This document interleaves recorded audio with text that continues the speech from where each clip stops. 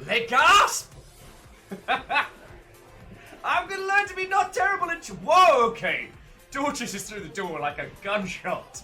Dorcas, what, old friend? How are you doing?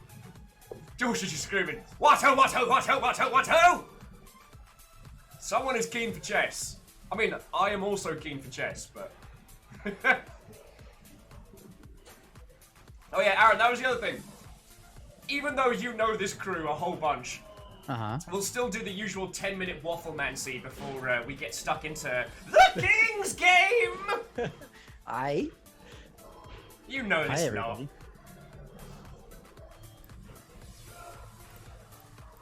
What's it? Oh, thank you for the raid, by the way, the other day. That was awesome. No worries. It was real cool seeing the Fallout 76 Battle Royale mode in action.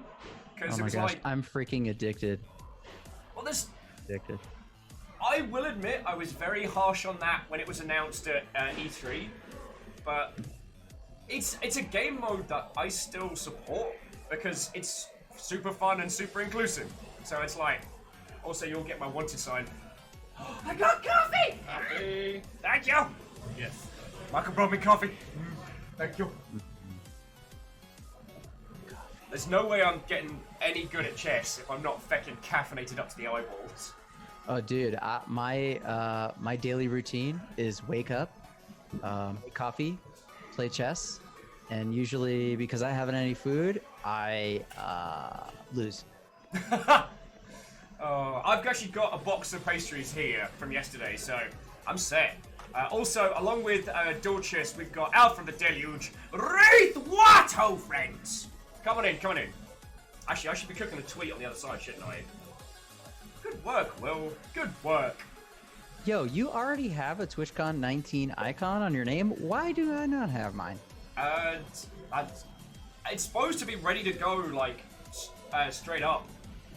Also, like, I'm not gonna have to sleep on floors and fucking scab stuff for this TwitchCon. The Longship already decided I was going, so it's happening. Well, hopefully we can have another subpar dinner at Applebee's. This time I'm gonna plan a lot more for TwitchCon, so I won't be such a sketch lord. Nice.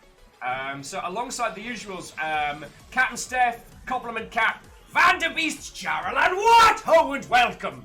Ready for a bit of that chess those kids have been talking about.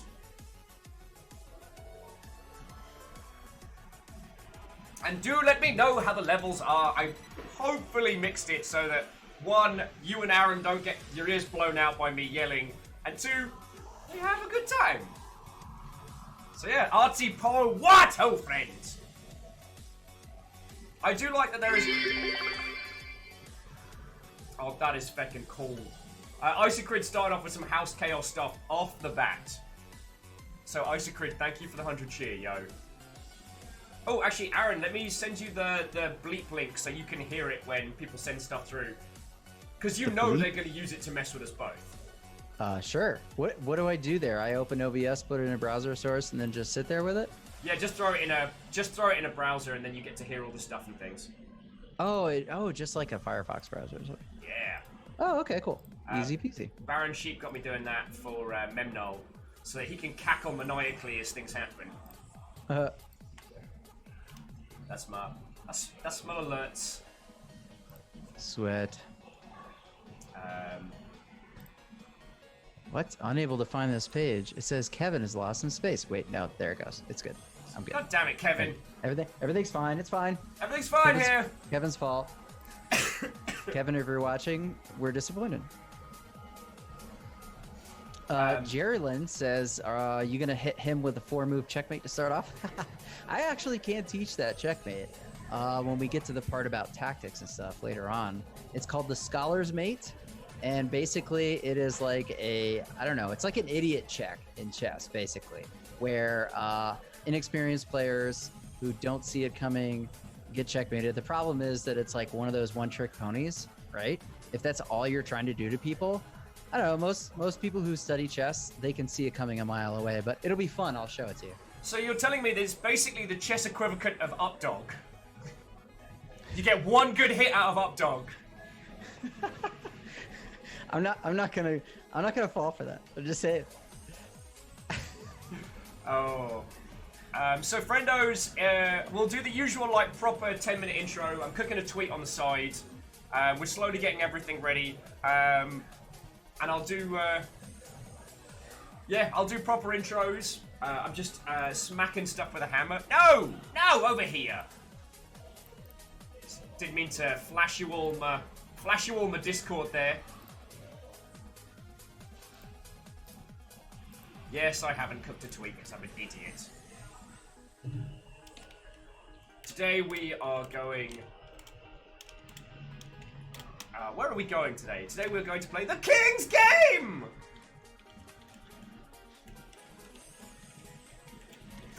I'm pretty sure the King's Game is cricket. I can't remember what the fancy name for chess is. But I look forward to people showing up on stream and being like, actually, chess is the King's Game. Cricket is the King's... I killed my own joke! God!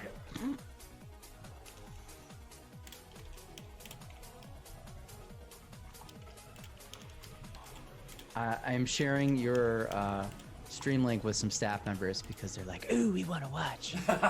we want to watch you crash and burn and maybe reconsider your employment with us. Well, wait, what was that? Oh, that was Isocrit with a R.I.P. joke.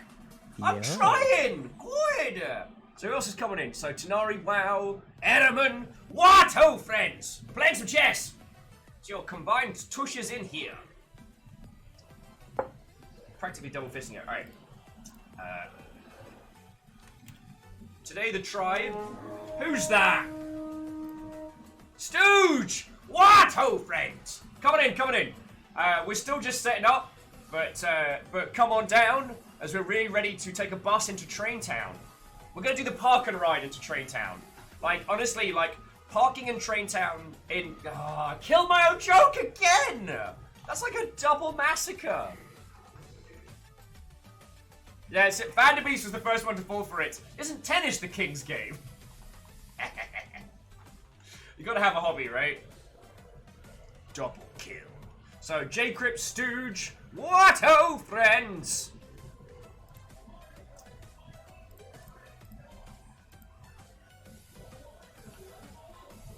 Right. Let me just belt out this tweet and then we're gonna go. The tribes! Oh yeah, Fool's Mate, 2-move checkmate. Yeah, I can demonstrate that too. That'll be fun. Believe it or not, there is such a thing as a 2-move checkmate. The first one. Absurd. I have your family hostage. That's the opening move. And you said it was Chesscom was the... Yes, that is the official Twitter account for chess.com. It's just Chesscom. And who knows, maybe we get a retweet and, I don't know. We'll see.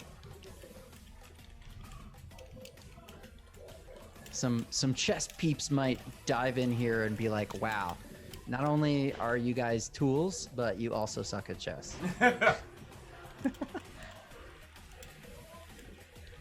Lizzie, what's up? Look at me getting wet hose in the chat. They're very easily led. This has been pointed out on several occasions.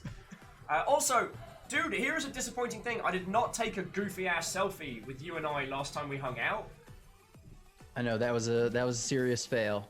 Oh, there might be one from Sober.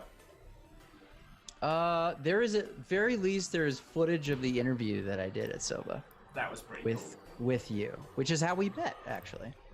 Yeah, fun fact, so Aran used to be based out here in Seattle, and so that's how we ended up. Portland. And I took the drive. I now understand how long that drive is. Damn! Yes. Yeah. I took the drive to meet some streamers, and it was great. So jumping back into chat, what have we got going on? Yeah, everyone's happy to see you, yo.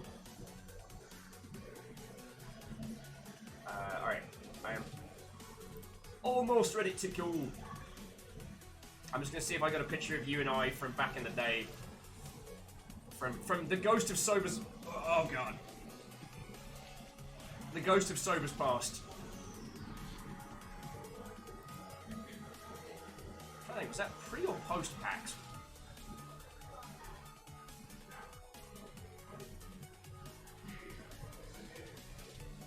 So many people, so little time! I'm sure there's a picture of you and I hanging out. Am I going completely crazy? Possibly. No, there is no evidence that we have hung out in the real. This is a crime. Let's see if Anime Chess gives us a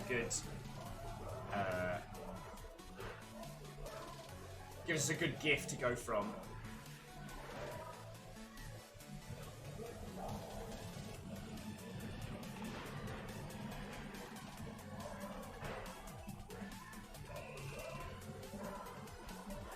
I know, so exciting. So glad I am just laden with caffeinated beverages.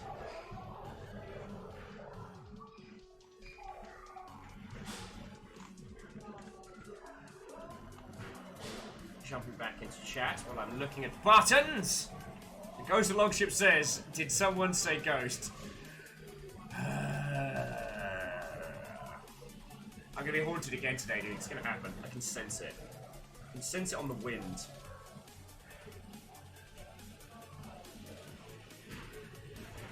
Oh no! That's a Homestuck reference. I'm sorry, it's happening. That is one ugly bold. Seriously, Homestar Runner Strong Bad emails They are... was like my life. They are a treat and a joy. Was life. Alrighty! So, it only took me 20 million years. A tweet has been belted out. What have I not done? What have I not done? Oh, I should probably tell the Sober Crew.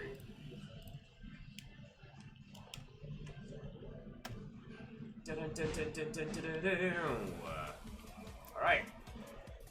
Ladies and gentlemen, individuals of all persuasions, with record time, I am ready to go. It only took 12 minutes!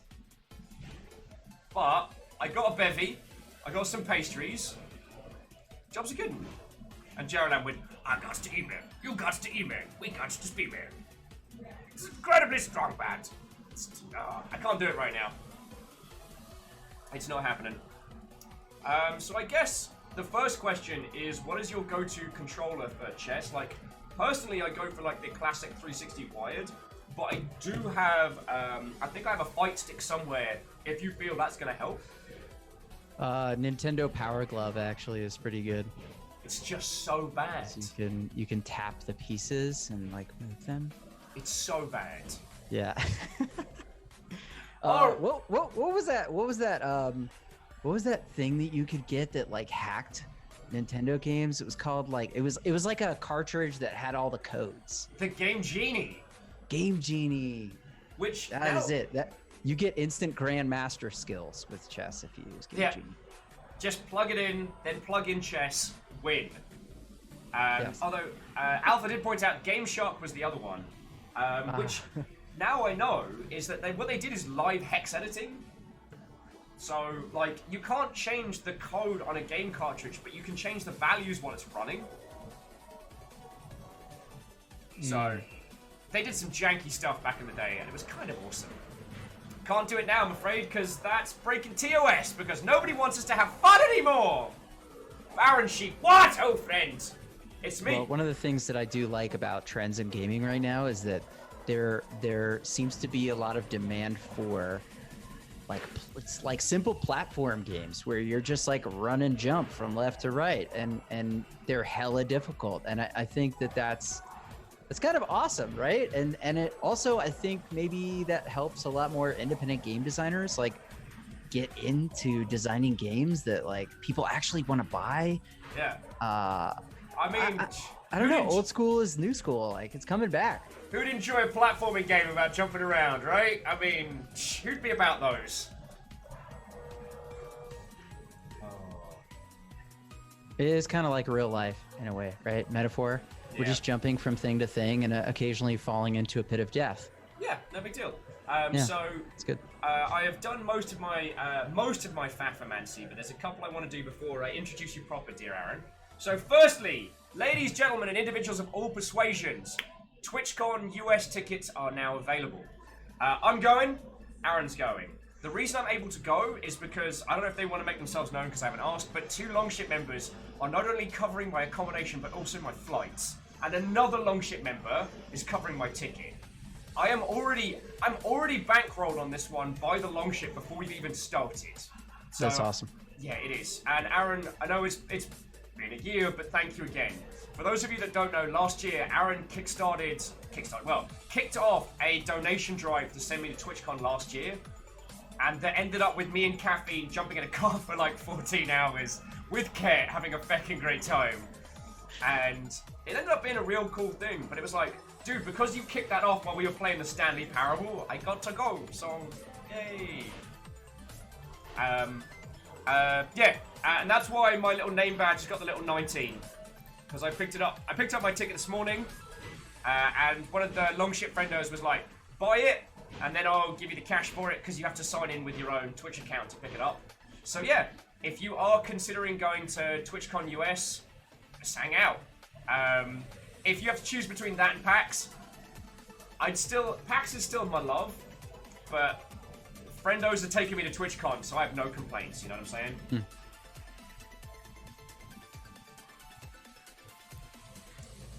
Hang on, I need to move the chat box down just a little bit, because it's really annoying me.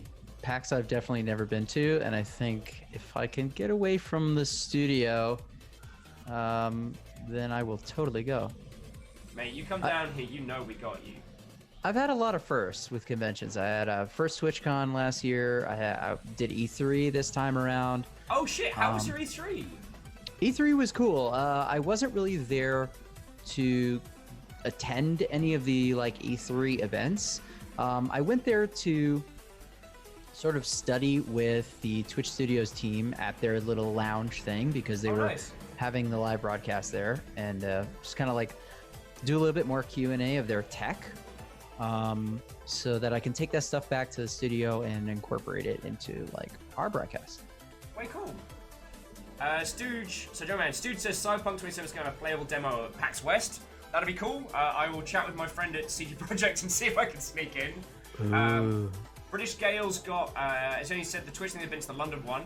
Not sure if they're going to go to this one this year. My friends, Fred and Emily, are the ones that organise that, and they're cracking people. They taught me the way of the Twitch. Though all my friendos who used to work at Twitch HQ have all moved on now, and I'm like, I don't know anybody. So once again, Twitch this year, I won't be able to do any "Don't you know who I am?" because there's no one around who knows me anymore.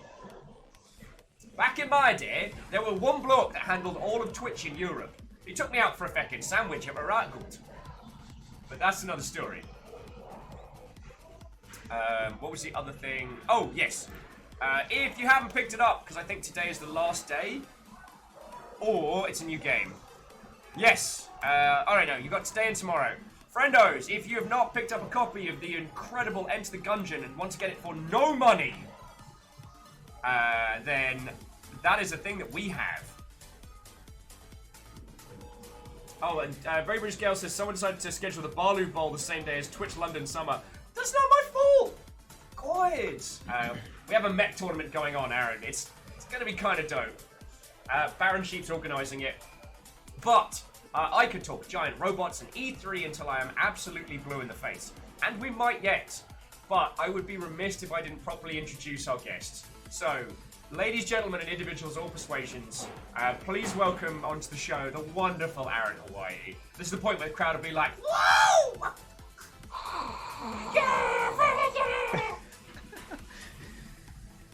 Hi, everybody. Someone in the front just screams, take it off! That's towards the end of the show. So, Aran, would you like to tell these people a little bit about your profession? Because they may know you from chat or from Twitch, but they may not know your day job. Yeah. So I actually work for chess.com as the esports producer. So if you ever found yourself on, say, twitch.tv/chess and we're watching any of our major tournament coverage, usually things like the Speed Chess Championship, where the strongest players in the world duke it out in extremely fast time controls, right? Yeah. Like each only get like a minute on the clock, which is called bullet, and it is just absolute insanity. You can watch these guys go crazy. We also cover major international events like the World Chess Championship, which was the first show that I helped them produce. And so, yeah, I'm basically the guy at the helm running OBS, and we have a studio here in Arizona where, you know, we got the desk and the hosts, and it's very like newsroom studio style. And I've been doing that. I've been working for chess.com. I had my 1-year anniversary working for chess.com a couple days ago. Woo! And it's seriously been super fun.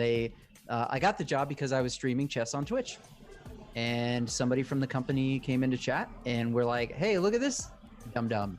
He has an okay layout, and we have a streamer program that maybe he could come in and teach them a thing or two." Okay. And it was awesome. So here we are. And here, poof, we are. That was my Hadouken to chess. Also, because Aran's a chess.com peep, you can you have an affiliate link if people want to be doing a chess thing, right? I do, yeah. I could post that in the chat. So some of you might remember that way back last year when everything started kicking off, we did a whole bunch of support for Aran on chess. If you want to play a thing on there, or I don't know what the today's lessons are going to be, but if there are any opportunities to crash into each other, then that's a thing that we can do. Yeah, and so if you click that link, you can create a free account, right? So you can go in and you create a free account, costs you nothing, and you can immediately start playing live games on the site. There's some access to some lessons and trainers. Those are limited to a few per day, something like that for a free account. There are premium accounts as well. The most expensive one is $99 for an entire year, and that literally unlocks absolutely everything on the site. Wow, listen to me. I'm like a freaking marketing guy over there. But whatever. I wasn't going to say anything. The fact is, if at the end of the show you decide that like you want to get serious about teaching yourself some chess, you can go on the site and for like free or pennies, teach yourself. Yeah. So one of the things that I have spoken to Aran a lot about when we've been hanging at like Sober and TwitchCon and stuff like that is that I have a pretty good command of chess.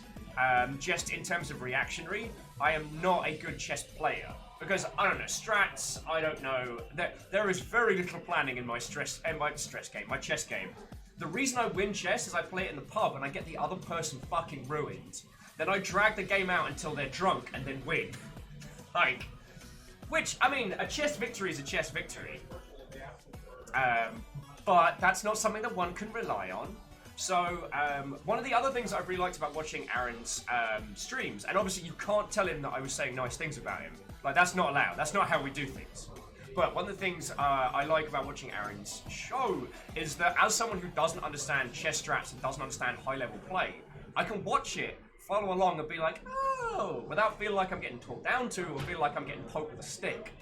So, yeah. But you can't tell Aran I said nice things about his streams. That's not allowed. It's not allowed. Alright, so Aran! You actually planned out like a lesson and stuff. I was just gonna yell and play chess poorly. I did. I made notes because I have no short-term memory. And so I feel like I kind of like put things in the right order. But basically what we're gonna do is I'm not going to assume that anyone here knows anything about chess, right? We'll start as if you've never sat down in front of a chessboard. Absolutely. Although, I just want to say, if you want to send messages direct to Aran Hawaii, he is in chat. Because Dorchers were like, I'd like to hear Aran's thoughts on the quote, a chess victory is a chess victory. That doesn't apply in all situations. Like, for example, if you say, find yourself on the wrong side of town, and you Wild Bill Hickok it, you win and get shot. That is an excellent point. Street chess is a dangerous game, friends. It's a dangerous game.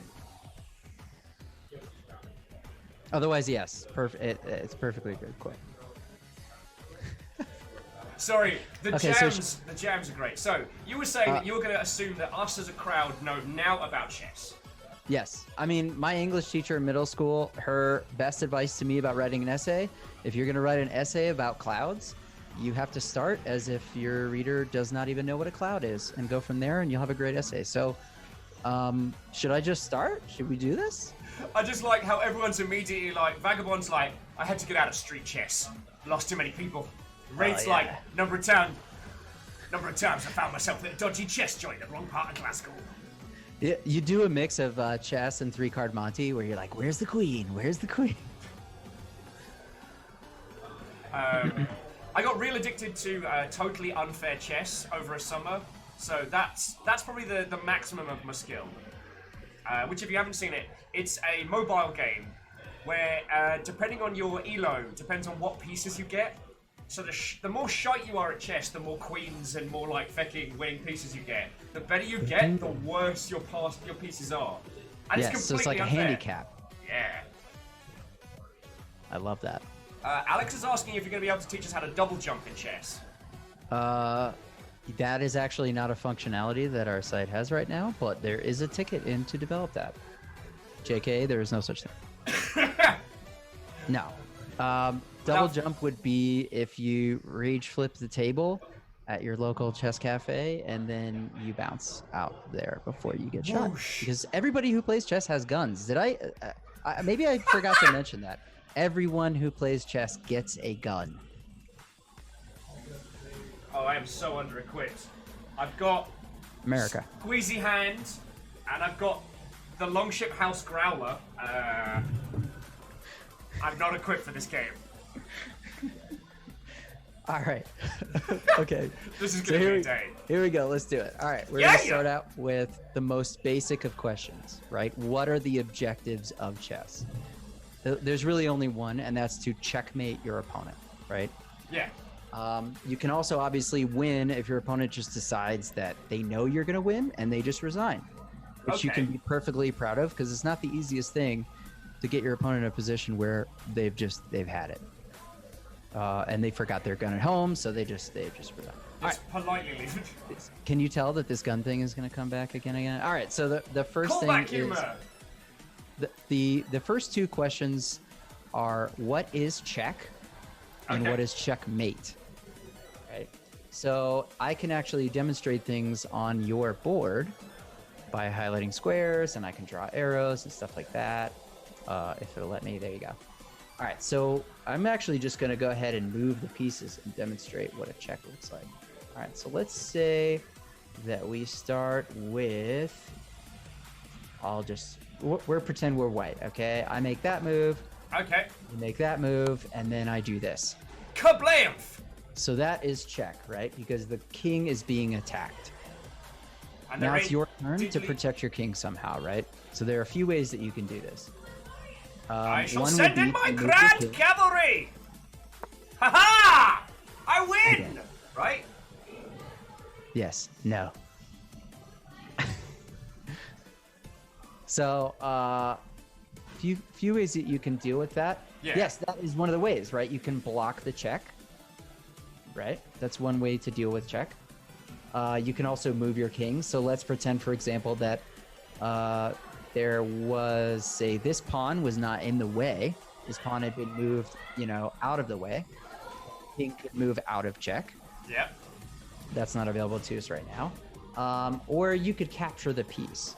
So if we imagine that this bishop was already, maybe not there, maybe this bishop was here, right? And after I made this move, checking your king, you could simply just capture my bishop, and then you've dealt with the check. Okay. Also, Nivalis, what ho, friend? What ho? All right, so now that we've answered that question, what is check, which is obviously not winning the game. That's just forcing your opponent to deal with the check. Yeah. You can't make some other move, like I can't make a move that does not immediately address the check, because that would be we call that an illegal move. So checking is very important to winning chess. Obviously, you have to know what a check is in order to checkmate. Yeah. But the beauty of checks is that you can force your opponent into having a lot less options. Yeah. Now, it's a conversation for later, once we've kind of gone over more of the basics for some of our unruly students. but with which I am one. But I find it interesting that so many civilizations have their kind of their variation on chess as a form, Totally. and that the main flavor of chess that we have is taken from a lot of the European ideals, whereby either the capture or murder of the king is the single most important thing, that everyone else is superfluous. I recently found out there's a Viking style chess, which is all about one team being completely under siege from overwhelming numbers. Love it. And of course, shogi is the Japanese Sengoku Jidai style of chess, where it's all about stealing the other person's shit, turning it into your shit, and wrecking someone's day. But, sorry. I love the thematics in that from a history standpoint. So, it's an illegal move because you can't allow your pieces absolutely are not allowed to let the king be killed or captured. Well, the assumption is that the king will be captured on the next turn. Yeah. If the check is not dealt with. And so obviously the game doesn't result in that because checkmate, it's obviously over because if the check cannot be dealt with. So still, in a manner of speaking, killing the king is the inevitable end of a chess game.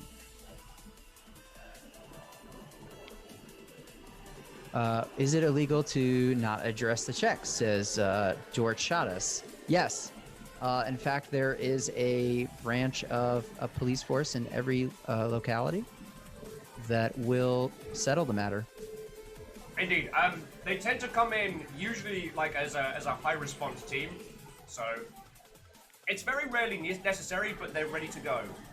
Yeah, and they actually behave much like chess pieces, right? So the SWAT truck shows up. First, they send out the pawns, and then later there's a bishop from the local. Why is he here? We don't know. There's a bishop He's a in a truck. negotiator, right? He goes in and he tries to convince you that there's a higher power here and that you need to surrender. And if that doesn't work, what do they call the cops that have horses? Mounted police will show up as the knights. More angry police. Yeah. Oh my god. So funny thing is, my microphone or my headphones told me that they were gonna die. So I have no idea if this is gonna work or not. But I plugged in the charger, like in them. So either this will work or this is gonna be a very quick show. Gotta love a party. Nom Nom. What ho? Nom Nom did an incredible little sprite of the main character from Hollow Knight. It's so good. Alright. So, Nice. As you were saying, check has got to be resolved, otherwise you done dead. Yes, you done goofed. Now, what happens when you are put in a situation where you cannot resolve a check?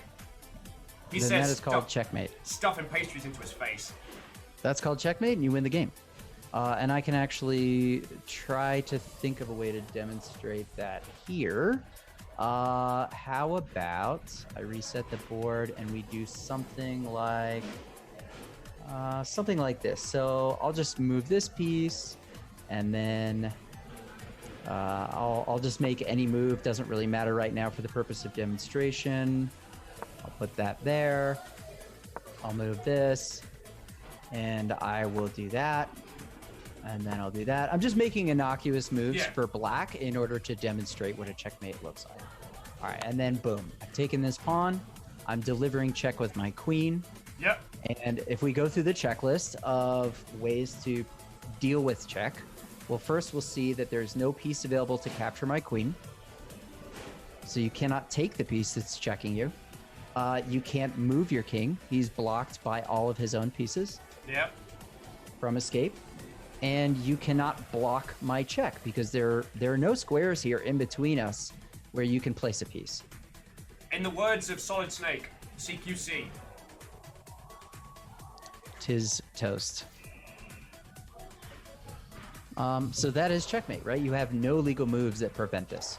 Okay. So on your next turn, well, it is black's turn, and black can do nothing to leave the check. So that's it.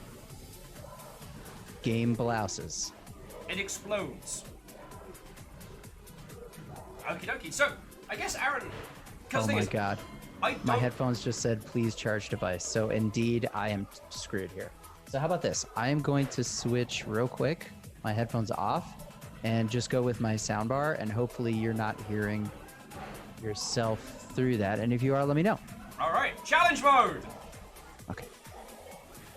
So what I'm thinking, friendos, is I might just do a match with Aran to start with, so you can see like my ability or thereby lack of, and then we can go into kind of like the how to done strats. How does that sound?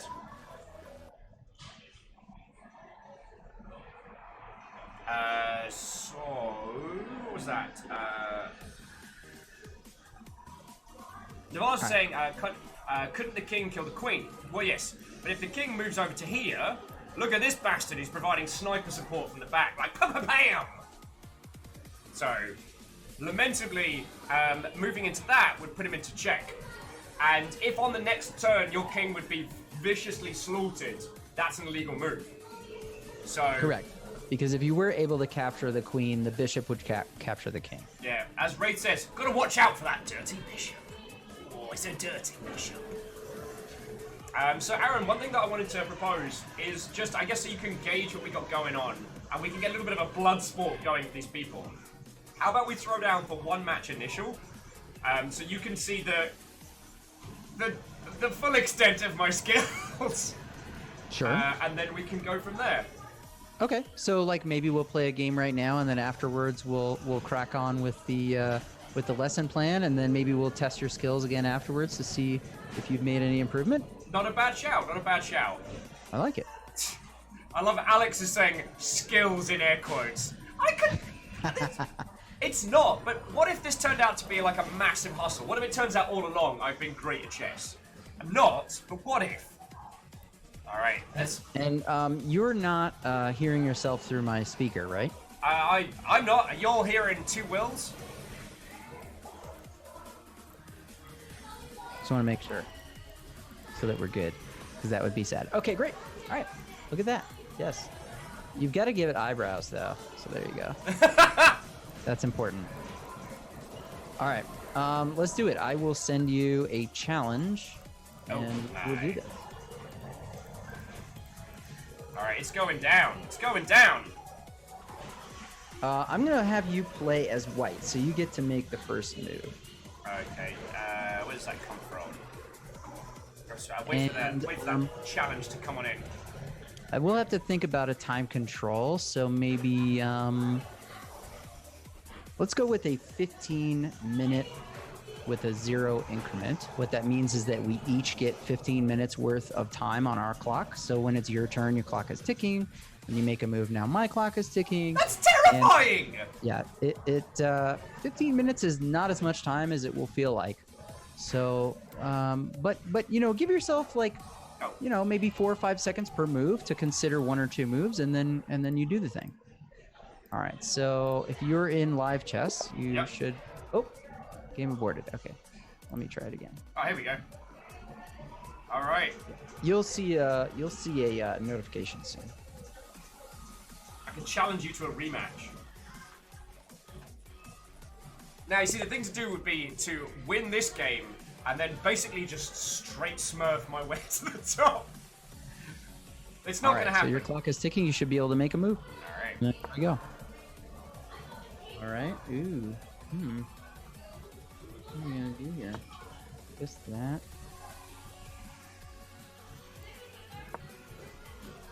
All right.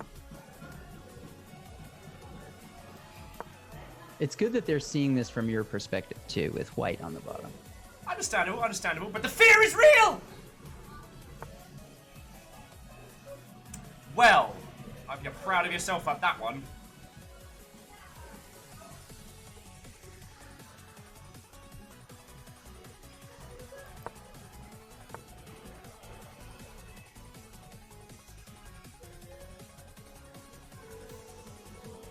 Crap in a bin bag.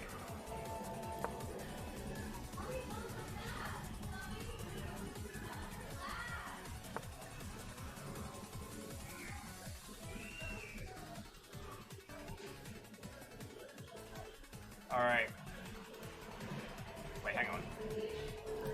Wait, which one is which again? Right, it's time for... Wait, no. King's own colour, right? Say that again? King is spiky hat dude, so we need the queen to start kicking some ass. Yeah, so the king is the dude with the little cross on the top of his head. Or the little teardrop, the upside down teardrop for your piece set. Okay, interesting move. Attack! Let me think about how I want to deal with that.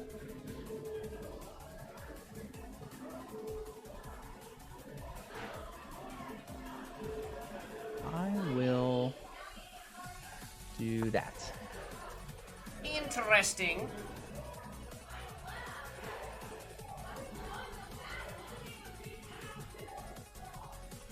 Interesting indeed. I have gone with the saxophone opening.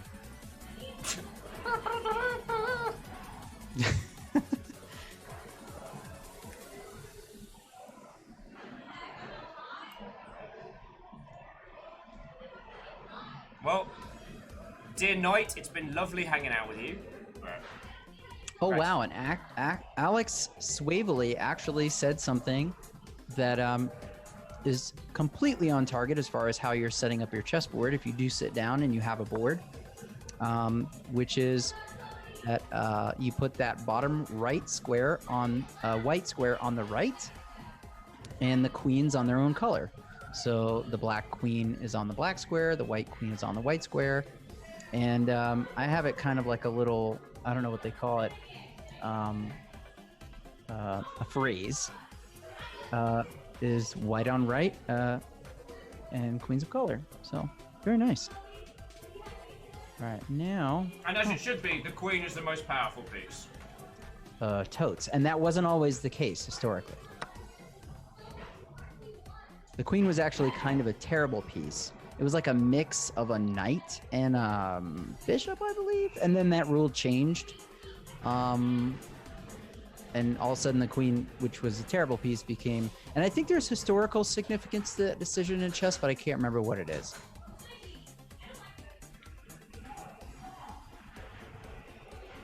Ah! Yes, a filiblibli. That's exactly what that was.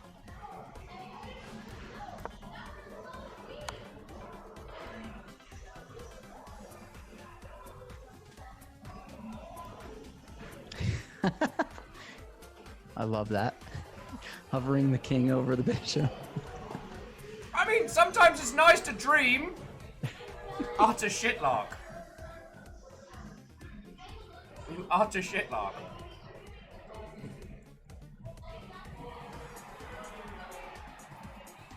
So this is going to be what we call a teeny tiny massacre. Alright. Who likes bishops anyway? They're lame and dumb. Do you feel good? Do you feel good with your killings? Oh, I'm feeling it. It's good stuff. Loving it. I'm entirely...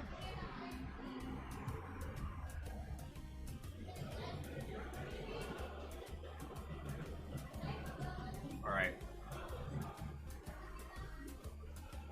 Bastard mode unleash. Aramnon says, if I remember, it was a change that started in Spain when a queen was on the throne. Yeah, that sounds right. I feel like when there was a queen elected, as they often are, right, democratically. I didn't vote for you. I'd also like to point out that Nom Nom's kind of color commentary on this match so far is fucking hilarious. Ooh, I like that move. That's a good rook move. You got a free pawn there.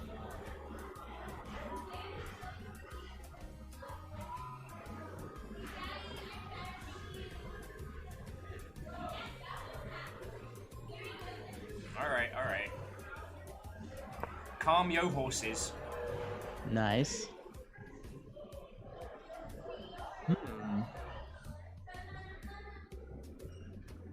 Calm yo steeds.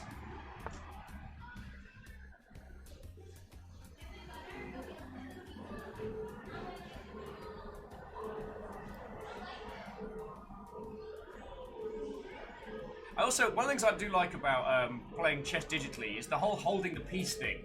It's way easier to enforce. Once you made your move, that's it. No takesy backsies.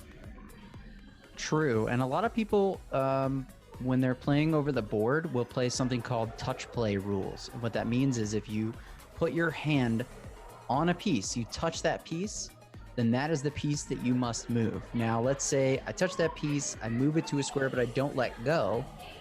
And then I'm like, that's not really the square I want. Then you can bring it back and move it to a different square. But once you touch the piece, that is the piece that you must move. And once you let it go, that is it. No takesies, backsies, no mulligans. And the reason people like to play touch play Boosh. is that it forces you to think before you act, right? Think True. a little bit more. Calculate different possibilities in your mind before making a final decision. Honestly, I wish I could turn on like perma text to talk because Dorcas and Nom Nom commenting on this is possibly becoming one of my favorite things. I love it. A Nom Nom Fighter, if you ever want to be a co-commentator with me on an official chess show, that would be awesome. I would totally do that. And I don't just mean on my channel, like twitch.tv/chess. We're examining the possibility of something. It's an official prize money tournament called the Amateur Speed Chess Championship, where players that are under a 1400 ELO can compete for not only cash, but also a year of one-on-one lessons with a master chess player. Pretty awesome. And you also get to pull out the still beating heart of your opponent in the finals. Yes. Just oh! That's why it's called speed chess. You got to keep going until your heart explodes.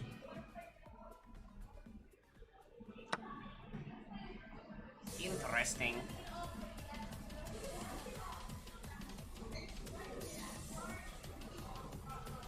I mean, I understand that I'm fecked. The question is how quickly. Well, the good news is you still have 9 minutes, so you're using your time effectively. Right? You're nowhere near running out of time here. But what I am not using is my pieces. Like, yay time management.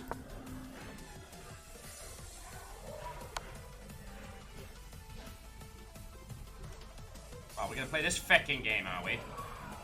Right, you bastard.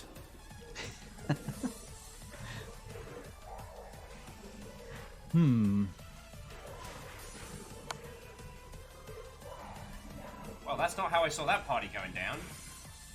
Yeah, that's a nasty bit of business right there.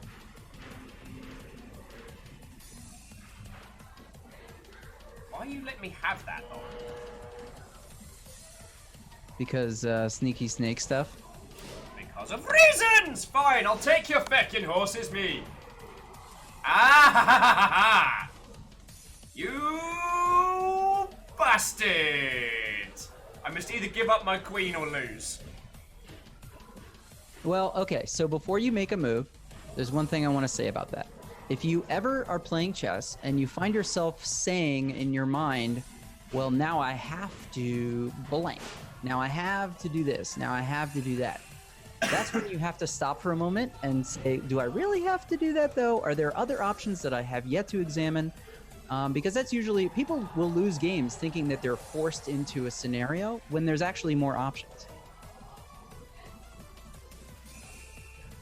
However, this is a pretty classic effect. So, you're right, Nom Nom. There's the infamous wristler mulligan, busting out of the sidelines there. Oh, feck every kind of duck.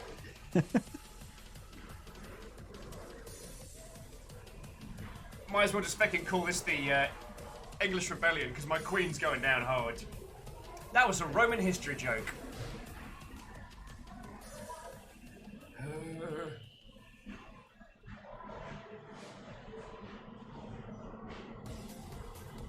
Right, so this is the exact kind of situation where you want to look at those three things that we discussed earlier, which are the different ways that you can deal with a check, right? You can block the check, Yeah. if you can move the king if possible, and you can capture the checking piece, right? So those are kind of the things that you can do. Yeah. So when you're in a situation like this, you go through that checklist, right? And then that way you know all of your potential moves, and then just pick the one that you think is best.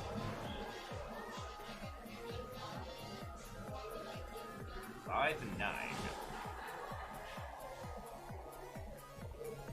So it's like, all right, if it's a choice between giving up my queen and giving up my bishop, sorry, bishop, this is your time to shine. Nice, and that's actually a great move.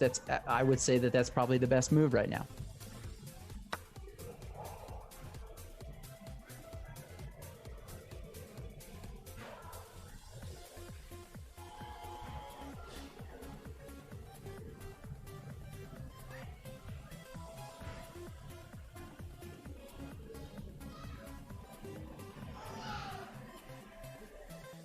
God, I wish I could move pawns backwards. So here's the question: try and grab a last piece of blood, try and rip a chunk off as we're on the way down, or try and faff around for a I don't want to say I almost said platonic victory. God, where's my brain at? Coffee, you're not helping. E.T. Stooge asks if en passant is allowed. En passant, we're not in a situation right now where en passant is possible, but it's a Danish. It's definitely something that I will talk about. It's a Danish. It's not en passant. It's a Danish. It's not hard.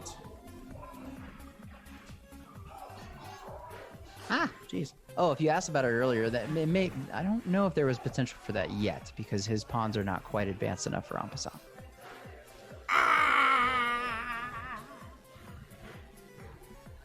Now, in my heart of hearts, I want to chase that bishop into a corner and beat the bloody hell out of him. But I know that's the bait. My king is locked the feck down.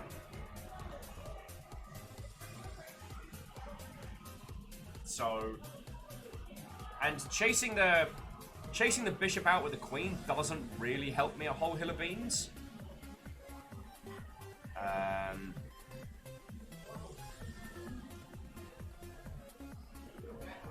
So, yay!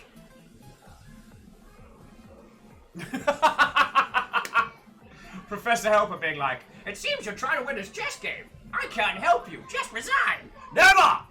Never! Actually, E.T. Stooge, you do have part of the en passant scenario on the board right now because his pawn on b5 is on the 5th rank. So if I were to play c5 in order to try to escape dealing with that pawn, then he could take on c6 with en passant. Yeah. But we'll show that later. Not today, Satan. And I won't survive long enough. Like, I need 4 uninterrupted turns. I do not have 4 uninterrupted turns. So I'm gonna go for the bait because at very least I can start trying to clean house a little bit.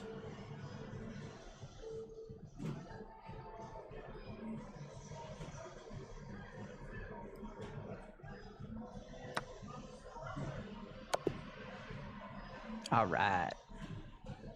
Well played. Freaking win!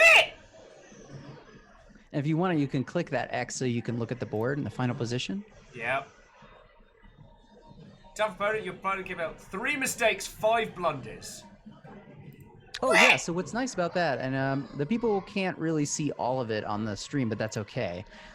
There is a quick analysis tool that will immediately at the end of your game show you, how many, according to a computer analysis, how many mistakes did you make, how many blunders. And you can actually scroll through that, and I see how you're doing it. You've got that little book icon. Yeah. And that's a safe opening move. Right. Okay. So and as you scroll through those, you'll see little icons and arrows and things like that that will demonstrate, if you made a good move, well, then here's the better move. Or if you made a super bad mistake, which we call blunder, then here's the other move that was the best move instead. So if you want, you can rip through those arrows just to kind of... Look at that one. I put that one out. The machine's like, the fuck were you doing here to me? Why are you fucking playing that? What was this? Yeah, so that pawn move right there, it's highlighted as a mistake. Um, and I'll be able to explain why a little bit later when we talk about opening theory. And then that Okay. green arrow kind of shows you the best, what the computer believes is the best move instead. All right, let's see if there's some other flavor spots that we'll throw in. All right, but it also said that you were being confusing there, so that's fine. So that was good. That was best. What the feck were you doing there, Will? It's like, all right, good, questionable. It's like, the shite were you doing there to me? What was that? Yeah. See, that was some strong little plays there. Little massacre by the bishop. Yeah, that one was like, woo! Yeah, and you can see that I also playing as black didn't make perfect moves either. The computer is showing that I made a lot of mistakes as well. Oh, so yeah, that queen put out. Computer's like, that's a curious one. Okay, this is kind of dope. But then I was also fecking around.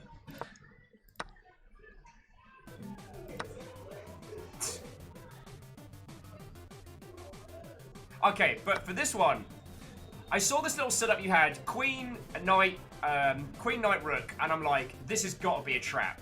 There's my tasty, tasty queen. Wouldn't it be great if the queen just came in and got to kill everybody? A surprise! It's a trap for your queen! So I was like, you know what? Pawn, you can have that. That move was just like... Actually, in that last move, the taking back with your queen instead of the pawn is considered better. Thank you, robot. Not that I know why. I'm sure if I sat and thought about it, I could probably come up with one. And according to this, you missed a win. Like you took mercy on me in this very instance. you could have massacred, and you chose to go for a slaughter instead. Yeah, and the thing is that throughout the game, I wasn't really trying to pursue checkmate so much as make strong moves, get my pieces active, take things that are free, take material from you that is free to take, or make trades that are beneficial for me. And then as the board gets simplified, like there's less stuff on the board, there's more mobility. Yeah. Makes it easier to find the scenario where you're checkmating. So if I hit retry mistakes, does that put me against the computer, or does that continue you and me? What retry mistakes will do is it will find key moments in the game where you made mistakes, and it will give you the opportunity to make a different move and see if you can improve on that turn for yourself. Who wants to see if I can unfuck this match after I died? Alright. So white to move. Are you still in here, or is this just me versus the computer now? This is just you and the computer. So now this is the first position where it's asking you to find a good move. So last time, this is when I started moving my my bits about. Yeah, let's see. I'm gonna pull it up too so I can see the move that you made in this position. And let's see, yes, okay, so the move you made was, the move I made was that. So let's see if throwing some... All right, so you made b4. You pushed that pawn on b4. Now, what is it telling you about that move? It's telling me that it was all right. It wasn't a mistake, but it wasn't terrible. Okay. Did your AI just make a turn, or is it just waiting to see what I do? Oh no, it's just gonna show you that result, right? Of is it good? Is it better? Is it best? Is it still a mistake? So it did show you that was a good enough move, but not not beautiful. So what other moves? If you go back again to that previous position, yeah. What other moves are possible? And I'll be able to tell you what the best move is, but I wanna give you maybe one more guess. So if you hit the back button one more time to just before that pawn move. Okay, there. Okay. Yep, the bishop is on g4. It's attacking your knight.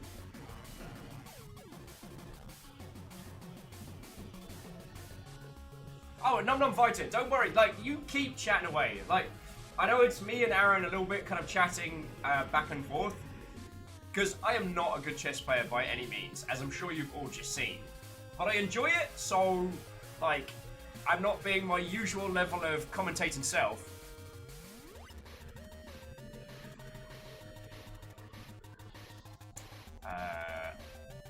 Yeah, so what do you think is another useful move here? And you can keep in mind the fact that this, I mean, you already kind of did by playing the pawn move before in the previous, in the actual game. You kind of decided that the tension between the bishop and the knight really didn't matter, right? That you didn't have to take that bishop. Yeah. The tension could sit there. I mean, this guy has to stick around lest I lose my queen. Like, a bishop for a queen is a tasty trade. So I'm almost tempted to kind of like push the aggressive with my knight some more. Like, let's start shaking up. Because if you own the right side of the board, then I might as well start, you know, moving in real estate on the left side. And the computer says... That is a poo-poo move. That was a terrible move. All right, so click the back button so that we're back at that previous position. And then I'm going to tell you what the best move is according to the computer. Okay. So move your other bishop, your light square bishop, to E2, right in front of your king. All right. Shazam. And that's considered the best move. One of the things that accomplishes is it defends that knight, right? So if on the next turn I decided to just take that knight with my bishop, then you'd be able to take back with your bishop instead of having to take back with the pawn on G2, right? G2 takes on F3. Okay. And the reason why you don't want to have to take back with that pawn is because now it ruins your castle on the short side, right? Where you swap the positions between your king and your rook, and I'll be able to demonstrate that in a little bit for anybody who doesn't know castling. Because then you've got this gaping hole after you castle on G2, and your king is unsafe. And the other beautiful thing about that bishop move is that it actually makes castling possible on your next move, because you remove the two pieces between your king and your rook that allow you to castle. Addy. Yeah, and it develops a piece. It develops a strong piece, right? It gets one of your bishops into the game. Now, the video gamer in me wants to immediately have another match with you. Not because I think I have learnt or improved, but just that kind of like, you know, I've still got the fight in me. I've still got some fight in me. I mean, I don't know how painful this is for friendos to watch. Like, here's Will playing some chess and getting his face crushed in. He's already dead. And yet, I want to dive back in. Okay. How do you... All right. Rematch! You're down. So I'm going to click rematch, and you should get a notification. Yeah, I'll accept that. There we go. Oh, now I'm playing as white. There we go.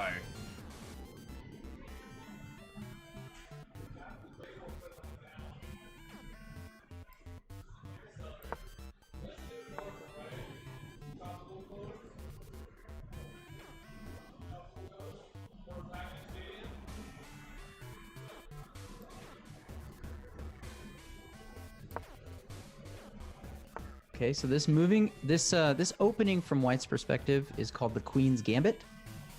And because you put your knight on F6 defending your pawn, it's actually called the Queen's Gambit Declined. There's also one called Accepted, where prior to putting your knight out, you actually take my pawn. Okay. It's also, in some circles, referred to as the Quambit. The Quambit, yes, for which sure. is the Quantum Queen's Gambit. Not a lot of people know that, actually. The vanity license plate on my car actually says Quambit. This is why I love hanging out with you. Right! Let's get bloody in the middle. Okay. And let's see. Say something like that. And the word gambit, for people who don't know what a gambit is basically in chess where I give you something without being able to recapture. So you're actually, you have taken away more of my material than I've taken of yours. And it's a gambit because I'm betting that later in the game I will get that material back instead of getting it back immediately. Okay.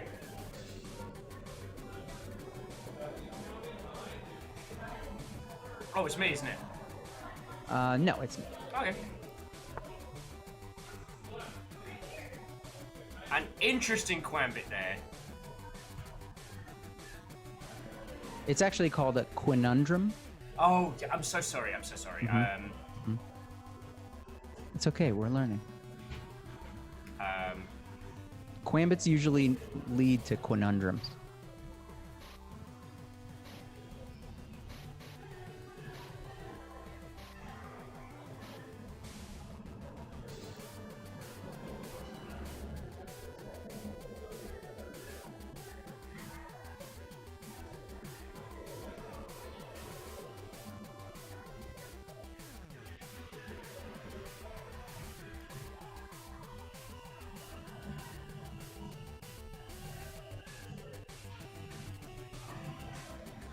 Alright, we're just gonna hang out here. We're just gonna have a good time. We're just gonna party over here. It's fine. Okay. It's a small bar in downtown B4. Why are you like this?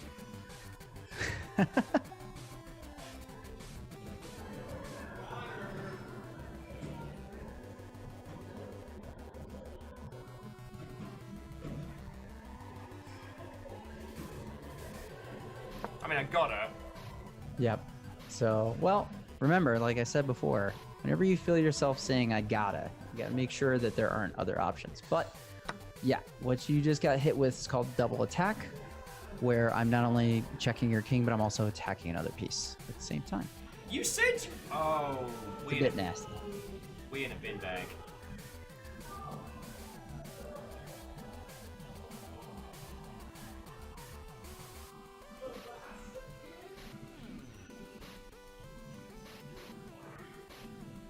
It's nasty business. Get your queen out of here! We'll have none of your sort in this bar! Whoa. None of your sort! Get out of here! You That- take that queen! You take that queen and you get out of my bar! Whoa. Too real. Let's see. Let's go there.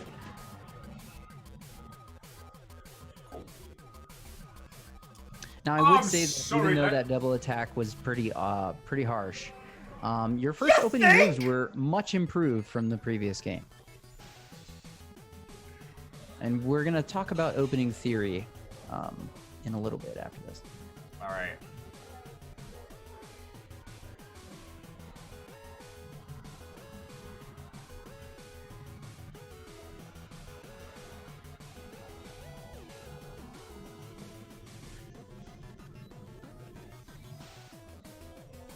Yes, Geraldine, controlling the center board is a major opening theme.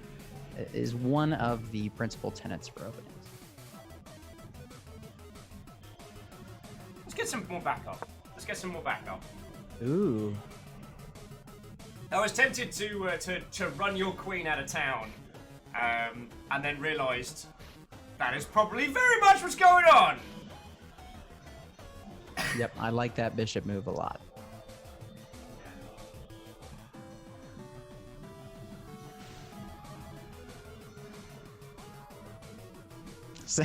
Sandcastling. I need that in my life. Yes! Yes. We need to make that a proper term. Sandcastling.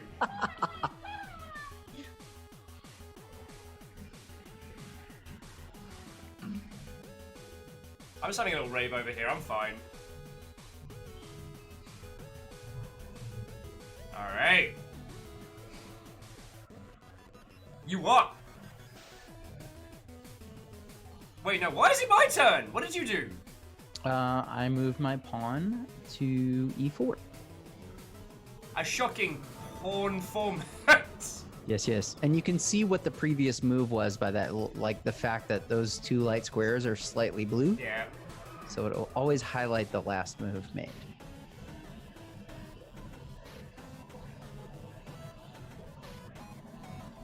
Oh, it's sandbagging by easily castling in front of your opponent. Ah, I like that. Alright. Okay. We're gonna open up this pit. Honestly, the line management in center board is frankly terrible, and I want to change that. The offensive line is it's called. Yeah. Yep.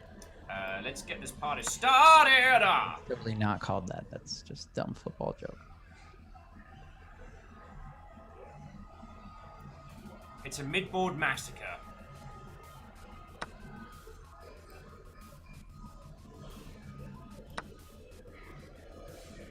Nice. I said nice one, brother!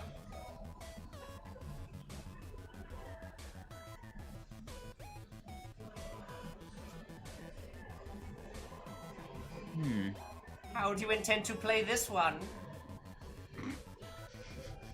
All along it was I, the monarch butterfly with the deadly sting, ready to... Mate, wait. Mate, no, you're supposed to go for me there. No, you're supposed to be attacking me. And then I'm meant to be all like, haha, I got your queen. That was how I was supposed to go down. This is what happens when I play against sober people. Not people from sober. I didn't think that through. Okay. Yeah, you're right. Aramnon said, I remember reading about Magnus Carlsen and how he likes to use less common opening moves to throw opponents off. For anyone who doesn't know, Magnus Carlsen is the current world champion, and he's considered the strongest chess player of all time, which is crazy. I think he's defended his title 4 times now. Yeah. And yeah, when you're at the upper levels of chess, where you know that your opponent knows all of the typical or best moves in an opening, sometimes they kind of what would you call it? There's a little bit of bluffing, right? By playing moves that are a little weaker, a little less typical. Yeah. Actually, interesting thing about the chess player that you mentioned previously is he can actually bench press a Prius. He's the physically strongest chess player of all time. Not a lot of people know that. Not a lot of people You know that there's such a thing as chess boxing? I did, but only from that thing with UA Bowl. Oh. Well. I hope you're bloody proud of yourself. Fine. Going back. I'm going home. I'm taking my knight and I'm going home. Now that is actually, I would say, whether the computer agrees with me or not, that was your best move, because you didn't give up the knight, knowing that I would take it on the next move. And instead, we're able to block the check with the knight. Super good. That sounds fucking dope.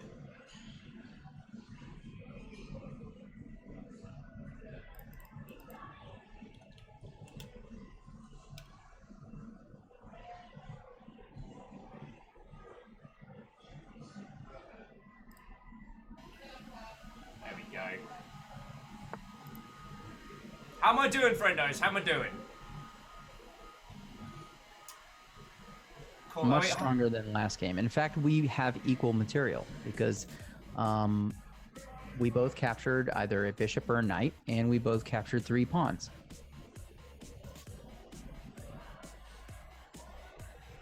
All right. Pawns are for sacrificing, and beer is for drinking. Party!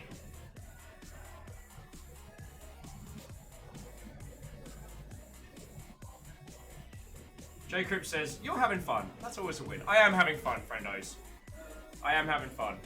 And I'm looking forward to, like, getting stuck into the breakdowns and the understanding. And, I mean, what do I know about opening theory? I don't know diddly squat, but I'm looking forward to finding out. I just wanted to get a bit of a blood sport going before we tear into the theory. I want to see some death. I want to see some chess death. Chef. I didn't think this through. Well, like...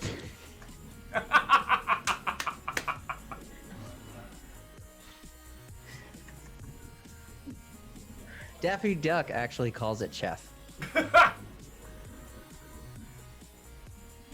Ooh wee! Wow, you got me in a little squinundrum here. Got you spinning right round, baby, right round.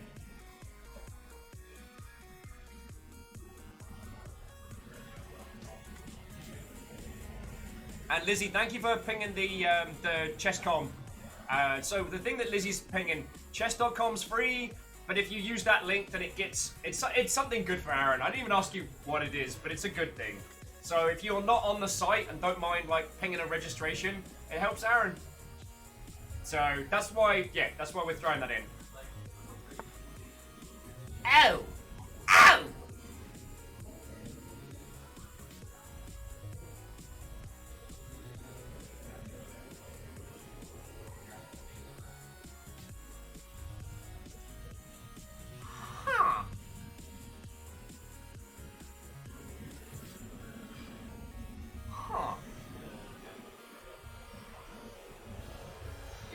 got yourself some hot bloody shenanigans going around here, don't you?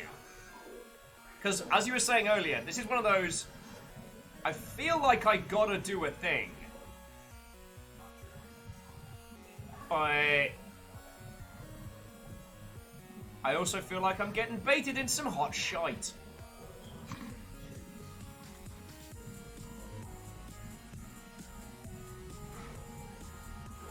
Alright, alright. If you want to bring your queen down here, if you're gonna come down here, then you may never leave! You may never leave! Oh, feckin' god! Asshole rook from the back! Ugh! I was gonna block your queen in, there was gonna be maniacal laughter, it was gonna be great! So you just touched on something that is also an important principle in chess, which is called an absolute pin. Well, you can refer to it as just a pin, but the reason why it's absolute is because if you were to move that piece, you would be putting your own king in check. And you can notice that that rook is eyeing the king, basically X-raying the king through that knight. So, alright. Well played, well played. I've got to do the thing you're making me do. Mm-hmm.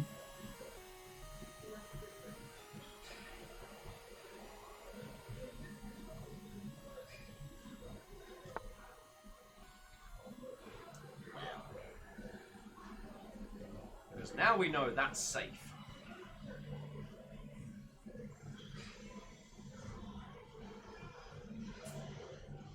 And of course, I want to take it down to Funky Town. I want to do some like hot BS or like try and chasing your queen around. But honestly, to quote GoldenEye, it's closing time, James.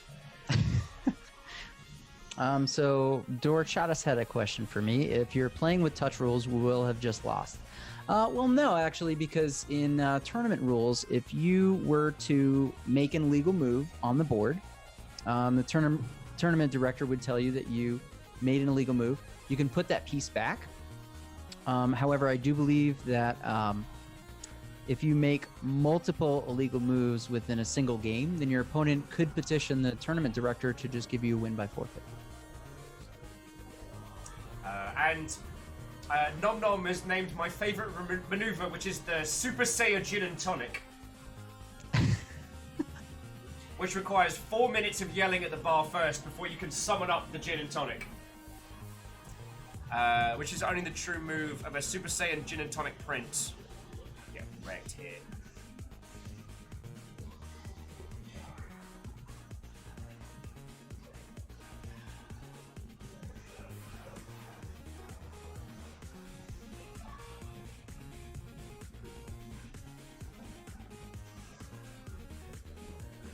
Alright, Short Lord. You want to get my queen out? She's out. She's out, she's ready to party. She's on the lash. We're doing this. We're doing this. Alright.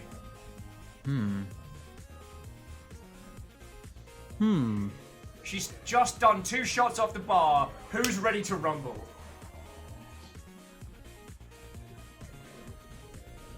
Sheila goes out with her mate Stella.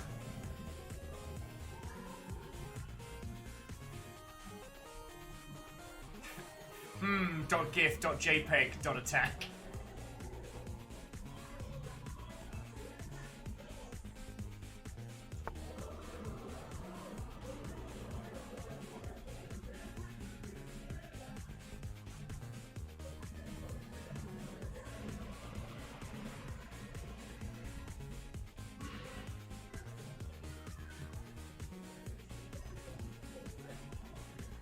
Alright, let's give ourselves some more room to breathe.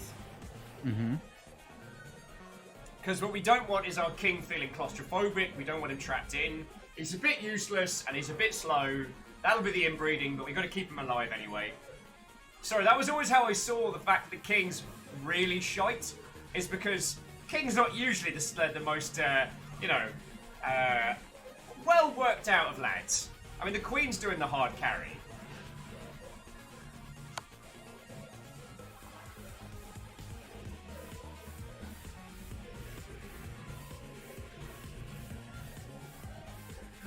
Yes, I believe it was the philosopher... Oh, not Plato, who was the other one? Oh, Plato's fucking. Oh, it was the guy that taught Plato. Kanye. Was it? Kanye West, the great philosopher. Teacher of Seven in the Ice. No, it was. Was it Kant? No, Kant was earlier. It was. Socrates! Yes, or Socrates. Socrates. It was Socrates that put forward the idea of "Fuck you! You're taking my shit!"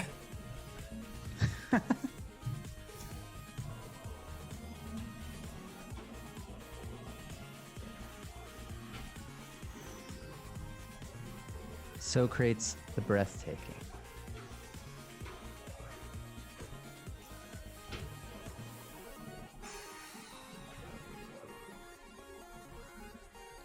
Alright, so this horse and this bishop are becking dead. It's a massacre.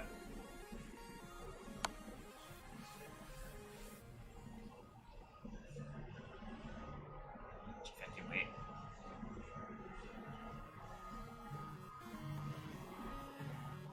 So one of the things that chess does when you check your opponent is you give yourself the potential for something called tempo. And what tempo means in chess is that basically I have the ability to constantly make moves that are advantageous to me and continue to be sort of like on the offense or buy myself some time. And when we say time in chess, we don't really mean on the clock as much as we mean opportunity to make moves that are just better, right? Moves that put more pressure on your opponent or allow me to develop some pieces faster than you can, things like that. So Sun Tzu wrote about this a lot. Because he invented war, and then he perfected it so that no man could best him on the field of battle. And then he took 2 of every animal, and he beat the crap out of them. He built an ark and then sank it.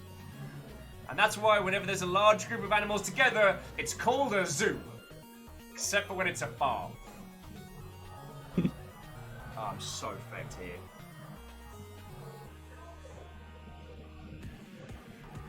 Because I've got to move my king. I have to move him to C because... Do you, though? Well, no, but then there's like a... Then basically you get to dine out an all-you-can-queen buffet if I take your rook, your knight. So yeah, that's the special of the day is someone else's queen. Gobbled hard. Okay. Or at least that's what I'm seeing.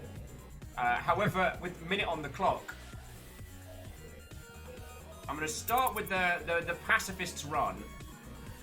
Alrighty. Not a bad move. Not a great move either.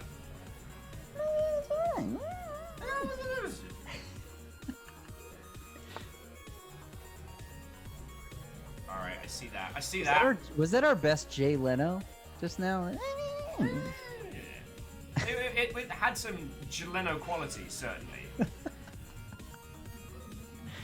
Oh my god. The feckin' rook from the top. So I gotta move the beastie. No. Actually, no, you're good there. Right, you're going there. Okay, alright. I gotta free up that that back bedroom to get the back room needs some extra work. We've actually been playing Flipper this entire time.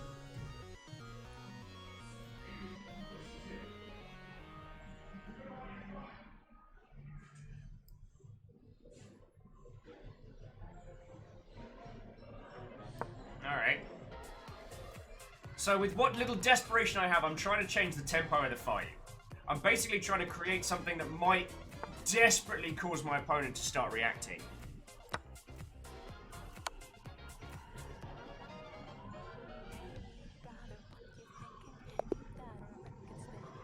Oh crap, I ran out of time! Time.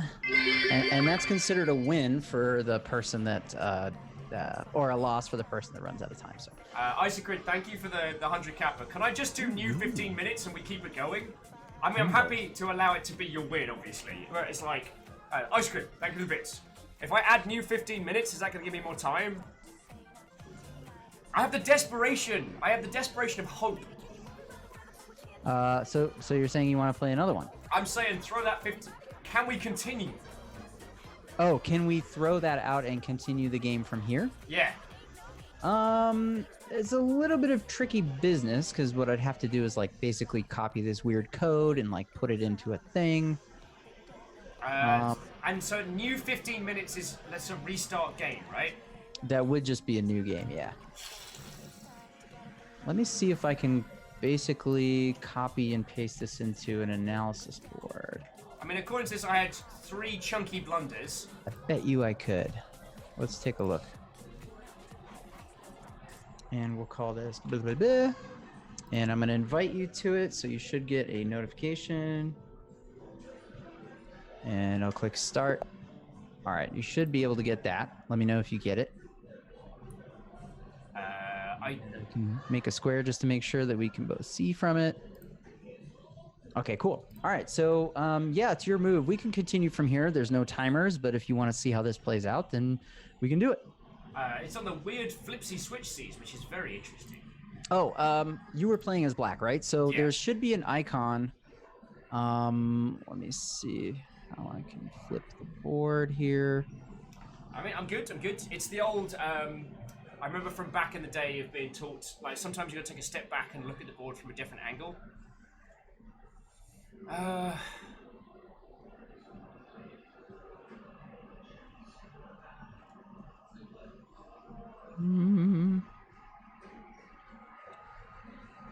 should know our site much better than this.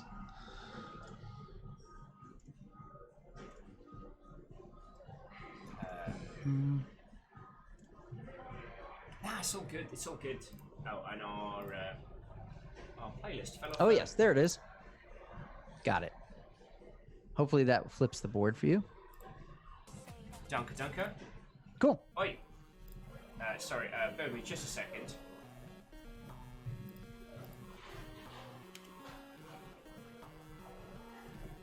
Nice spot by AS Pepex. Found that before I did. And I stare at this site every dang day. Every dong day. Dong day. Dante. Dante. It continues!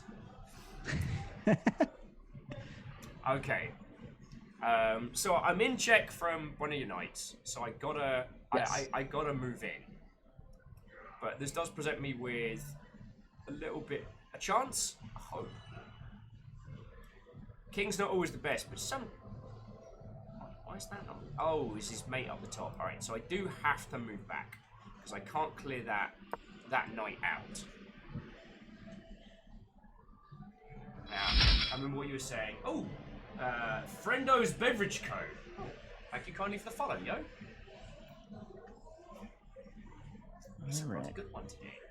I'm gonna see if I can play this upside down for me. Oh, that's brilliant. The Friendo Beverage Co. This chess coverage brought to you by Friendo's Beverage Company. It's the best choice for beverage everywhere, whether you're scorching in the corona of the sun or the icy depths of space. Slug a Friendo's to soothe your soul.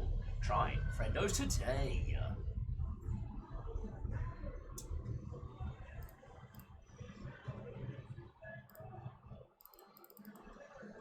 Alright, I'll just take a piece.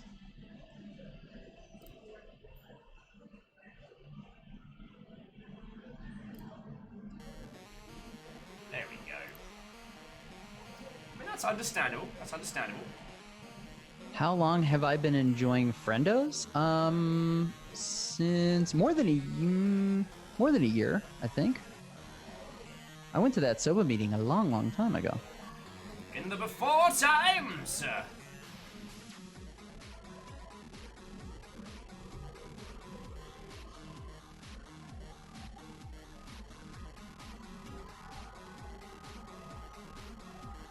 Alright, so I think you've seen this, Friendos, but like, basically these two knights got each other covered. They got each other's backs.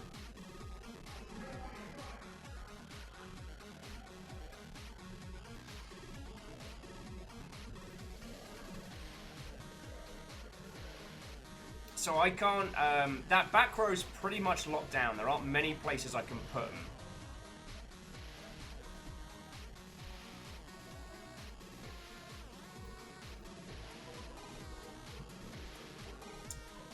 So here's me trying to do one whole thunk. My one standing bishop ain't going anywhere. So hopefully, I mean, I could be a cheeky rook master, put him into F. That doesn't really achieve much. Bringing our queen over to 6F starts opening this pit up a little bit, and by my calculation, there ain't nothing that can be taken from there. So let's do a murder. Nice. Let's do a murder! For the business, because you're double attacking. Yeah. Someone's gonna die. Now, I have possibly a nasty bit of business of my own. Why? Why? Why? You were supposed to be the chosen one! You were supposed to bring balance to the force! Fucking ass. Alright, so you forced my hand on one, but this bishop is now safe because Rookenstein up the top. Alright, but I'm gonna eat your damn horse.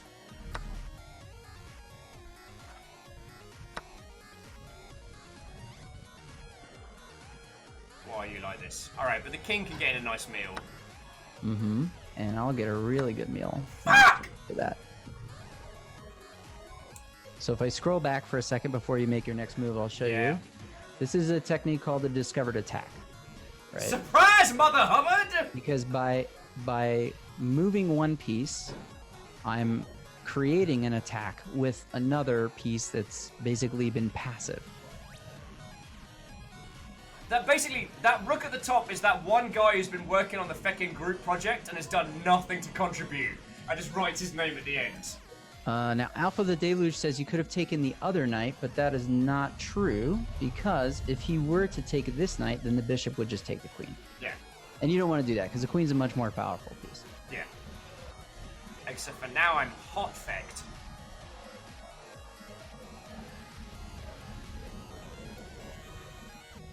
Oh, after the... Oh, that's... Yeah, it's a good point. After taking the first knight, that's true. So if I back up again... Yeah. And we make this move, and then I take the rook, and you take the knight. But look at the material, right? I can just move this bishop somewhere safe again. I can move my bishop out of danger, so I get to keep it. And if you do a count of... Oop, no. If you do a count of the material, I've got 2 rooks and a bishop for his queen and a bishop. Now, the thing about that is you would say, oh, but he's got a queen and you don't. Well, sometimes... having an extra piece can be just as good. Having 2 rooks can sometimes be just as good as having 1 queen. Yeah, their strafe and fire ability, they lock it down. Bastards. But we can't take it back. So this is probably my loss, but I'm gonna. Oh, it's you up next. This is probably my loss, but I'll play it through. Okay. Because there's nothing to be gained from. There's nothing to be gained from cowardice. Let's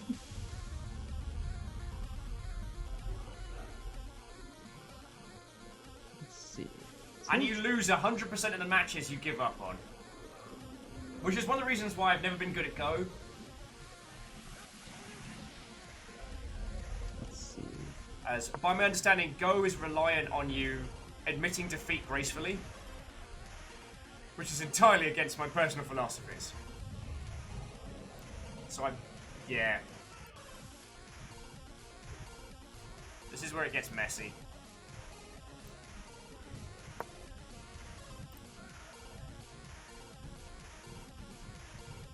Nice move. Nom Nom's like, Will's never been good at Pokemon Go? Is anyone good at Pokemon Go? Like, the only thing you need to be good at that game is to actually like the outdoors. Which, by the way, I do not.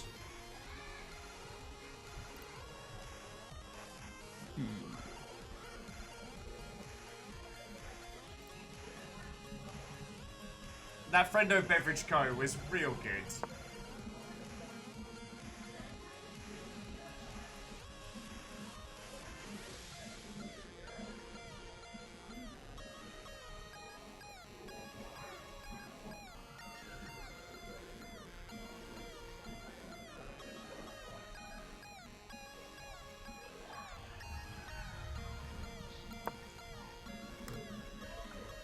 trying to free up some movement from a bishop. Not a bad idea. But this is almost the end. This is the last death throes of an empire. And there it is. All right, that's checkmate right there, because your king has no available squares. Yeah. And cannot take this because of the knight supporting it. Feckin' horses! Cavalry, man. It's what Tokugawa had. And he was an asshole! All right, so I will reset the board, and I'm going to flip it back to White's perspective. Okay. And we can start going over some of those, some of the basics, if you like. Okay. So, friendos, I'm sorry I could not be the grand victorious chess leader. As I said, my ability to drink dwarfs my ability to play chess, so I tend to rely on one heavier than the other. But if you've got any questions for Aran, like if you play a lot of chess, if you're curious about chess.com stuff, if you want to know about like some high tier stuff, go for it. Like Aran's gonna be taking me through some basics, like some kind of low level stuff. But if you have any like high tier questions, just like when we have game dev friends on, just like when we have industry friendos, this is a chance for you to ask questions. So, yo, if you've got questions for Aran, throw them in. And know that that I might not have all the answers, especially for more advanced concepts, because in the professional world, my ELO being about 1100 means I'm still technically considered a beginner. Wait, so in the professional chess world. At 800, that means I'm higher, right? Yes. Let's say yes. Just say yes. All right. So I mentioned some coordinates earlier on the board, and so we'll talk about what those are. So if you were looking at it from White, then you have what's called ranks and files. So a rank is the horizontal. Yep. And the file is a vertical. So your ranks are lettered A, B, or your files, I'm sorry, are lettered A, B, C, D, E, F, G, H. Yep. And then your files are numbered from the bottom going up. 1, 2, 3, 4, 5, 6, 7, 8. So if anybody remembers basic math, graphs, that's pretty much what you've got. Except for this one right here, which is considered the dead zone, where nothing may grow. Yes, but it's also the dead zone because a red-haired actor with a cane, if it touches that square, can see its horrible future demise. Wow, that was a hell of a reference. It was a stretch. I was wondering where you're going, but you brought it home. Also, so whilst we're getting into the basics of explanation, Nomnom had just a flavor question for you, if that's okay. Bit of a derail, but Nomnom was asking, Aran, what is some of the most interesting plays you've seen from like a total noob might be able to understand? Yeah, flavor questions, my friend. Interesting plays I've seen in chess. I don't have a particular game in mind, although I'll say if you are interested in studying historical games, you can look up the games of Mikhail Tal, T-A-L, who is considered one of the most... Huh? Sorry, I have no idea. I've never heard of it, I just wanted to be an ass. Please continue. Mikhail Tal is considered one of the most creative chess players of all time, especially with tactics. Which I'll be able to sort of talk about the general concept of what tactics are a little bit later in the thing. Hey, yeah, I would say looking at any of Tal's games would give you an example of some seriously awesome stuff that can happen. Yeah. And Chia and the Sandwich Kitsune. What ho, friends! We're playing some chess with Aran. I mean, the one that I reference a lot is the chess theory stuff throughout the X-Men trilogy, the original 3 films. While not the Stop that incessant clicking. J. Cripps, you feckin' ledge. J. Cripps on a monstrous murder spree. Just gifted a sub to Chia. That's fucking gifted subs.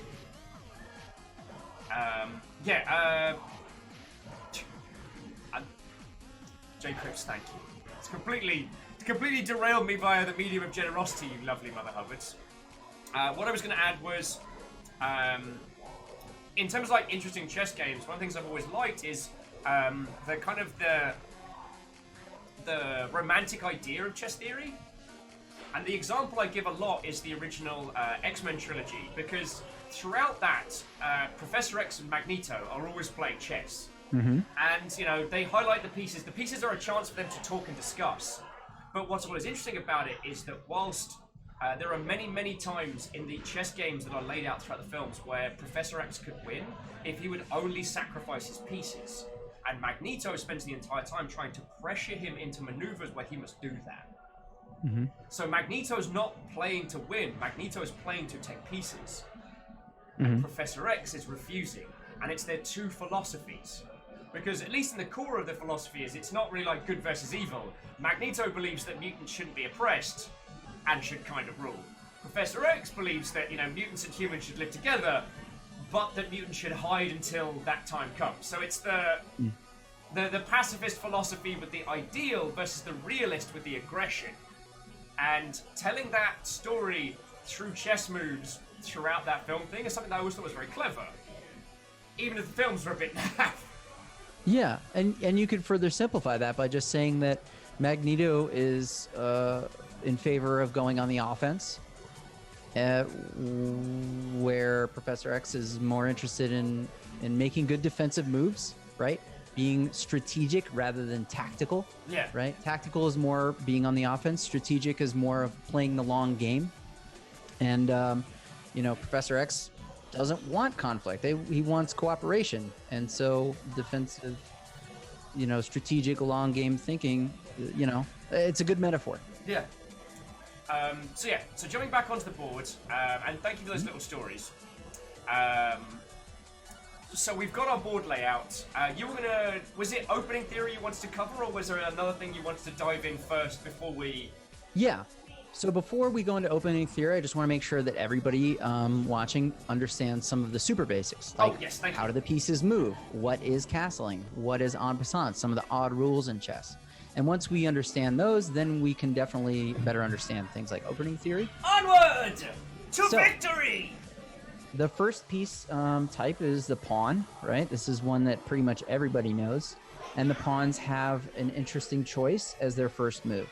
They can either move one square, or they can move two squares in their first move. But after that, they can only ever move one square forward at a time. And pawns also capture diagonally. Yeah. So I would be capturing this way. So that's how the pawns move. Yeah. So one of, sorry to jump 2 steps ahead just because it was a little story that popped into my head, but the one that we always used to get taught in school was, and we called it the tank trap because it looked like the tank traps on beaches. But the idea of setting up an opening formation, I can't do it with my weak ass powers, but basically create like a diagonal zigzag of pawns so that every pawn is protecting each other, creating this kind of like this tank trap of defense. Anyone who takes a pawn is going to lose a piece. Yeah, maybe something like this. This sort of zigzag here is Yeah. a very strong structure. You'll also see something called a blockade, where maybe I've got, here, let's, I'll go ahead and set that up. All right, so this is a typical blockade formation. Yeah. And basically what the conundrum here is whoever advances this next pawn is going to allow their opponent to create what's called a passed pawn, right? Or passing pawn. Yeah. So let me demonstrate that. I do this, Dude. you take, and now you have a pawn that can just rush over to the other end of the board and become a queen. Yeah, yeah. And Or it any will. other piece, and that's pretty dangerous. So actually, I have to remember to talk about queening. Okay. So yeah, blockades you'll see very commonly in more advanced games between master players, where they both want to play very positionally. Yeah. Okay, so the knights also are probably the trickiest piece in chess. They can move one square up and two squares over, or they can move two squares up and one square over in an L shape. Yeah. Right, so they're they're the only piece that can jump over other pieces. Like right now, I'm jumping past a bunch of pawns. Yeah. I don't have to have a clean route to move a knight. Now, And this they capture in the same way that they move. this setup is usually one of my favorite openings to start with because it just means that everything from that point onwards is a whole cavalcade of chaos. And again, I'm not saying that drunken chess has any stratagem, but creating something that is weird and discombobulated whilst serving your best friend double G&Ts back to back, it's not a bad way of going, you know? Mm-hmm. And this is technically called the ready opening, R-E-T-I. I had no idea about that, and I'm No idea why, but a lot of openings are named after famous chess players. And to Hefele, I want to say, what ho, friend? Welcome. What ho? We're doing some chess. Come take a seat. All right, so the next piece type is the bishop. Mm-hmm. Bishops move diagonally, and you will notice that there's one bishop that starts on a light square and one bishop that starts on a dark square. And there is no way in which you can move a bishop to, let's say, have this light square bishop end up on a dark square later in the game. It's not possible, right? Because they're constantly moving in diagonals. Just no way. Oop, that arrow was awful. There's just no way that it can land on a dark square. Yeah. Same for the dark square. It can never land on light square. That's an interesting, important note. But they move diagonally, so I will clear the way for some of these bishops to move so you can see sort of how they move. And they also, again, capture the way that they move diagonally. Getting both of your bishops out moving side by side is a great, heck wrecker, but losing one of them diminishes your board control significantly. Bishops are one of the few pieces in chess that are capable of blessing holy water. It's not useful on the board, but may save your life against the undead. Indeed, yes. If you're playing chess and a demon arrives at your location, just pick up both bishops off the table and there you go. Honestly, plunge it into the heart of thine enemy. Throw it into a water bottle, shake it up, and just spray it. It's a real good way of clearing a room. You'll lose the match, but you'll win the war. Or you chug it, and then if they feast on your blood, then they go down with you. Yes, but I believe that maneuver is called the Sunday Surprise. Or the Bishop Sacrifice. Yes, that was it. Sorry, I always get those two mixed up. There's a lot. I know a little bit about chess, but not a lot. Yeah, if you don't have silver bullets in your chess gun, you have to have alternatives. Yeah.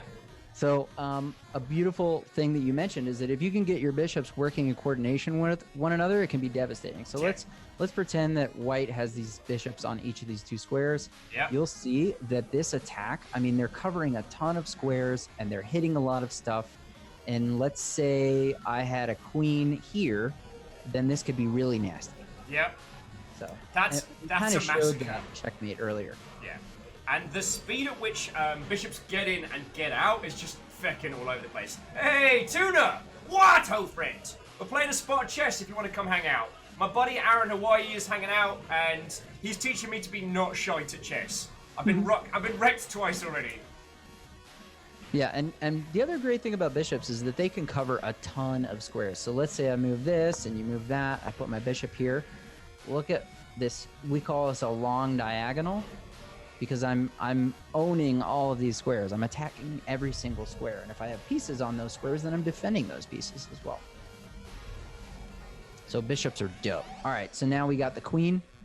The queen is amazing because the queen can move all kinds of directions, both horizontally and vertically, as well as diagonally. All right, so my queen can move to any of these squares. Yep. You can also move to any of these squares. She's the most badass piece, and you don't want to give away your queen early, right? You want to use her to create some serious chaos, and then eventually you can trade off queens nearer to the end of the game if that's advantageous. But in fact, if you do an arrow in each direction that the queen can move, that does look a lot like the chaos symbol. I don't want to say heresy, but that's a power. Or at some squares you can create the prince symbol. Oh yeah. Yeah, like one of these deals. All right, and then lastly the king, right? Who can only ever move one square, but can move one square in absolutely any direction. He's fucking useless. Let's do something like this. It's no surprise the queen is the power behind the throne. Make moves like that. I'm always impressed by people who can use the king aggressively because he's a chunker. He needs to get out, get off his bloody throne, and do some bloody work! Yeah, and actually the king in the end game, at the very latest stage of the game, usually wants to become an offensive piece, an attacking piece. So you will see a lot of advanced players start to move their king out into the board and use it to attack the enemy, which is kind of awesome. You would think initially that you would always want to leave your king in the back and protected and safe, but that can actually lose you some games in the end, especially if your opponent is using their king to fight. All right, so that's how all of the pieces move. The next thing that I should mention is an odd rule that a lot of people in the beginning don't know much about, which is castling. So basically, I'll just create a scenario where we can castle as white. I'll move this bishop out of my way.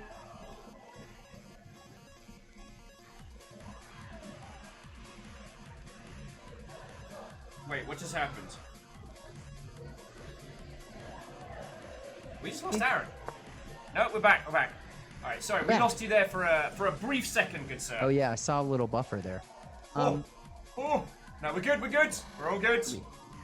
All right, so you can see what a castle looks like when I do that. And basically what you've seen is the king moves over 2 squares, and then the rook moves to the opposite side of that. Yeah. Castle party! Yeah, because it's the only time that you can move 2 pieces at the same time. And you can only do it under a number of conditions. The first condition is that the squares between the king and the rook have to be empty, right? Which is why I got my bishop out of the way and got my knight out of the way. The other conditions are that you cannot castle through check. So let's say I don't castle quite yet, and then you put a bishop. Actually got the wrong bishop. Store him alive. That up. I'll make that move. Okay, let's pretend that this bishop is here hitting this. I cannot castle right now because in order to castle, I have to move my king through a square that is being checked, and you can't do that. The final condition for castling is that I cannot have already moved my king at any point, or the rook. Both of these pieces have to be in their original starting positions and have never been moved before. Yeah. So if I were to move my king on my turn, well, now I can't go back and castle later. Yep. And also, I don't know if it's intentionally thematic, but it does feel like the only thing that a king's good for is he did nothing and then got in his bloody castle. Bastard. Be useful! There is such a thing as a queenside castle, too. So let's go back to the beginning and let's start to clear pieces out of the queen side. Because the queen, she fight hard, but she party harder. That's just true. Obviously, this is a terrible move for black, but forget it. I'll move this. I'll do that. It's a terrible move for white. I'm just doing this to make it so that I can use my turn. All right, so now this is called a long castle. Or a queenside castle, because this is where the queen starts, so this is sort of the queen's side of the board. All right. So when you say here queenside, kingside, that's what it means. All right, so it's my turn, and it's the same thing again. King moves over 2 squares, and then the rook moves to the opposite side. What's awesome about this sometimes is that if there's no pieces here, then you can sometimes use this as an attack as well as a defensive move for your king, because you know, you may be discovering an attack or creating an attack while castling. And then it's like a multi-purpose move, which is pretty cool. All right, so that's castling. There's another rule called en passant. Bless you. And I'll demonstrate your, thank you. I'll demonstrate what that looks like. So let's say I do this. All right, so now I've got a pawn here on the 5th rank.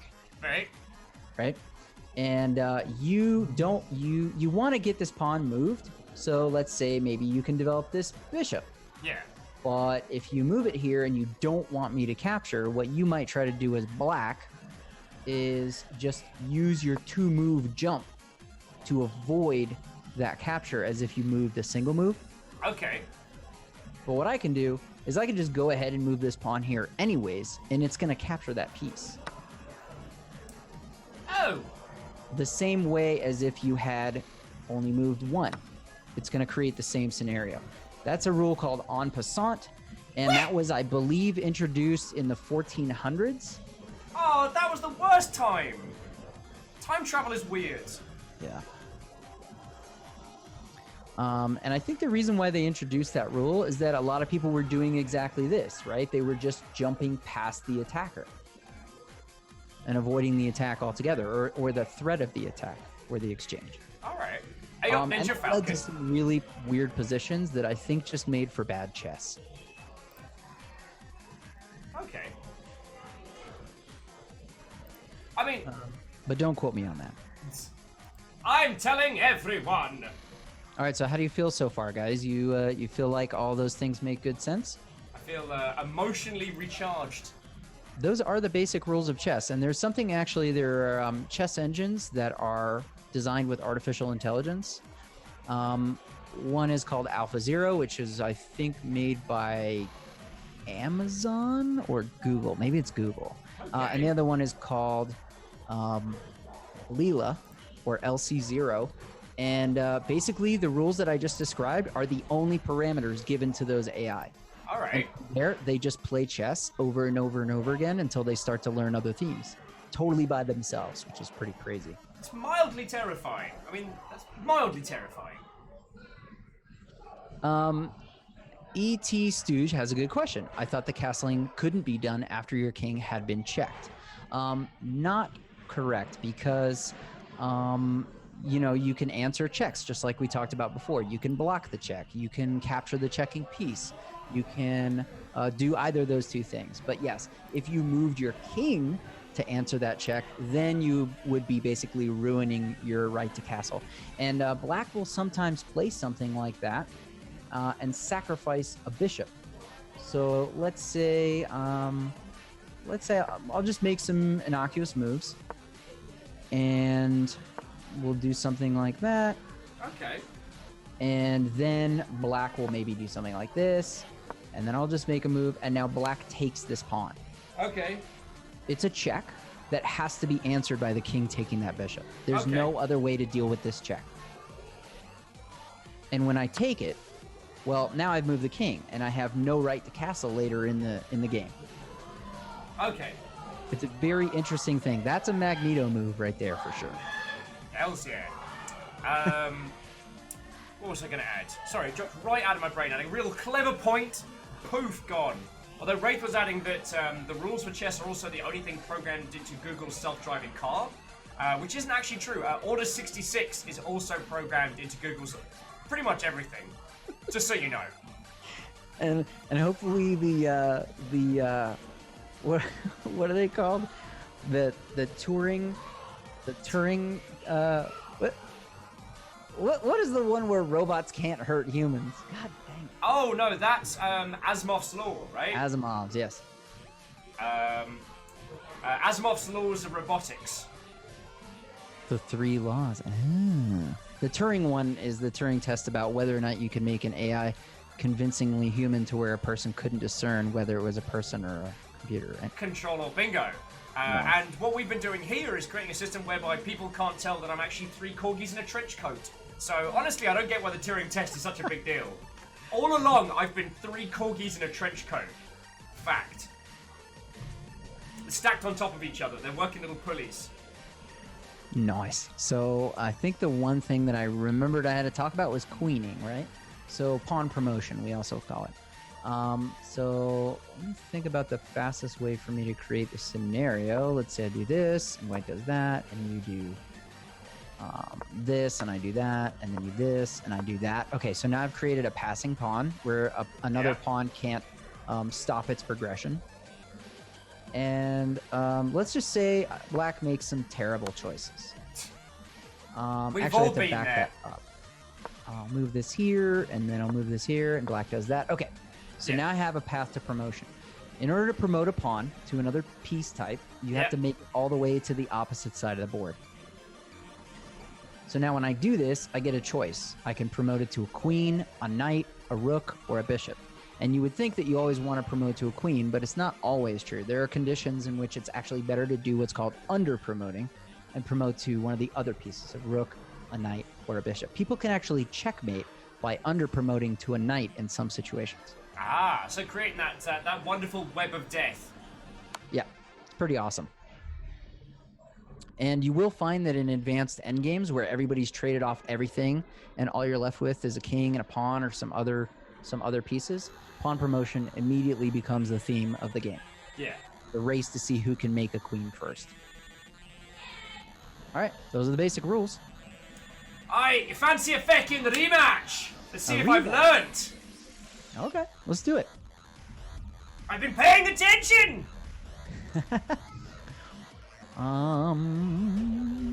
Fastest way to rematch would be, and I'll give you the white pieces this time.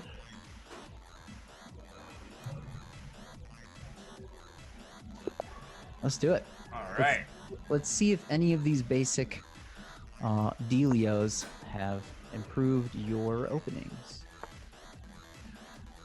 Yeah. It's going down. And... okay. Oh, I see what you're doing. Yeah. It's happening. It's the tank. Incoming! Actually, no. I see what you got going down there.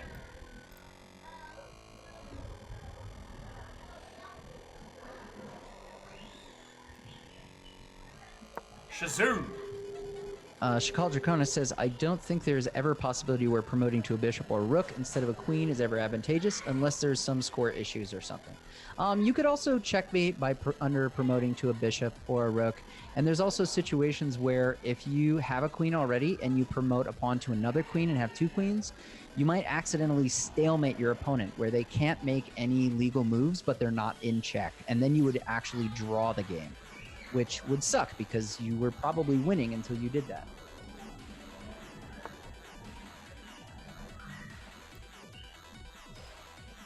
There's basically an exception to every rule in chess.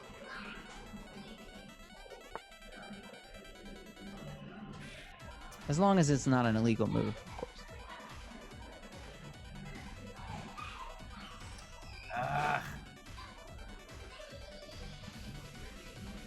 Fine, that's what I get for trying to be cool. Oh yeah, forking a rook and queen is awesome.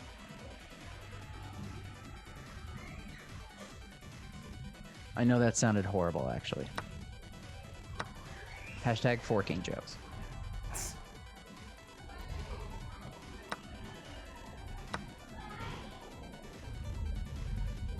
Crap, why are you like this?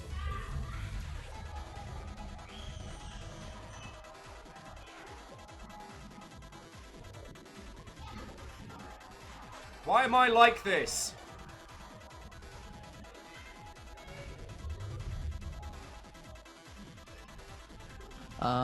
Oh, can't promote to a second king. That would be awesome.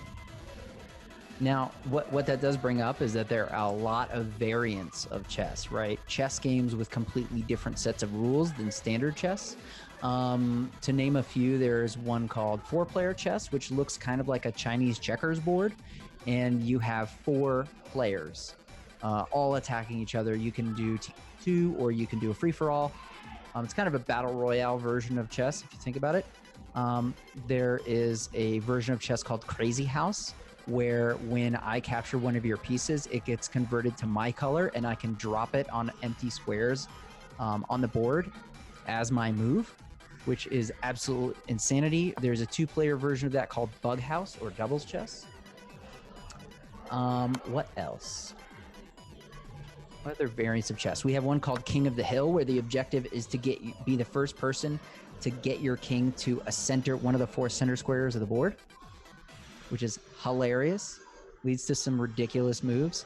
There's another one called 3-check, where you win if you check the other player 3 times before they can. All kinds of fun stuff. There's a title on Steam. I think it's called Regicide. No. Darn it, I've got a copy of it. Is it Ultra? Darn it, let me have a look through my library just a second. It's basically, it's a multiplayer chess setup. So it's multiple boards all next to each other. And so it just ends up being this carnage fest. There's another one that's really good called 960, Chess 960, which is also called Fisher Random because it was invented by Bobby Fischer. And what it is that back rank, right, where all your minor pieces, your king and your queen are, your back rank has a random configuration play. So all those pieces are scrambled instead of in the typical starting positions. And the reason why it's called 960 is because there are 960 potential combinations of that arrangement. 959 of which are not the typical arrangement, and then the final one, 960, is the classic chess starting position.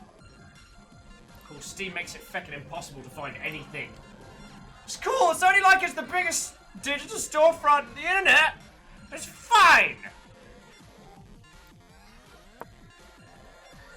Ooh. Interesting move, my dude. I don't mean this to sound as crass as it's going to. As you all know, I go for, at least try and keep my swearing to a bare minimum. It's not necessarily family friendly, but along those lines. But a friend of mine once told me, chess is a lot like sex. The objective is not always to win, but make the other person make some interesting sounds. And that has stuck with me my whole life. I have a really good quote for you as well. Jerry Seinfeld has this great quote where he says, "Marriage is like a game of chess, except the board is flowing water, the pieces are made of smoke, and no move you make will have any effect on the outcome." That's tragic. All right, so I'm going to run to the bathroom real quick and let my clock run, and you can... That is savage. I'm good. I'm getting savage here, friends. How are you all doing? Like, I'm having a great time. I'm having a great little time. Because I'm not good at chess, but I like playing it. Now, Aran will probably get into this later, but... for those of you that haven't encountered it, the chess is like stratagem v stratagem. A large proportion of mid to high tier is learning the different long form plays, the different strategies, the different systems, and then kind of crashing them back and forward, working out what your opponent's trying to do and then like trying to counter it.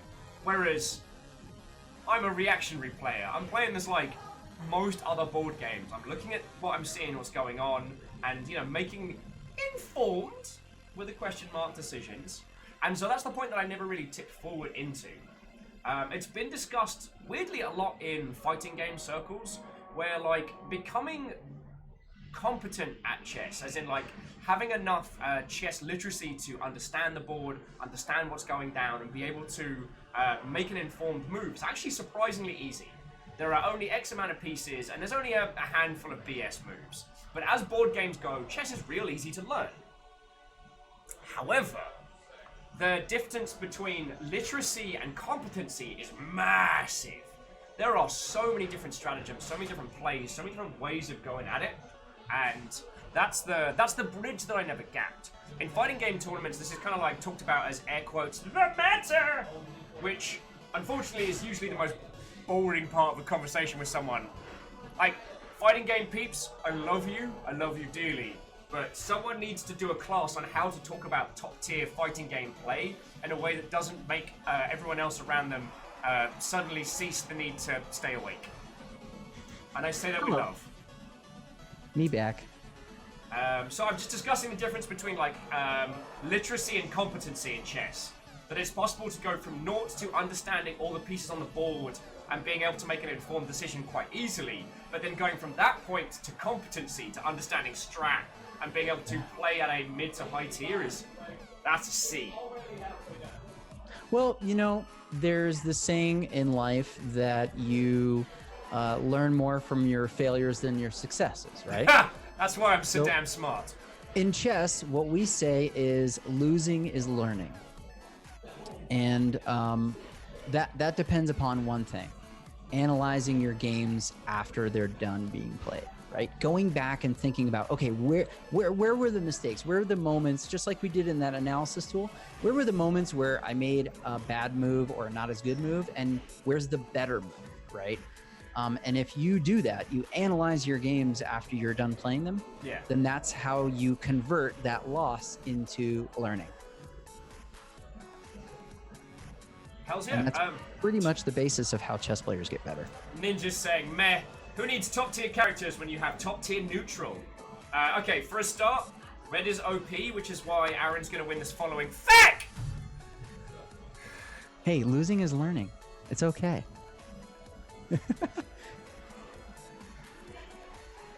I want to do you a chest damage. Yeah, so for folks that have been here for a little bit, that is that nasty long diagonal that the bishop can take. More like wrong diagonal! It's called the, some people call it the snake in the grass, right? Because it's so long range that it's almost hidden. Ah. As opposed to the snake in my boot philosophy, which is where if you don't check your shoes, you're gonna have a bad time. Or the poison in the water hole. Where you're just having a bad time regardless. Yeah, and I didn't mean to cast any shade on the fighting game community. It's just the language around discussing things like the meta. All right, you know what? I don't like you. My dog doesn't like you. That bishop's gotta die. That is an awesome move. Because now the bishop is completely trapped, right? I can't stay there. I can't go to the next square over.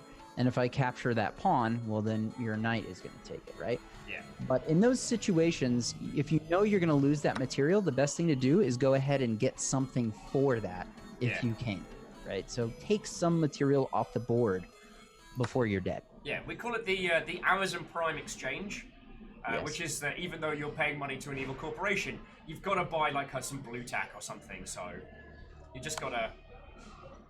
Well, fuck.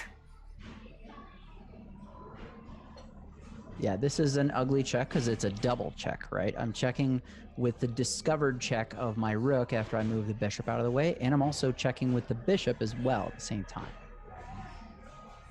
Now, in those scenarios, capturing a piece is not possible because you can't capture both with one move. You also can't block the check because you'd have to block the check on two squares, which is not possible. So I've got to do a dance. Now, following our discussion earlier, moving our king up isn't a terrible idea at this kind of like mid to late, because at least that gives that chubby bastard some more space to move. Some chess players would argue that this is still considered the opening because the queens have not traded off. No, the end game is usually when the queens are traded off. So yeah, I would say you could call this the mid game. Yeah. Which may be a little premature for the king, but you know, you really don't have a choice here. So pre-gaming is the purpose of. Oh, well, look who's fecking here. It's this asshole.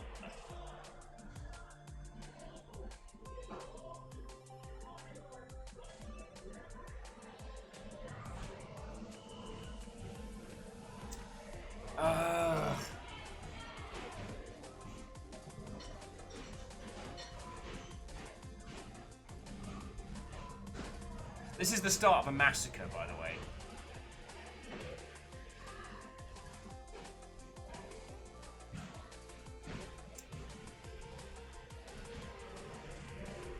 setting up the kitty cam.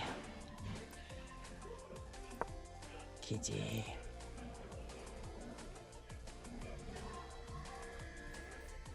Alright, what do you got? Oh, okay. Okay. Get behind me, Satan!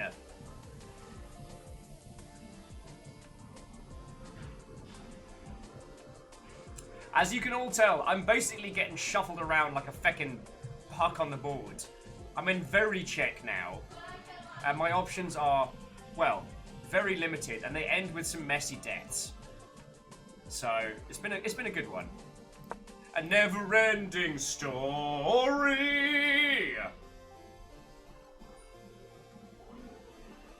So Queen's dead.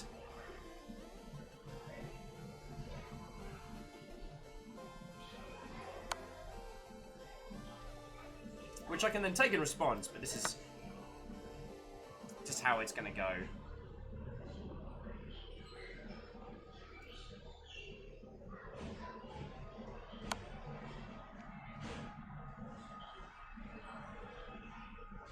ET Stooge says Queen is safe or not. LOL.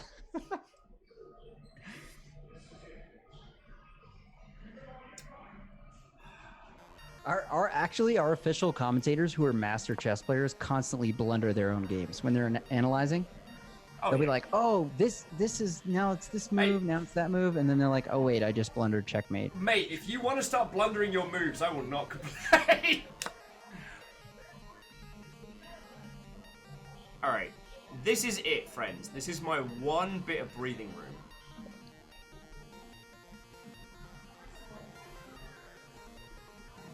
So the question is, this little, like, contingent of assholes in the corner, who needs to come into play? The rook could start shaking things up, but won't have very long to live. Bishop could make a difference, but enough to win? That's a question. That knight will take at least 2 or 3 turns before I can make that queen regret her life choices. So of those 3, who's coming out the starting gates? Who is our Voltron hero?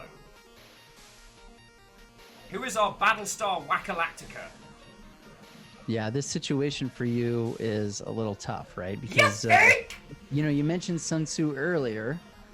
If you are the general, right, you want all your troops on the battlefield, right? And having all 3 of those undeveloped pieces in the corner is ouch town, right? Because I'm getting to attack you a lot, and you don't really have a lot of pieces that can help you out.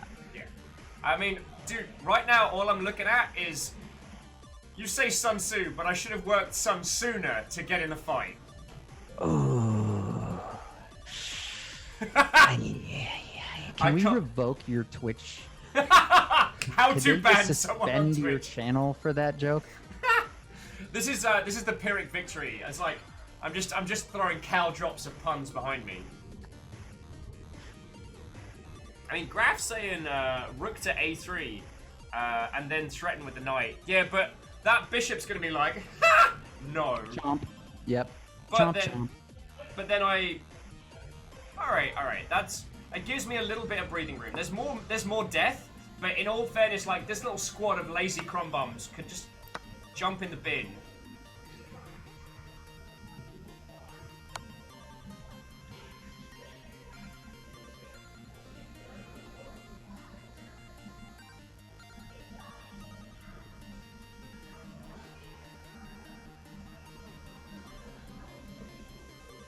All right, now I can keep this dance going.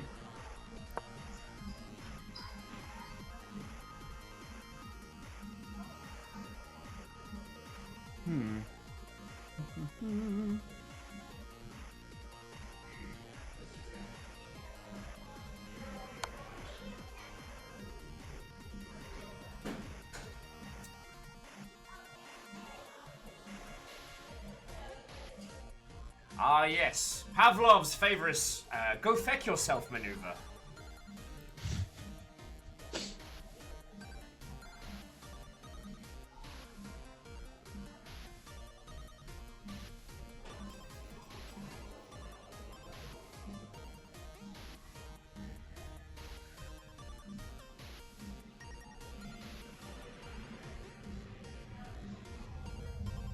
All right.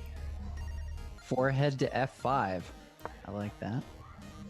Okay, so what you're doing here is called a repetition, and that brings up an interesting point, right? Which is there's such a move as the threefold repetition rule, and that means that if we were to repeat the same position 3 times, then it's an automatic draw.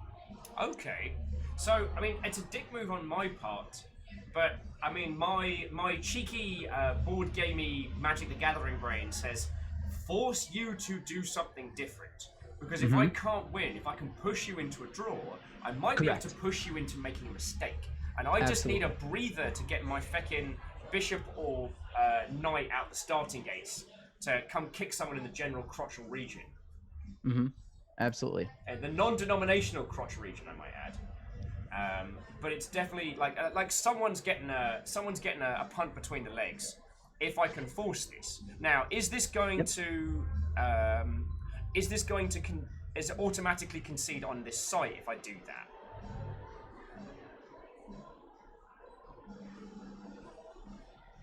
So if I come down here, Mm-hmm.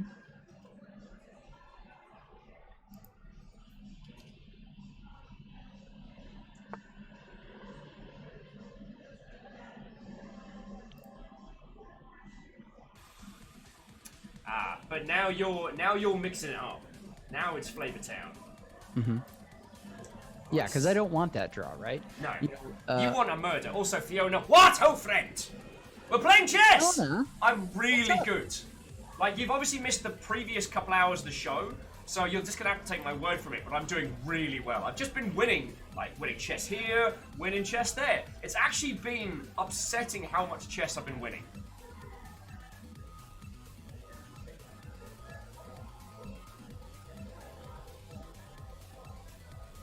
I believe it was the great philosopher Socrates who said, "All I do is win, win, win, no matter what." I believe it was also every day I'm hustling. All right, Bishop's on the field. Bishop's on the field. Only took him all of the game to get out. You drunk-ass priest. Somehow it's the Bishop's fault, not mine. Well, shit.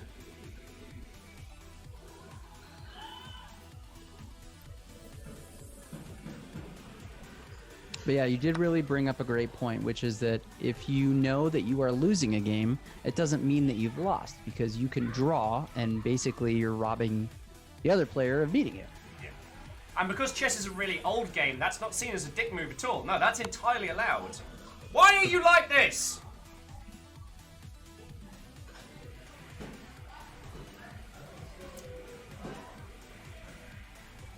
I see you forcing. I see you forcing. Alrighty. Not bad. I feel like you're improving each game. My Elo would like to disagree with you, but yes. I'm seeing better decision making, defending some pieces, but then there's also some things, obviously, like dropping pieces, and a little bit of like need to develop. But we can get into that next with opening theory. Okay, so what I want to do is I'd like to just quickly hit the game report on this one and see where I fecked up. Sure. And then I'm going to take a quick pee break and leave you with these lovely folks for a couple minutes, just so I can refill my cup. Again, sadly we are not playing drunk-ass chess today. Whether or not that would help me, I do not know. Actually, if you want, I can do one step better, and I can invite you to an analysis board where I can show you some stuff. Oh, hells yeah, that'd be dope. With this one. Wait for that invite to come through. So I will create that real quick, and I'll invite you to it. Nom Nom Fighter with the toxicity in our city, in our city. Plato. Mate had it down. Oh, yes, I believe I am in that. I'm in the... All right, so I will rip through all of these moves here. So you're playing as white, and you're doing your tank wall, which is an interesting opening. I wouldn't say it's a really great one, but, in opening theory, one of the things that you want to do is not make a lot of pawn moves. Any pawn moves that you make should really just assist you with, like, being able to develop pieces, right? Oh, and sorry, you want to get your bishops and your knights out as soon as possible. If I'm pulling stupid faces, I got a tattoo last week and it's itching so bad today, and I'm giving it everything not to scratch at it. You know, if you come to Arizona, you're gonna have to let my wife give you a tattoo, right? Fuck yeah, dude! Not only am I letting, I am volunteering. I am keen. For anyone who doesn't know my wife, Samantha, she sometimes will co-stream with me, and she's a tattooing apprentice. And she's just an absolutely insanely talented artist. She blows me away every single day. I see her and I'm like, what the heck am I doing? I don't know how to do crap. She, it must be awesome to specialize in something, I am constantly in awe of people who can do that. And I just realized I've not been plugging your channel, good sir. So let me grab that in the wall. Because Aran's been a massive supporter of the Longship, like a whole bunch. Oh, Nom Nom was asking, is there any tattoos of yours that she's done for you? Not yet. But very, very soon. Solvable problem. Very, very soon. And actually, I'm going to stream it. The first tattoo she does on me, I'm going to stream it. That's fucking to my cool. channel. It's gonna be awesome. It's gonna be awesome. Okay, so let's take a look at this, right? One of Yep. the first opening principles is to control center squares. So let's take a look at the squares that your pawns are attacking, Yep. right? And we'll see, when we're talking about central squares, we're talking about really these four, but you can also kind of extend it to these. I mean, if you could afford to in this economy, sure, but you need Yes. to, you need to be ready to invest. Yeah, sometimes Park Place and Broadway are not the best decision. Exactly. All right, so let's take a look. You've got these 3 pawns here that are attacking some central-ish squares, which is not bad. But you want to control a lot more than that. If you take a look at my pieces, right, you'll see that the knight is covering this one. This knight is covering this one. And then these pawns are also covering central squares, right? Because this one's taking these 2. This one is taking these 2. Okay, And then so the knight is also smashing in on these. So I'm controlling all 4 of these central squares. so this is a pretty dank battering ram. Yeah, versus the 2 that these pawns are taking, right? So 2 squares versus my controlling 4. I've got a decent advantage here. The other opening principle is that you develop what we call your minor pieces, right? Which are your bishops and your knights. Those are your minor pieces. And you can see that I've got some good minor piece development, whereas all of your minor pieces are still on the back rank. Yep. And then yeah, pawn moves obviously get in the way of that, right? Because you're taking time away from the time you would spend developing your minor pieces. And one of the other things that this pawn structure has done to you is it's prevented this knight from developing. Because now you have to make a pawn move again before you can get a knight out. At this point, like, he could have gone to community college, he could have started studying for university, Yep. but he's still at home. He's still And at the home. same thing with your dark square bishop, right? You've got to move both of these pawns to get your dark square bishop. I'm still angry at him from last game, so we are not talking about him. He's still an asshole. So yes. And then castling and king safety is another one. So if we proceed from here, boop, boop, beep, bop, bop, and we'll maybe look at some of those trades. Okay, so you see how I've castled is pretty much as early as it made sense, right? In fact, I castled immediately after getting that bishop out of the way. Okay.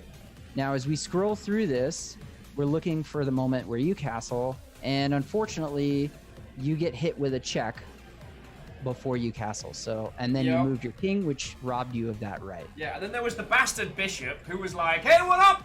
Crashed into my back row, telling everybody it was a free bar. It was not a free bar. He just drank all my booze.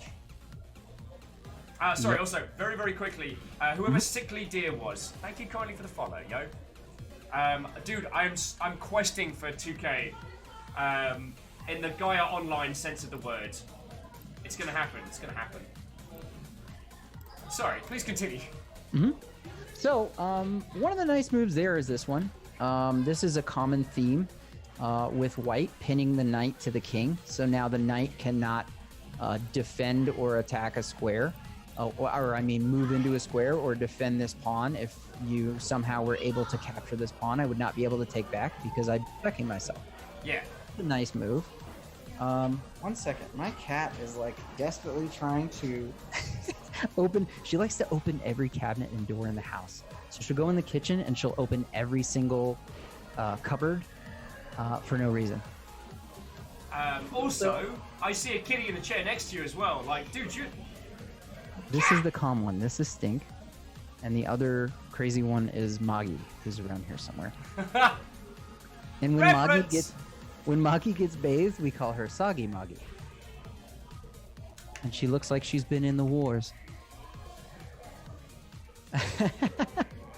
So I forget, like, you would say this was a pretty good little setup here. What did I do to feck it up? Or what did you do to get out? So let's take a look. We'll move forward a little bit. Yep. So I attacked your bishop, and basically what we're doing here, what I'm doing here, is I'm challenging your intention. I want to know if your plan is to take this knight or to retreat. And then you, of course, chose to retreat, which is fine. And I continued the attack. and then you continue to retreat, which is also fine. So all these things are fine right now. Okay, so now you look at this move and we've created pawn tension. Okay.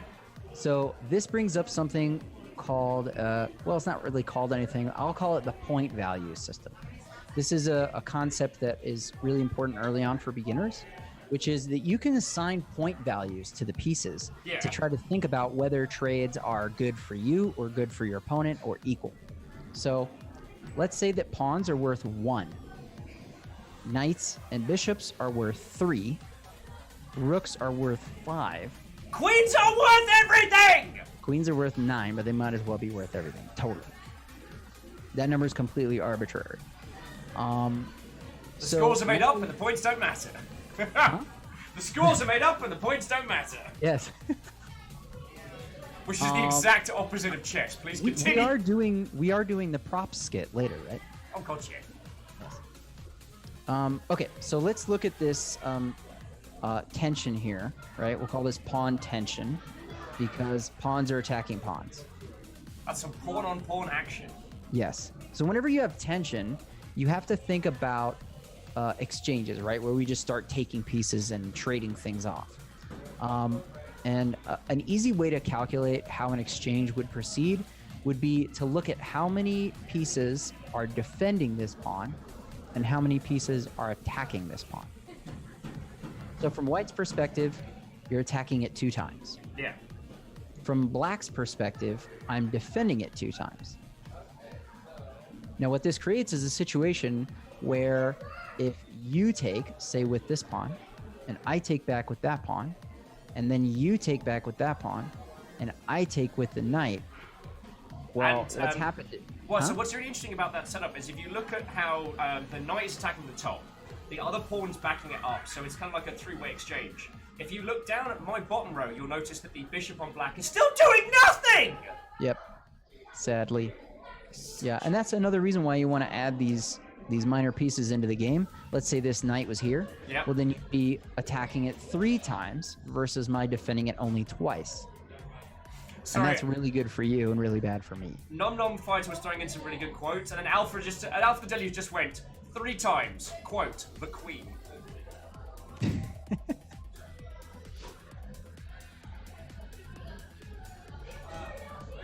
Right. So I tell you what, Aaron, would you mind if I just took a little break? Will you chat with these lovely, lovely folks?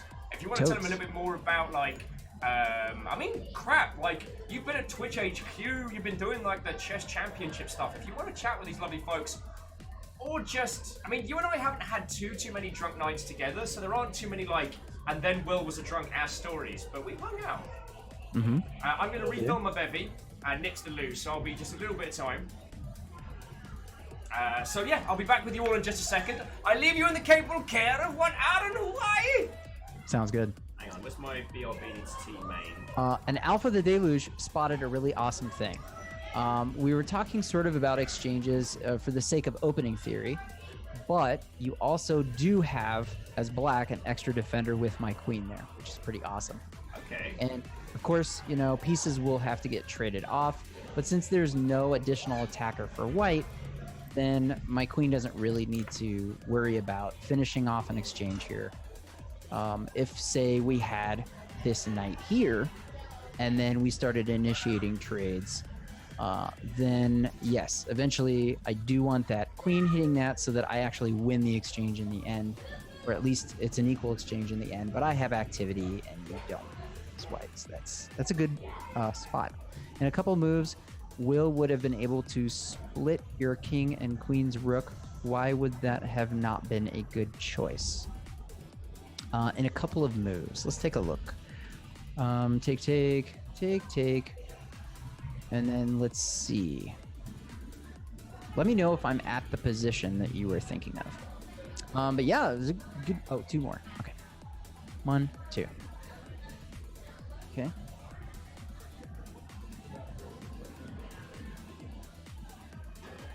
And yes, this is a great opportunity to take the knight with the queen, okay? Which I believe was his move.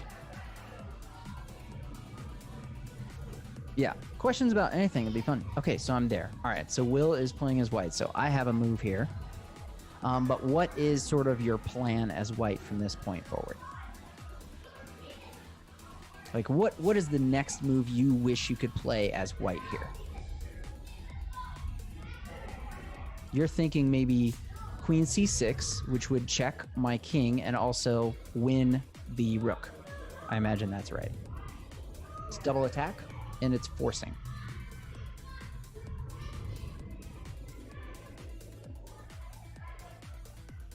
Oh, honestly don't know. My stream just died. Well, I'm going to assume that you found this brilliant move right here because it is pretty fantastic. No matter what I do to interrupt this check, whether I block here, actually there is one thing, right? Is the bishop blocking this check here allows my queen to defend the rook. But what's nice about it is its activity, right? You're forcing me to do some stuff. Although that may be advantageous for black because now I'm continuing to develop minor pieces. And you have to lose tempo, you know, retreating your queen, stuff like that. Was really hoping Will would see it. I mean, even if he saw it, yeah, it could be a good attack, and I would definitely be blundering if I didn't block with this check, block the check with this bishop here. And that's an easy mistake to make because there's so many other ways to deal with that check. The queen is here. You could move your king. You could block with the knight. You could block with the queen, but all of those things blunder your rook. Cool. I wanted to make sure, ET Stooge, that you got to see that since your stream went down and you just came back. Sweet. All right. So, yeah, so those are the opening sort of principles, right? Control center squares, develop your minor pieces. Yeah, and that's your knight and your bishop. Don't make too many pawn moves, right? Because that kind of flies in the face of those principles. And then immediately, as soon as possible, castling is a really good idea because now my king is safe, right? I'm protected by these pawns. I'm protected from attacks coming this way by my rook. Another nice thing about the placement of this knight is that I cover this pawn. So let's say this was out of the way and you had a light square bishop behind your queen. Your queen could hit this pawn and take it with checkmate if it weren't for the fact that my knight is defending that pawn.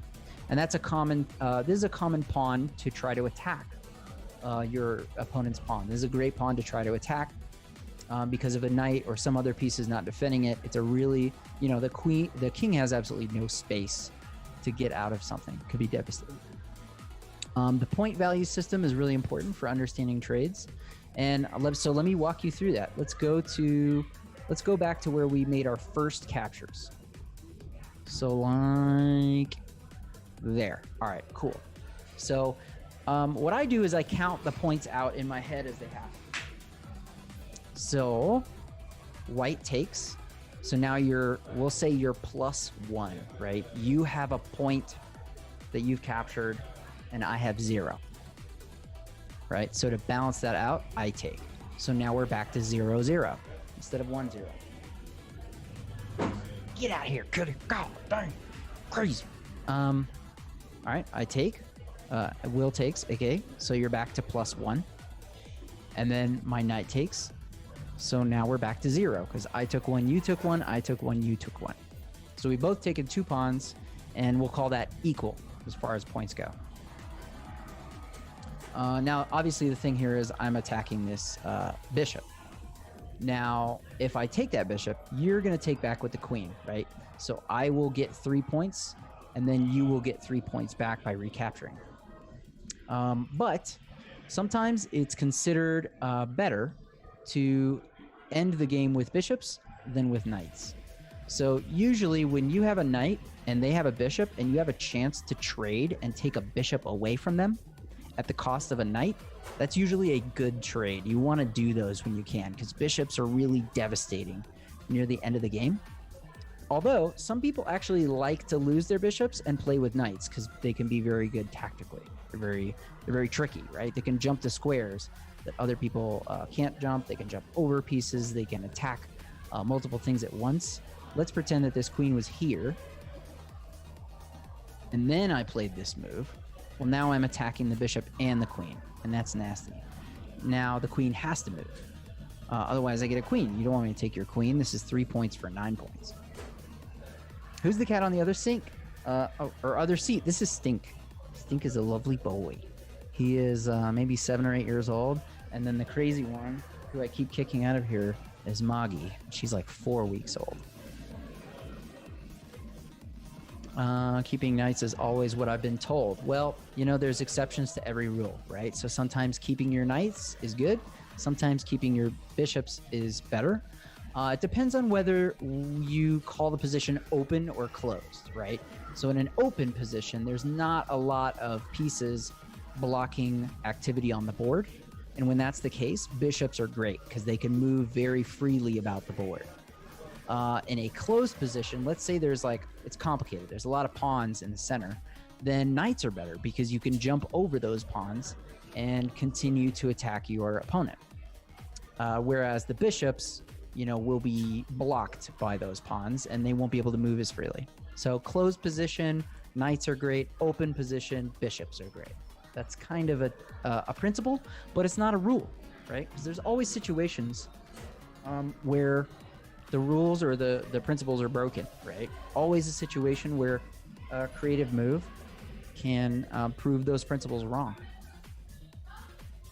Now, the other thing is we've created this pawn tension here, but it doesn't have to be broken. You don't have to take right away. You could still play developing moves. I could push past that pawn so that the tension's there, or it's transferred to another square that I have two attacker, or you have one defender and I have one piece defending mine. That would also be an even trade, but I'd get activity for my bishop that way. But you could just keep playing normal developing moves, and neither of us have to break the tension at all. And you will see in a lot of advanced chess games between master players that they will leave tension on the board for a very long time. And usually they will only break the tension and capture or initiate a set of exchanges if it's advantageous to them and not equal for their opponent.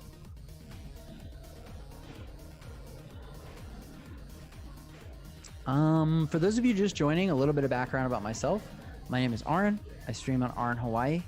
I have streamed chess on there for about a year, but I'm starting to play a lot of Fallout 76, especially the Battle Royale mode. I co-stream a lot of times with my wife, Sam. For leaving you all to wait. I So hear sorry.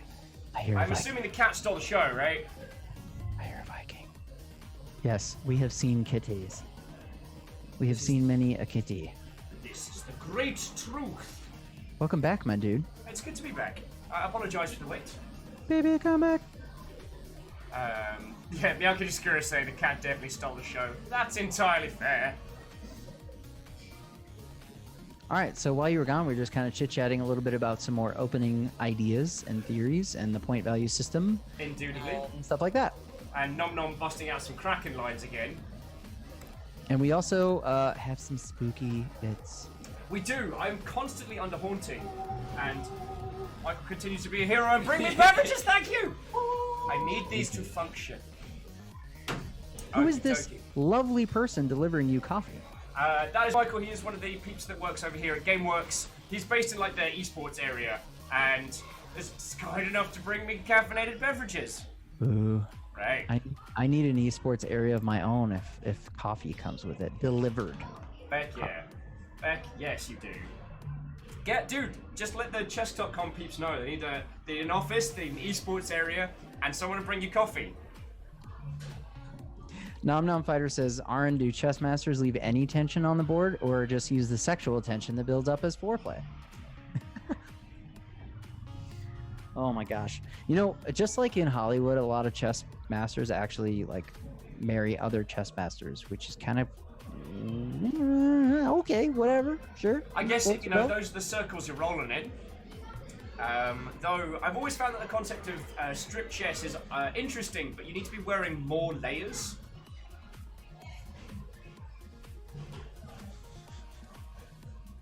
Layers denoted by pieces. Yes. And so you're being haunted. It's like, wait, you're being haunted? Where? What? The spooky ghost bits have been dropped. It is... the thing that's been killing me, and I got a tad distracted, just a tad distracted, was whatever the gigantic, massive multiplayer chess game was. Because I remembered that while we were talking earlier about non-standard modes. And I'm not saying that's what we're going to be doing now, because, I mean, Aaron, I don't know how much of your time we have, but, you know, getting to actually get into the weeds of this kind of thing and talk about it is what I'm here for. But remembering that there's like a 16v16 chess mode online, I was like, that could be a dumb fun thing to do later on if you have to make a move, or whenever. And I cannot remember the fecking name of it for the life of me. And I say this with love, it's not really at anyone, but a lot of chess video games, especially ones on Steam, really do not have good names. Chess Ultra, Chess Base. I mean, Battle Chess is dope. Zen Chess, F Chess, Regimental Chess. There we go. Mm-hmm. So is that the like crazy one, 16 by 16, or is it just like a buttload of pieces? It's a buttload of pieces. You can capture and battle in mass formations. Ooh. There's also Dota Auto Chess, which has absolutely nothing in common with chess. Indubitably, but a friend of mine, sorry, not as a bot, a friend of mine was trying to get into that the other day and ended up queuing for like 40 minutes and giving up. Oh yeah, quantum chess, where if you look at a piece, it is both there and not there simultaneously. That sounds like a monstrous headache. Yes. So while it has horrible, horrible reviews, this might be something. I'll throw the into chat because it's free, so I don't feel too bad. But yeah, that's it's regimental chess, not regicide chess, which is where I got mixed up. And that. Ooh, I looks want to like take a look at that. I'm gonna click that link actually. it looks dumb, but it looks hilarious. Oh, I love how the first line of this video is "for the brutal intellect." What? While you were studying, or you were drinking, I was studying the chess. Yes, I was studying the life of Caligula. That guy fucked. Oh my god, this looks insane. And oh my gosh, that third preview thumbnail has like 1, 2, 3, 4 teams, it looks like. Right? Absurd. Oh my gosh. This hurts my brain. Welcome to the party, pal. What were we jamming on? We'll go back to this one from earlier today, because it's very, very good.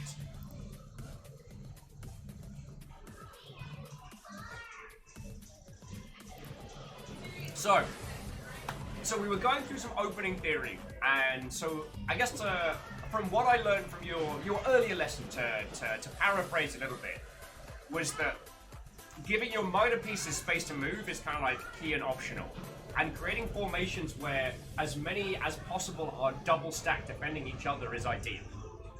Is that a safe way to bring together the things you were putting forward earlier? Yeah, I mean, really in chess what you want to do, like you talked about Magic the Gathering, right? Yeah. Min-max, right? You get your turn, and you want to have the most value out of the decisions that you make in that turn, right? Because if you're doing that better than your opponent, you're going to win. So the same thing is true in chess. If you can make a move that accomplishes multiple objectives rather than just a single objective, then if you're doing that more often than your opponent, you're going to win, right? Because they're making moves that, oh, maybe I'm only making a move and it does this one thing, but I'm making a move that not only checks you, it attacks a piece, and I'm developing a minor piece. You know, it's doing Starting three a few opening lines in my novel, working on my stand-up career, like bringing it all together in a turn. CC. Now, there's one opening that is really, really cool for beginners called the London opening. And it's a great demonstration of like solid opening moves. Yeah, bring it in. All right, so let's do it. Little something from London. Doopy-doo, apples and pears. What does it start with? It starts with D4. Let's say, 5. Of course it starts with a D. It's from Landon! We get the dark square bishop out, and this is an important concept, right? Let's say I move this pawn up. Well, now I'm making it very hard for me to develop my dark square bishop later in the game. True. So what I'm going to do in the London is I'm going to put it out there first. Okay? Also, Now- jumping back in very quickly to chat, because Graphite Sparrow was saying, that guy fucks, and fuck that guy are both things that people have said about Caligula. And Navarre's is like, it's a kaleidoscope, innit? Don't you? I was at Varda's funeral. I love this quote. I'm very polite by nature. Even the voices in my head let each other finish their sentences. Caligula.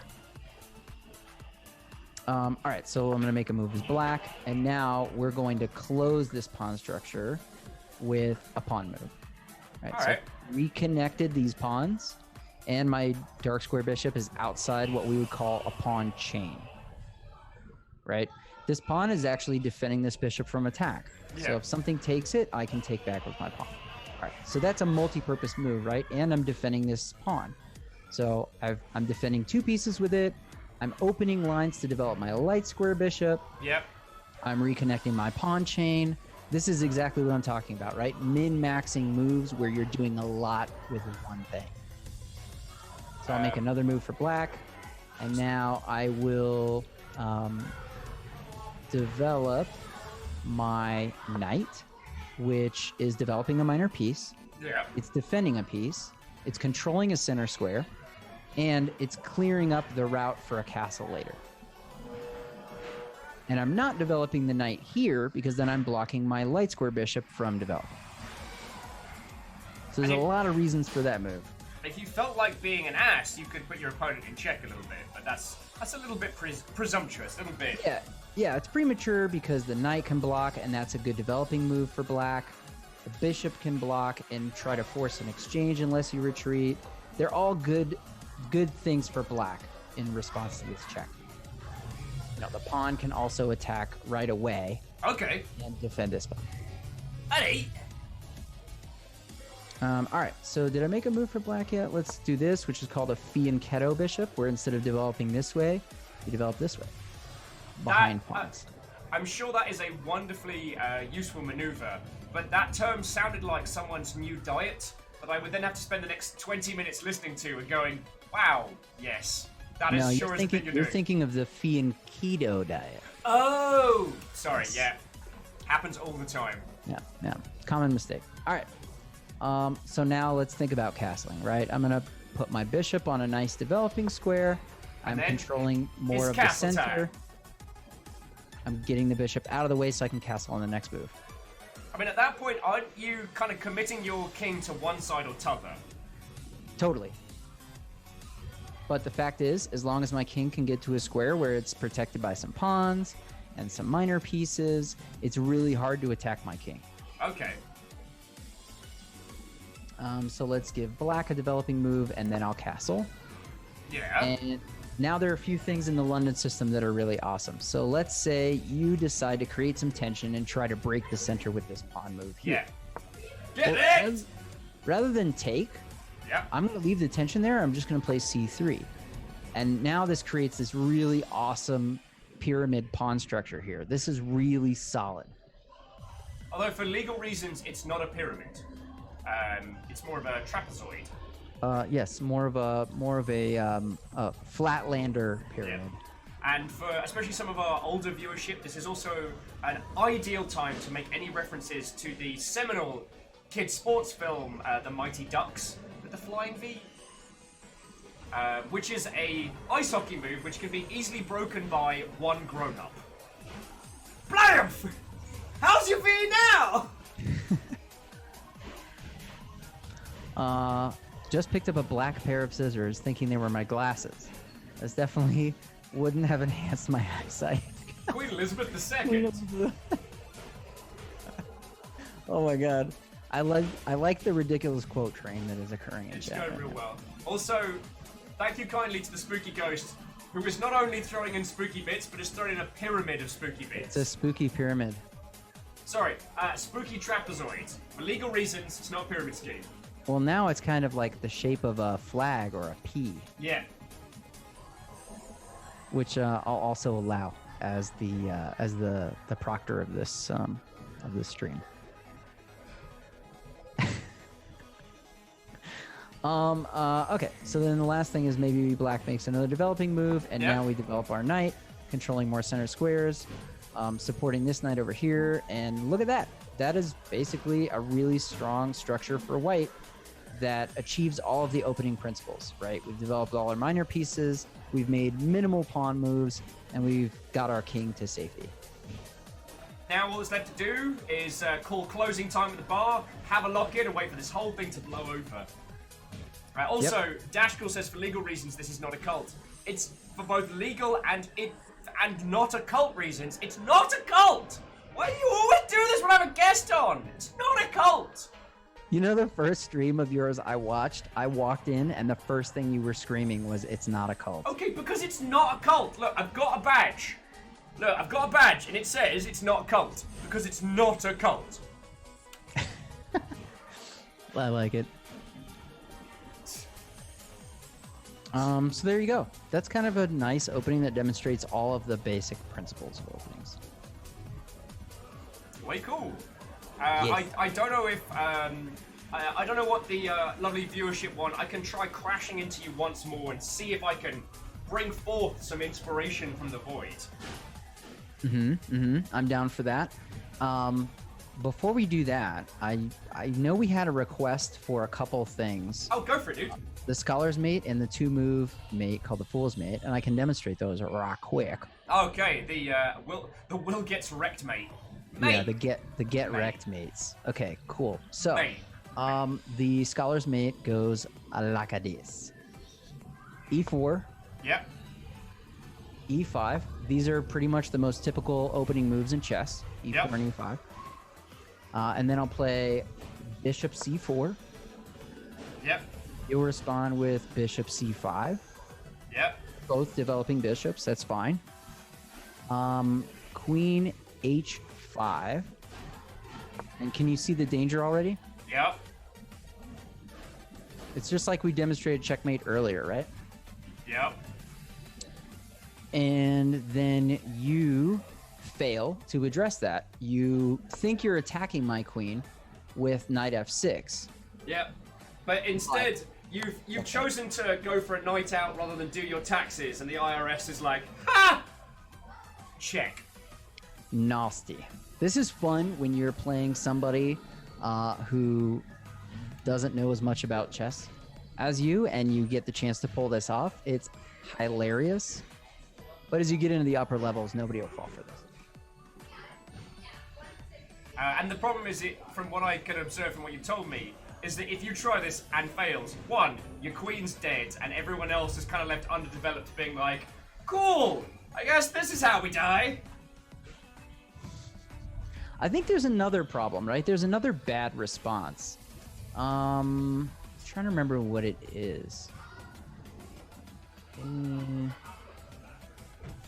Though I know there's one that wins this pawn and continues to attack, and like it just gets super nasty.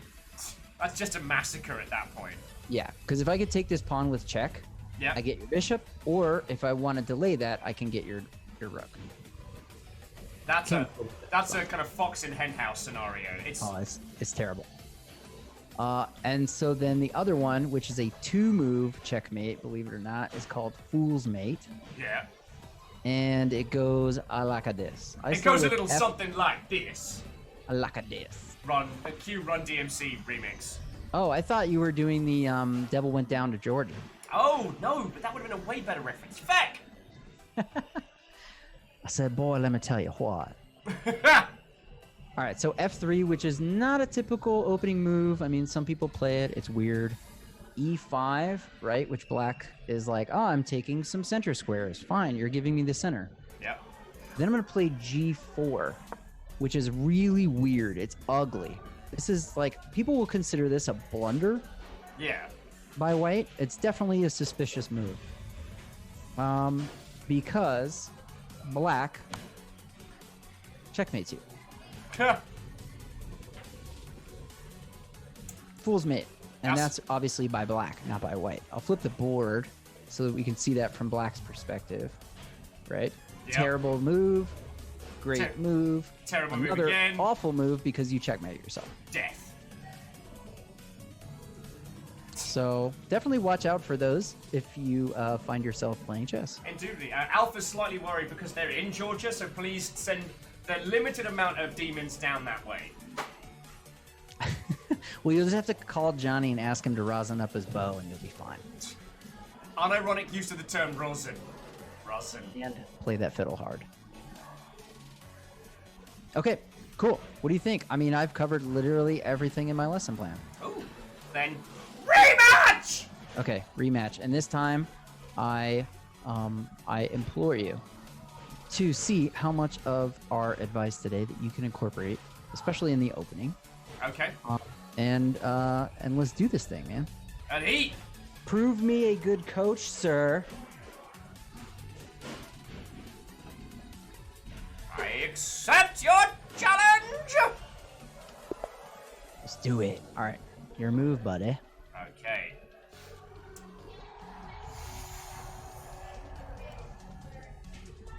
Buddy. Nice. I said nice one, brother!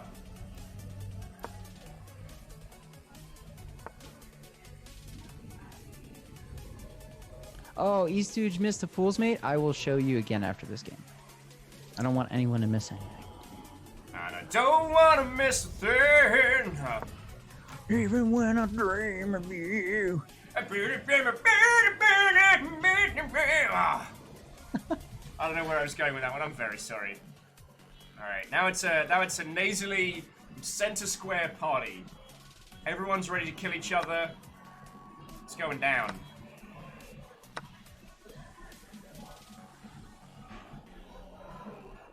Shit, I wasn't ready. Ouch town, right? You lose the knight at the end of that series of trades. I do. But And that goes back to like we said earlier, just because there's tension doesn't mean that you have to break it quite yet. he says, breaking my tension. Break it like a salt shaker. I'm pretty sure that's how the song goes. And since I listen to that song, I break every salt shaker in every restaurant that I Just go to. bam! I mean, that actually is true. I've had dinner with Aran, and it's like, it gets a bit awkward after like the third or fourth, Yeah. honestly. Yeah. We went to Applebee's. I broke a salt shaker, then scooped it on the table, and I asked the waiter for another salt shaker. And then I broke that one. It was good. It was very good. Is Will white? Yes. And he's playing with the white pieces on the chessboard as well. Prefer the term excessively pale, but, you know, I'll settle for it.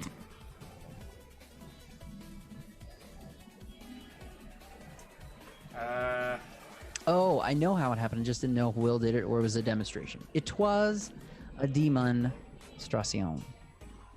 Oh, crap. Yeah, let's do some feckin' castling. Let's hang out in that corner. Yes. Yes, castle is good. He's learning. Stephanie, butterfly. Showed slam. Nobody? There's no accounting for taste, my friend. Oop, why did I do that? That's what I wanted to hear. That's what I'm talking about. Wow. Careless mistakes. My bread and butter. No. Alright. I'm a vegetarian. I don't miss steaks. I will have you fired. I will talk to the actual queen. Not my queen, the actual queen.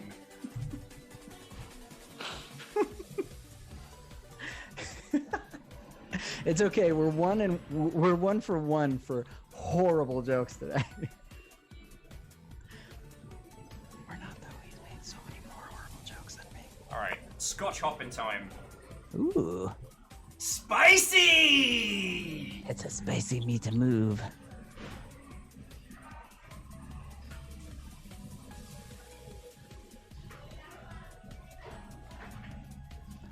I like it. Attacking is good. Attacking is good.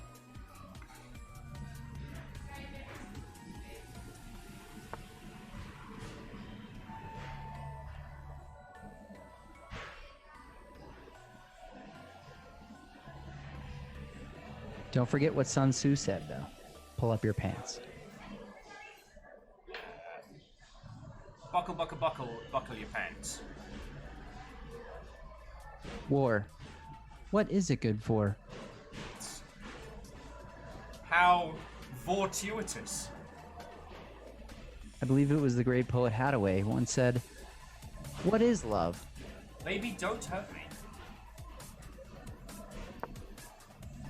Get that feckin' horse out my face. Nice. I said nice one, brother! Attacks, attacks, attacks. Be good. I'm liking this, man. I think you could still get that bishop, that other bishop into the game, but I'm liking this. You have tempo, right? Where you are putting the pressure on me, and you're getting the ability to make more moves after I make defensive moves. Control the rhythm, control the fight. Yes. Indubitably.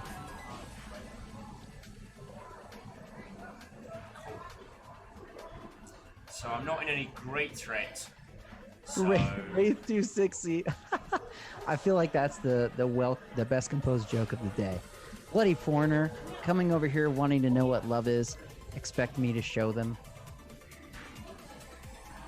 It's an outrage. It's an outrage. My navigational skills are second to none. Alright, so the question is, who's coming to the party? Are we bringing the rook out? Because...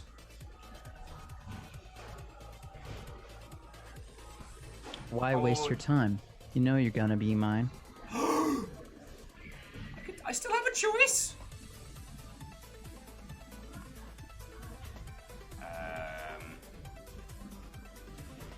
Yeah, turret friend!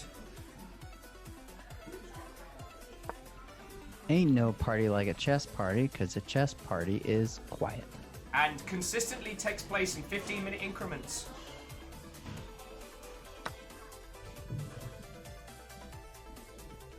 Eddie. Wait, now hang on. Hang the hecking heck on. That's a dead bishop. A dead bishop in exchange for a pawn? No. There is something bad that's going to happen to me once I take that. It was a knight. I took one of your knights. Took one of my knights. Yes. Autobots, roll out. Frank Kafka.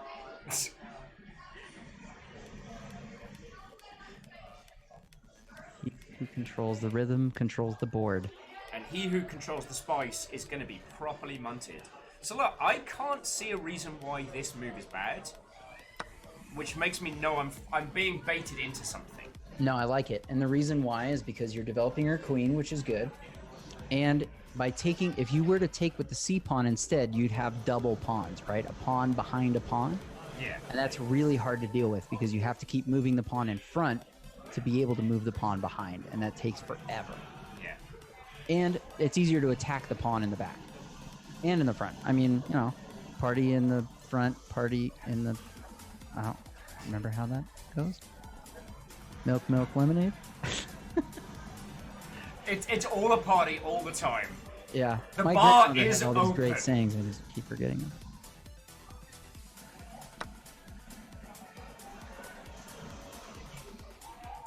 Okay.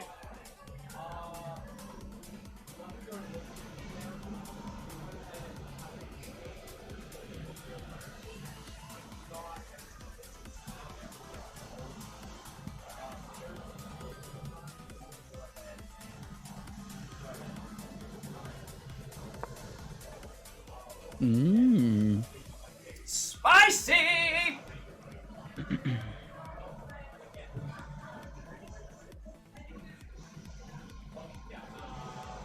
Ah, very nice. For Super. a brief few moments, I can look smug before I get crushed.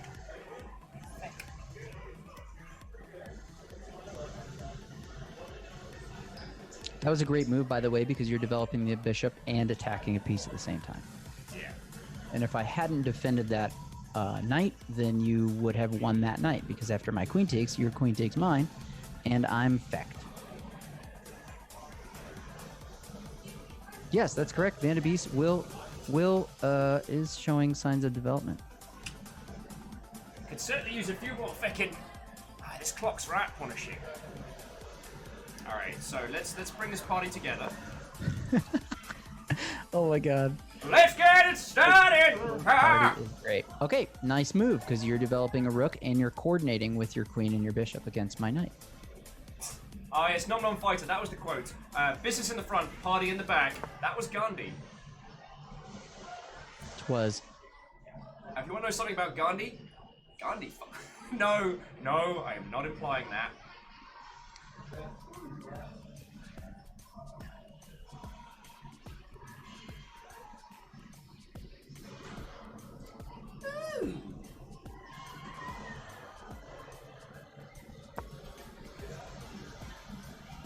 Mm.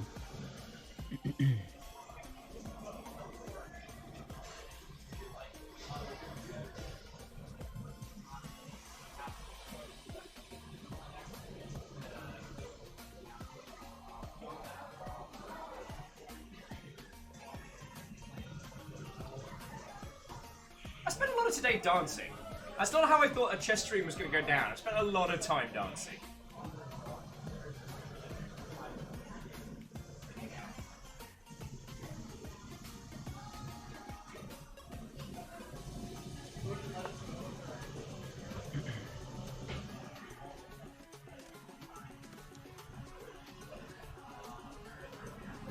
Yeah, legit. I love everything that you've done so far. Good development. You castled, active, you're attacking. There's one thing I would say about that knight on h4. There's a saying in chess that knights on the rim are grim. And the reason for that is that if you look at your knight right now, it's only covering 4 squares, right? G2, F3, F5, and G6. Whereas a knight on the center of the board can cover 8 squares. So it's way more useful. So I'm not trying to draw your attention to that right now because obviously your queen is in danger of being captured. Yeah. But it's just something to think about moving forward in the game later.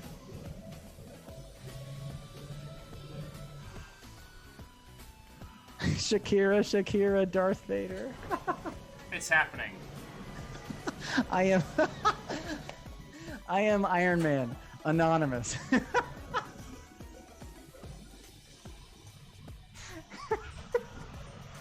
You know what?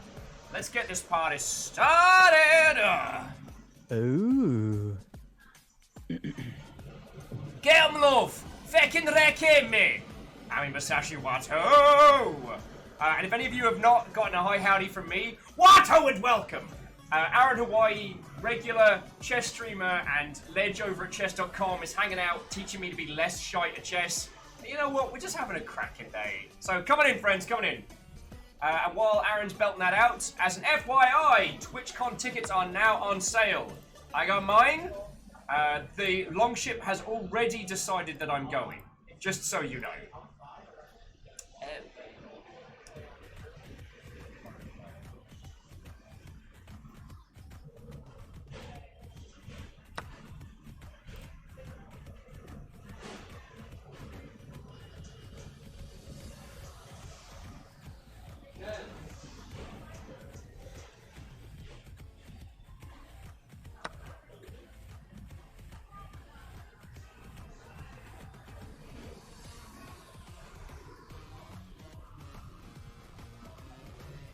So while your knight down there is being very scary and I just lost a rook, I've got this chance to kind of, what I feel like, start clearing up that middle of the board. You know what I'm saying? No, I mean... Because if I take that...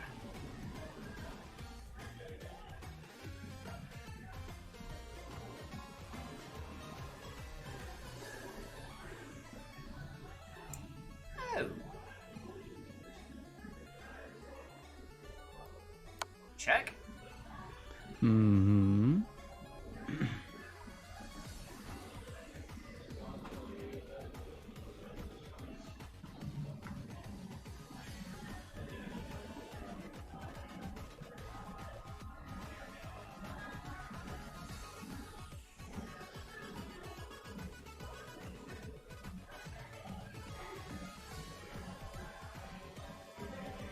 I'm getting the interesting noises. Mm-hmm.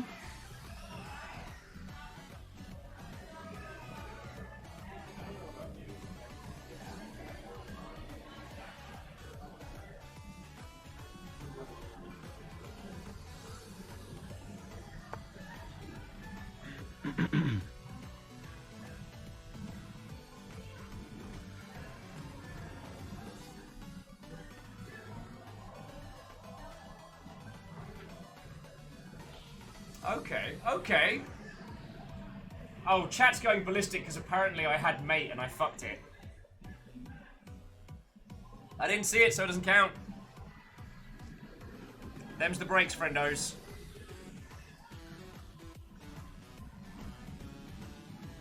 Wait, hang on. No help from the peanut gallery. So there's check. See.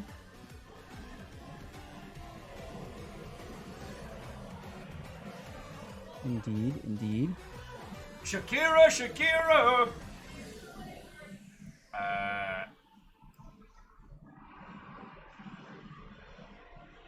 Hella check? Yeah! Fucking yes! Look at that. Yes! Checkmate on the back rank, baby. Eh. And we're going to show you, actually, that you did indeed have checkmate earlier in the game. Yeah, let's go for it. Take us Create through. another analysis board and show you exactly where it was.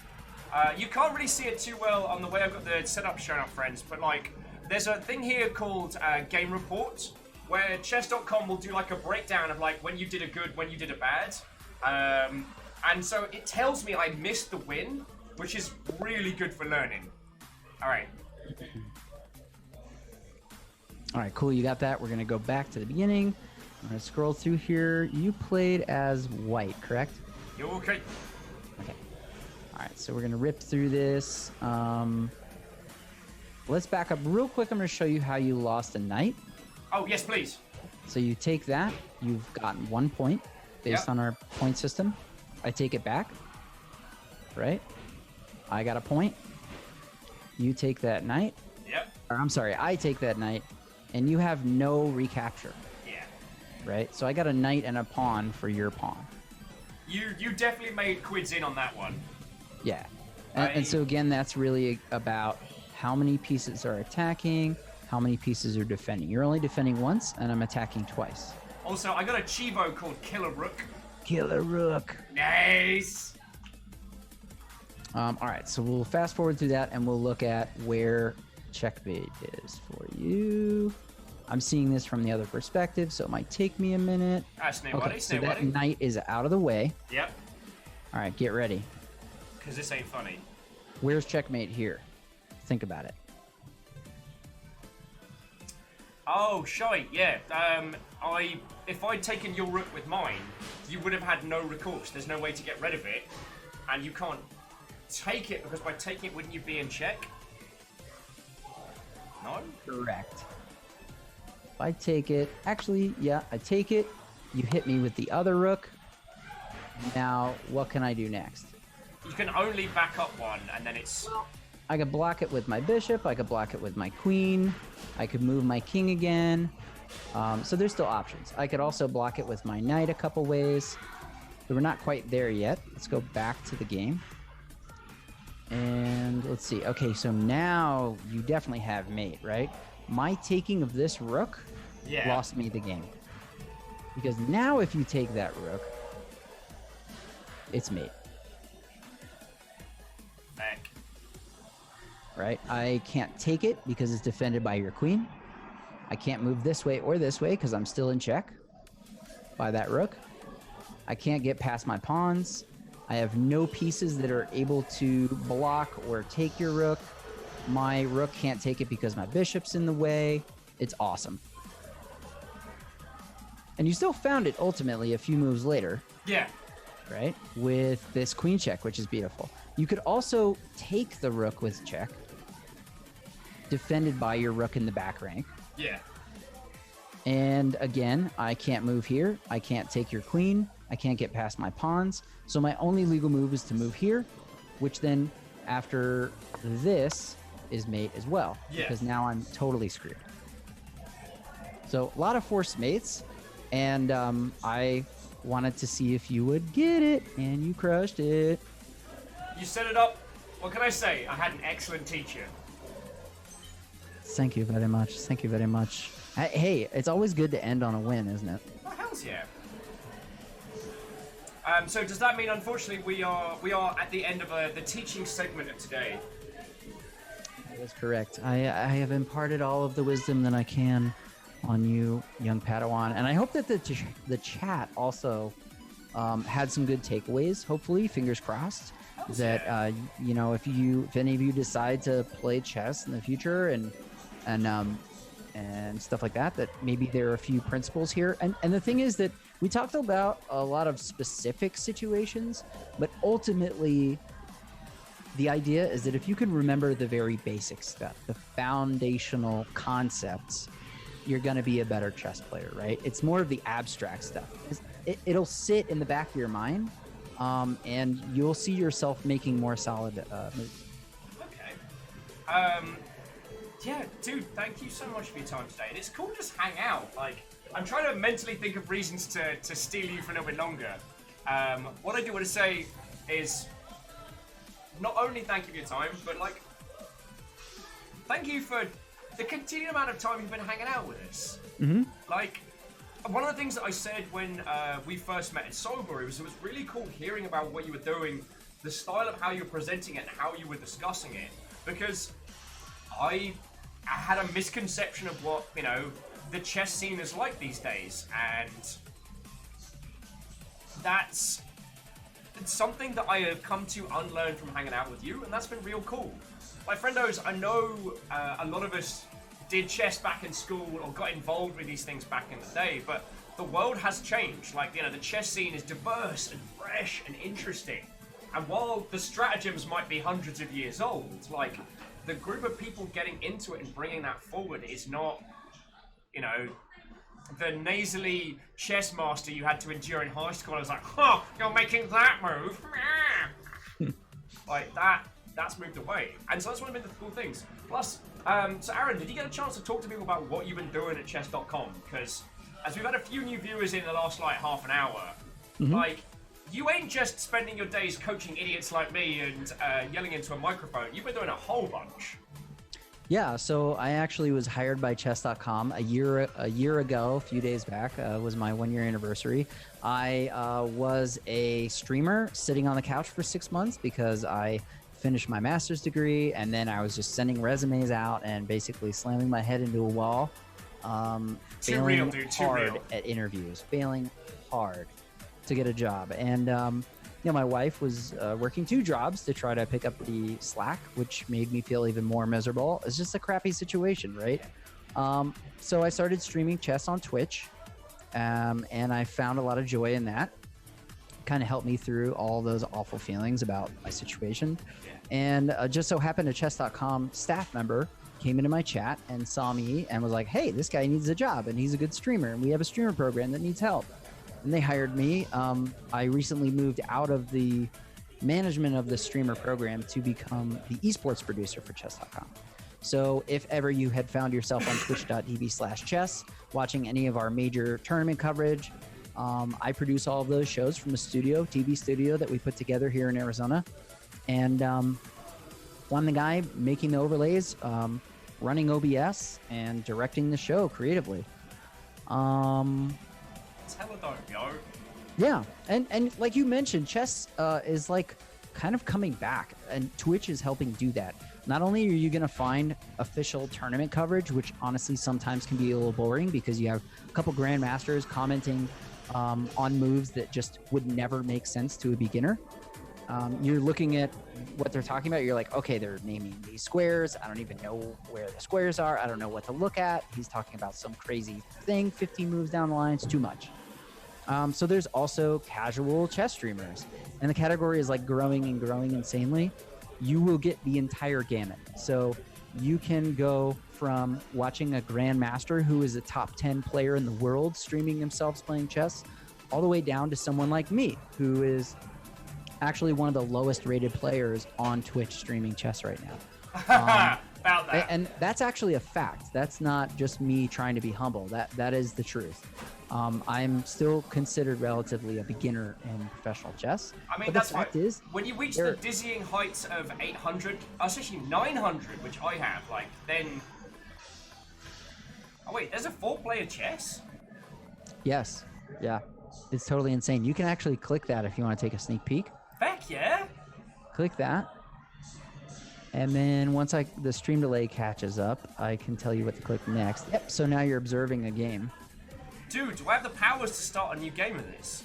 It is absolutely insanity because... Yo, friendos, who wants to play some 4-player fucking chess? Dude, I mean, I don't know how long we've got your time for, but, like, that would be some great background noise at very least. Do I have the powers to set that up? I don't quite remember the process for inviting people. Let me take a look and see. I mean, if we've got your time for a little bit longer and you don't mind hosting it, that would be No, I don't mind.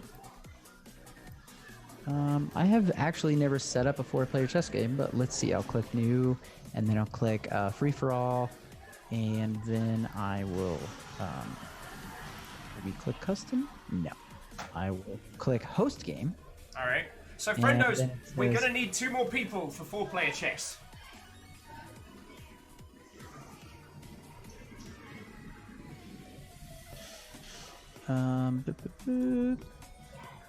So while you're setting that up, because Ami Masashi is talking about one thing on chess that I can discuss, which is Ami Masashi's putting forward that chess always looked like a neat game, but remembering each piece is how they move is what confuses me the most. That's surprisingly easy to learn. Like, even in the grand scheme of board games, and I don't mean to add that as a counter to your point, but the amount of time it took me to get ready to roll, in terms of like learning the movements of chess, was super quick.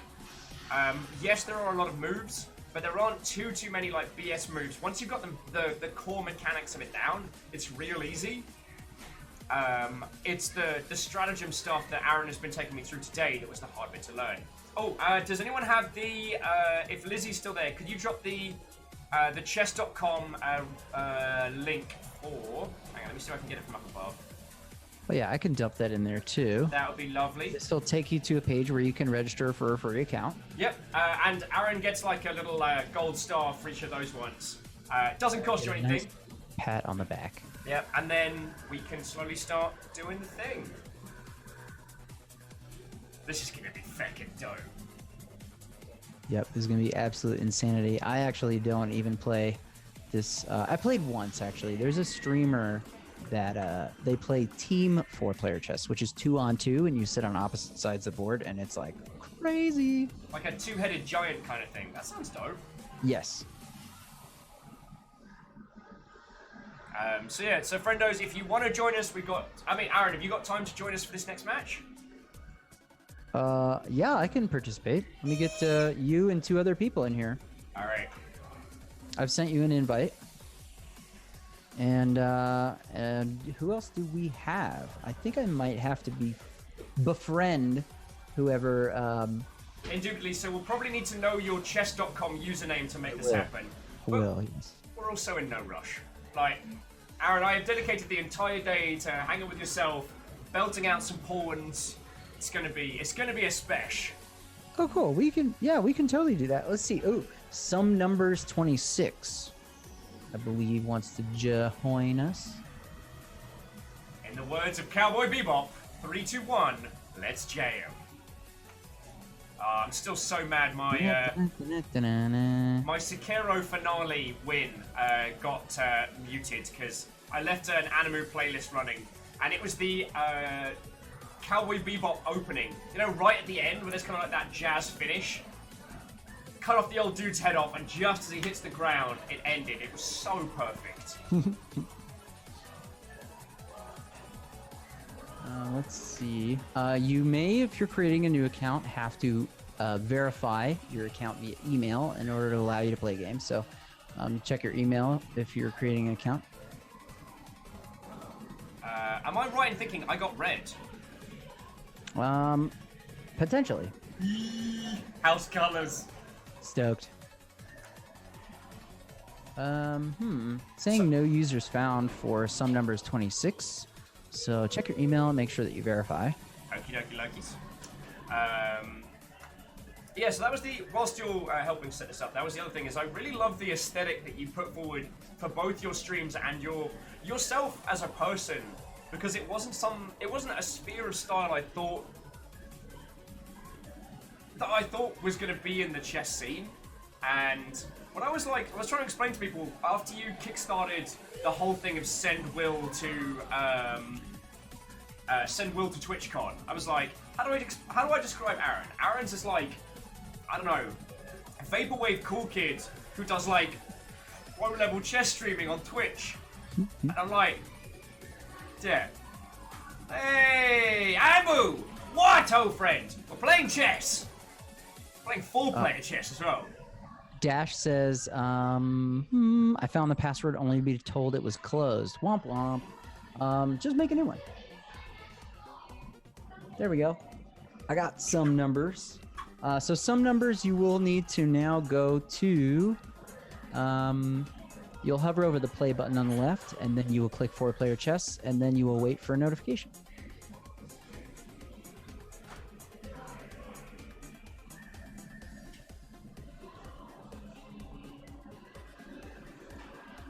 This is going to be so cool. I'm really looking forward to this. Just have to click accept when you see that. It's going to be a mosh pit, but with chess numbers. Like the fact that we're going to have to worry about attacks coming across.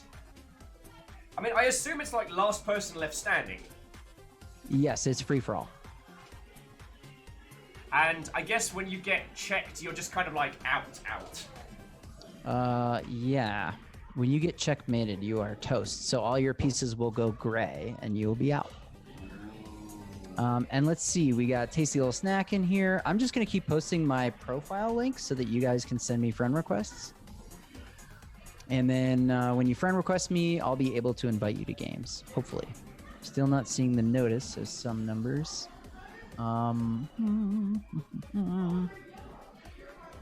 Yeah, this might take a little bit of fuss from me because I haven't set these up before. Dude, we are in no rush. Sweat. So Andrew's saying, I know this game. This is Total War, right? Yes. This is the super D-res Total War. Oh, there's some numbers. Sweet. Some numbers got in. All right, so we got one slot left for this round. We got one spot. We can always, if this doesn't take an eternity, we can always do another. I once got into playing Advanced Wars by Web, and that used to take an eternity to finish, like days, sometimes weeks. So I don't want to imply we're going to do more than just a single one. All right, we got a Tasty Little Snack. And Arch the Eye's asking how Yo! Chess.com is free, so just sign up for an account, make sure it's verified, and then, yeah. We'll see who ends up in slot number 4, and we'll go from there, yo. Working on getting Tasty Little Snack up in here.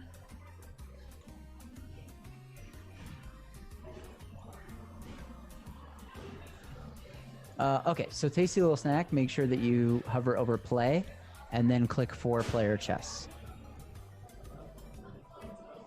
And then the fun can really begin. The battles can continue. The violence. Oh, we got Tasty Little Snack. There's the invite. You should see something on the corner of your screen and click accept. Heyo. All right, 4 people in. So it is myself, Aran Hawaii, some numbers, and Tasty Little Snack. Here we go. Woo! And you can see if it's your turn because you have this little circle that's ticking down next to your portrait. So Viking is your turn. All right. Then it'll be Tasty Little Snack's turn. So it goes clockwise.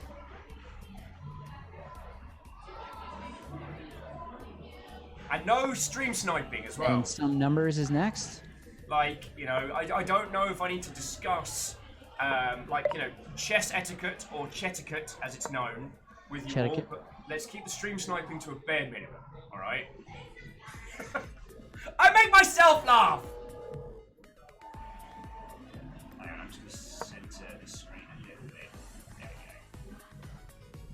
I have absolutely no thoughts on strategy here at all because I have no idea what I'm doing. FYI. Hey, if I can't discombobulate you with gin, I'll discombobulate you with dumb game rules. It's like, I've been playing a lot of English pool against people locally because I feel like if I can mix up the rules enough to put it in my favor, I can win.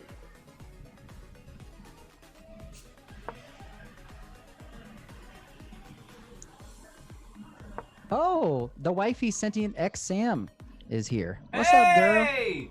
What? Oh, and welcome! One, how are you doing? Two, I need to get more ink from you. My latest one's still healing. It's at the hella itchy phase right now. So...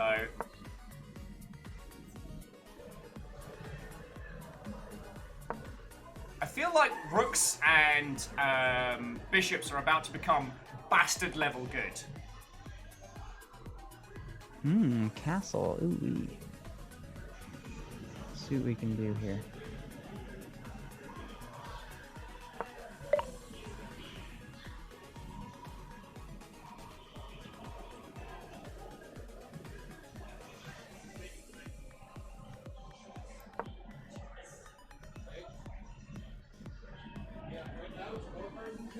So Vanderbeest finally got it. Wait. Stream sniping? Chess? I mean, I'm trying to be funny.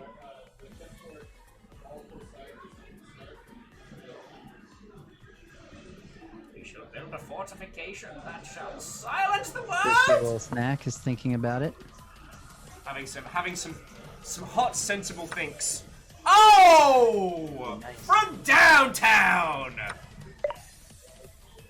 Top And you'll score. notice that we're collecting points right now. So I believe there's actually a point goal that when you get a certain number of points, you win, even if you haven't checkmated all of your opponents. I just can't remember how much that is. LOL. Now, see, the thing about playing these kind of multiplayer games is usually when you have, like, everyone around a table, it's like negotiating. It's like, you know, don't worry about me, I'm not the threat.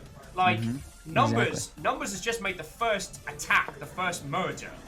Like... Yeah, and Musashi asked if Savage! there is an option for 2v2, and that's correct. There is. So you would sit on opposite sides of the board, and you're working on checkmating the other two players. Or at least, actually, you win if you checkmate one of the two opponent players.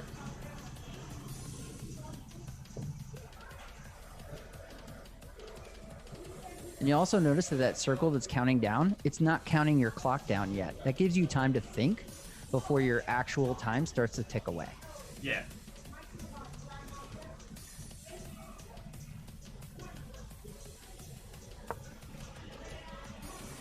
I forget how many points it is. I don't know if somebody can look that up while we're playing.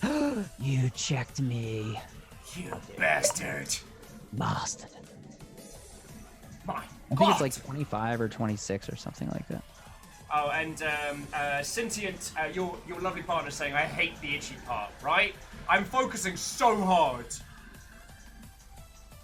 Alright, Aran, you wish to do battle with me? I'll show you the true meaning of Christmas! Wait, I mean violence, the true meaning of violence. Shit! And yes, Vanderbeest, that player will immediately lose if their clock ticks down to 0. Ooh. That's correct. Have you ever played the Mario Kart game mode of drink driving, where you have to win a match of Mario Kart and finish a drink, but you're not allowed to drink and drive at the same time? No. I feel like you could do a chess that a real equivocant. thing, though? It is. Every contestant has a beer or equivocant beverage, and you must finish your... Oh, I see you. Don't think I don't see you there. However, let's get spicy! Ooh. Let's get it started! Ha! And thank you, Spooky Ghost, for the teeny tiny bits. Spooky Ghost. Yeah, so the game is simple. Each person has a beverage, and you have to finish your beverage before you finish the race.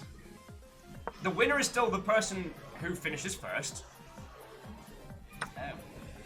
And that's it? However, you can't drink whilst you're driving. So there are multiple strategies. There's like the get ahead, stop, drink some, stop, drive off. Or some people try and chug everything at the start of the race and then catch up. I love that. That's wonderful.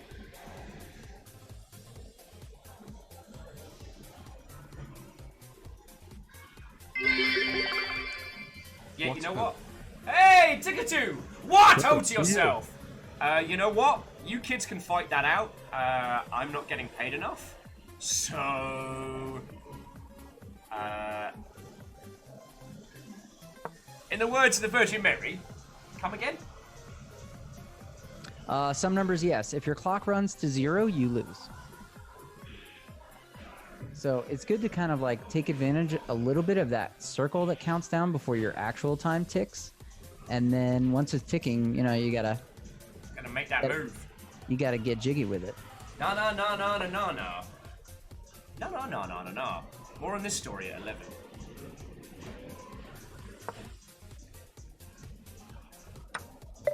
Woof! Nasty.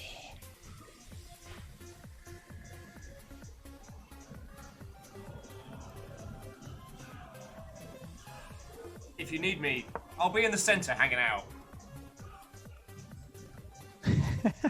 Tasty Little Snack says, I just got dumpstered. I'm saying, I saw that happening and I was like, how about no?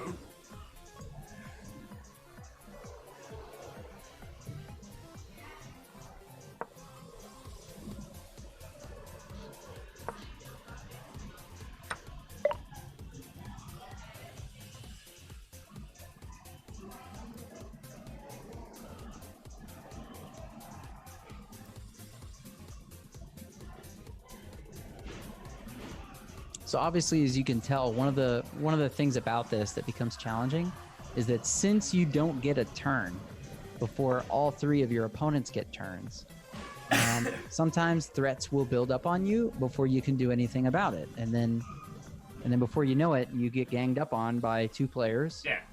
And it's awful. You can see something coming that is horrible for you and do nothing about it because it's not your turn. Well, also, like, I mean, this is one of the reasons why I like Commander and formats like that in Magic the Gathering is that the negotiation is part of the game. Oh, I see. You want to play it like that.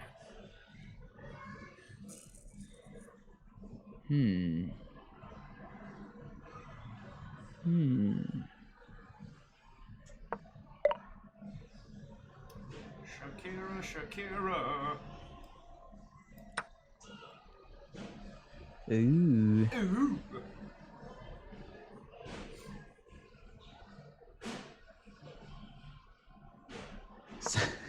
Some number says, wait, what? It's all up in here.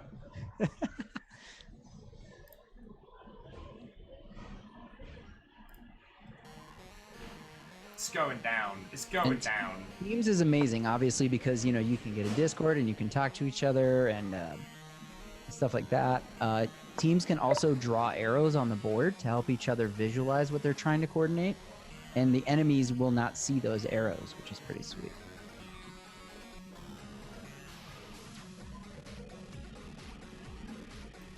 Teenage Mutant ill-advised maneuvers. Daisy's like, I will fight you! Heroes who are half-wits. It's a Mia!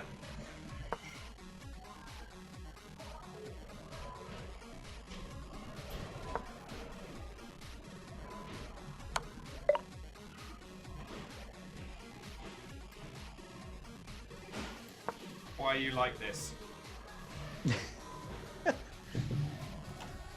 Hashtag why are you like this?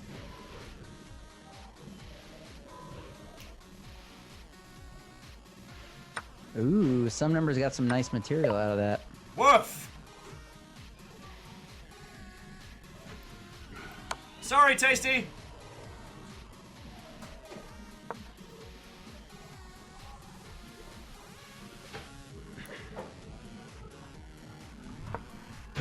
I actually, because I have both Aran and the tunes turned up super loud, I'm having a feckin' rave here. Why are you like this?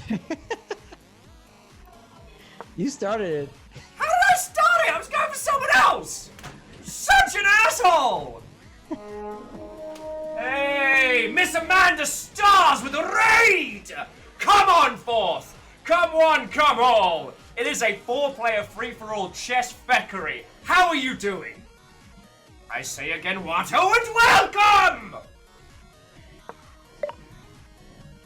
Aran's being an asshole! Thanks for the raid. What's up? Wait, was that we got Miss Amanda with 8 and Echo Space Hippie with 5. Oh shit! Double raid! Double raid! Double raid. All the I way need across full the raid sky. defenses! I'm getting feckin' wrecked here! So intense. Ooh. So, It's almost like they planned it. Echo, Miss Amanda, it's lovely to see you both. Get eaten! Can I be honest here? Go on. I didn't realize that I did that to myself. Numbers has been playing a nice, careful defensive game, and now we're all like... We basically just crashed into each other like 3 toddlers on sugar. Alright, it's alright. I got rooks, I got a bishop, I got very little sense of self-worth. I can make this work. So, everyone who just come over from Amanda's crew, everyone who's come over from Echoes, Watto and welcome! You deserve a full and proper greeting. Oh, Tasty's on the clock though. Don't you die on me, Tasty! Don't you die on me! Tasty, no! Tasty, no! Tasty is out. Tasty got deaded. The clock. Yeah. So let's start with Amanda and crew. Miss Amanda, lovely to see you. Lovely to see you. Do I get points for taking dead pieces? I wonder. I don't think so. I mean, you can waste your turn and find out. I don't mind. Oh, well. Tasty still gets to move their king though. Oh, that's freaking hilarious. So, friendos, if you haven't seen Miss Amanda, they are a cosplay photographer, and stupendous human. If you would throw them a follow, I would consider that a personal favor. Amanda, how was your stream? Tell me your tales, tell me your deeds! While I waste my turn screaming at the top of my lungs. Following. No, there's no points for capturing.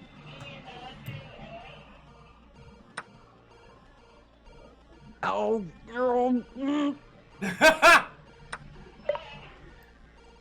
Boom! It's a kaleidoscope in it! So Miss Amanda says they were playing Alice Madness Returns for the first time. It's a super pretty game. Oh, that's a classic. Aran, we've got to team up. We're gonna get wrecked here. Why are you capturing that piece, Will? They're already dead. Sometimes you have to have the flavor of the defeated. But also, I'm sorry. wow, why did I give you those free points? I'm really not sure. I'm really not sure either. What was that? It's the beginning of the end. So, Shackle, thank you for 200 cheer. Sincerely appreciated. Miss Amanda was playing Alice Madness Returns, which, if you don't know, was back when America McGee could do no wrong. I need to get the feck out of Dodge. Alright, I'm gonna hang out there. Tasty could just move around like... Ah!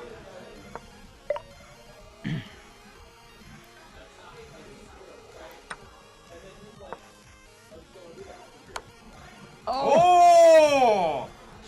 Brutal. Savage! Oh, that was ooh. That was owie wow. Dang. Yeah.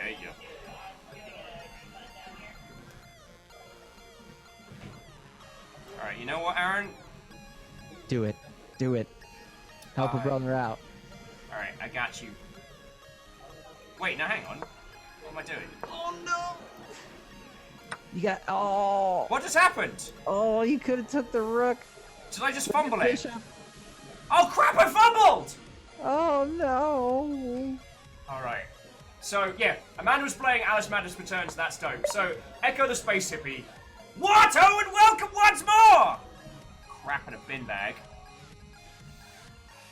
You done. I done goofed.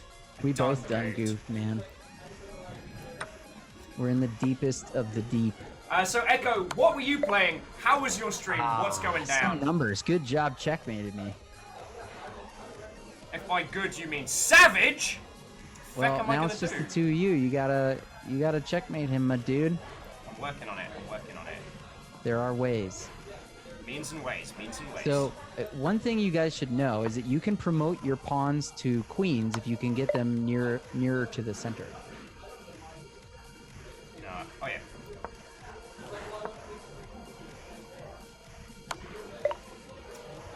Dang, some numbers is going after it. Yeah. He got beef. Beef, it's what's for dinner. So Echo was playing the Stanley Parable. Wait, I don't know why I announced that like a radio announcer. That was weird. I'm sorry.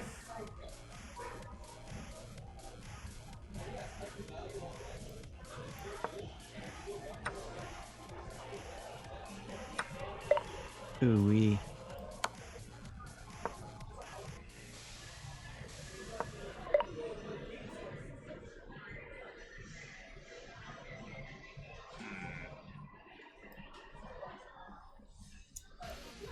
It's one of those situations where I can put the pressure on, but let's set it up.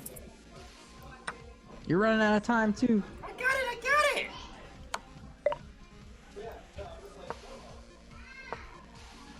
Not bad. Not bad. Ooh, he's coordinating. He's adapting. The lolly lule low.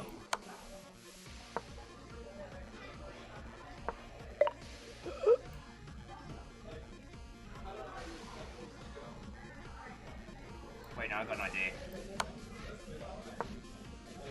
Oh, that was ugly. He didn't take it. That's what this game does to you, man.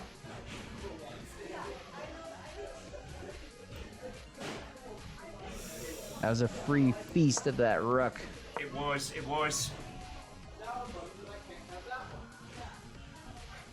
The chase begins.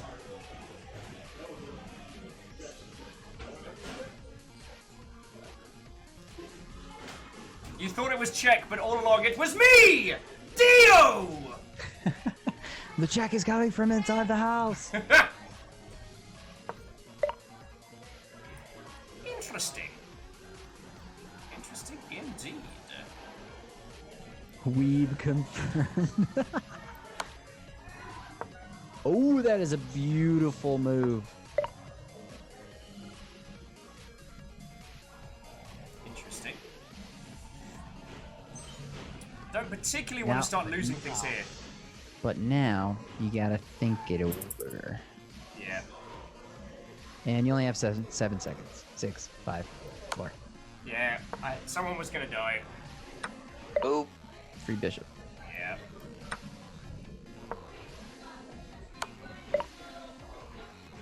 Interesting.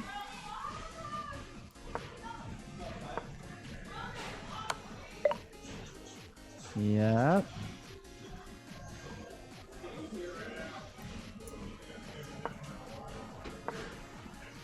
Tasty's going in for the quiet kill. Feck! Oh, it was a good murder numbers. spree. It was a good murder spree, but there we go. That was gorgeous. And Amanda's like, we've confirmed! Some numbers had some legit coordinating. Oh, there. That hells was yeah. dumb. So Aaron, have you got time for one more? Because we could rotate out the other two people and go for another spree. Because I know there were some other peeps who were interested. Oh, sure. Sure. And it gives me a chance to chat to Echo and Amanda. So Echo did. I apologize, Echo, that when I said the Stanley Parable, I sounded like worst radio voice ever. The Stanley Parable is a dope ass game, and there's so much to it. I'm sure everyone was like, "Did you get the baby ending?" Oh no, wait, did you get the closet ending? The closet ending's my favorite. So I know we had one person who was ready to rock and roll, and then I also just accepted a friend request from another, so that gives us the 2 people. But I need the usernames. Dangerous Some intersection. way. You played your first game. Player checks. You might have to ping me another invite because I may have picked up. Good sir. No worries. The broom closet ending, right? You are Echo, right? You are. Thank you kindly. So now we've all got a bit more flavour, a bit more going on. So thank you to Some Numbers and Tasty Little Snack for jumping in that last match because that was a lot of fun. That game will be in your history. Yes, Some Numbers, you will be able to go into your account and review that game. Archer of the Eye. All right, so I think that's one of our players. If you hover over the left-hand side of chess.com, hover over Play, and then click 4-player chess. Once you've done that, I'll be able to invite you. Yeah.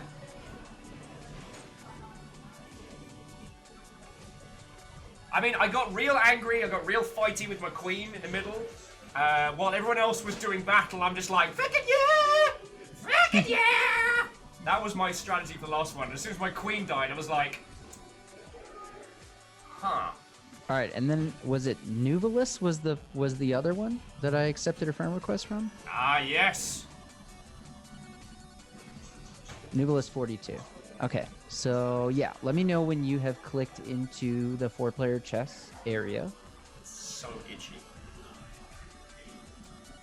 And yeah, so Echo was saying that they also rolled onto Saints Row 4 after that, which is feckin' cracking. All right, here we go. The game has begun. Oh, I got green this time. Okay.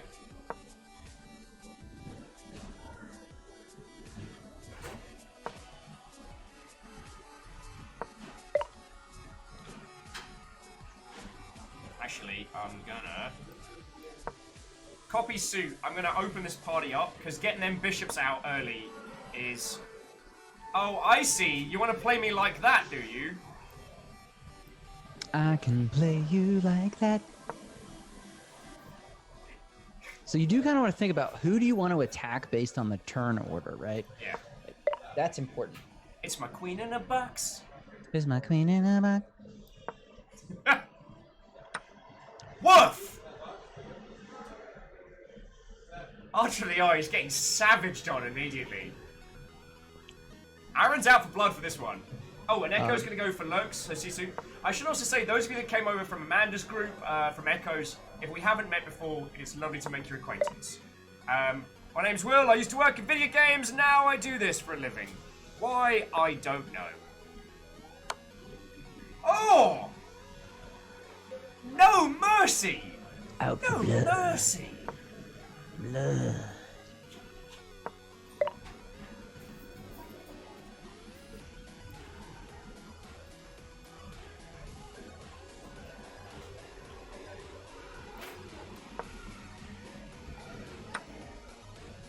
Jesus! It's a kaleidoscope, innit? Friendos, we gotta team up. Aran is wrecking our day.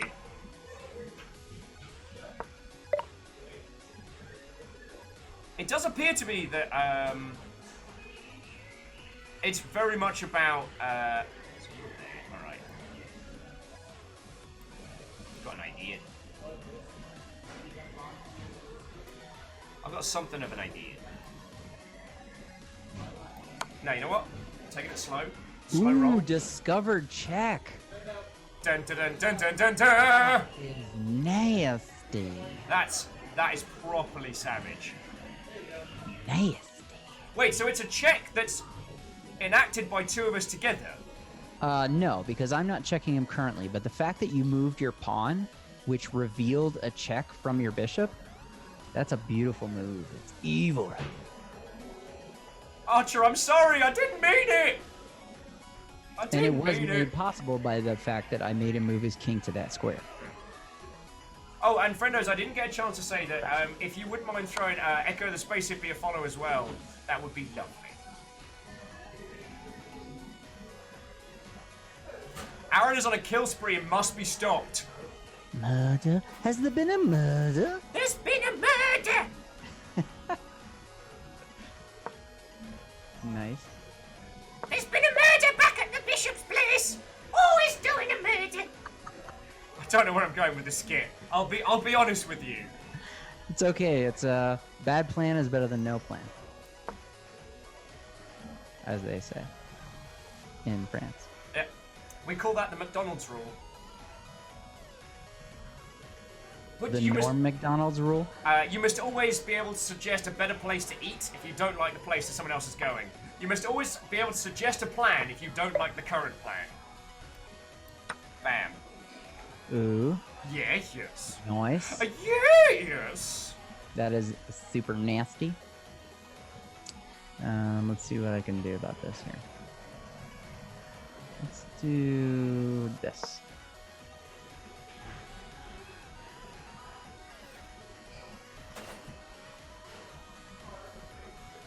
That sure is an interesting looking bishop you've got there. Shame Yeah. if something happened to it! Yeah. It's not my turn. It's not my turn. Now it's a newbie's turn, and Guess who just probably showed his discovered hand? the ugly fact that you cannot take my queen with your knight because I am pinning it to your king via my bishop.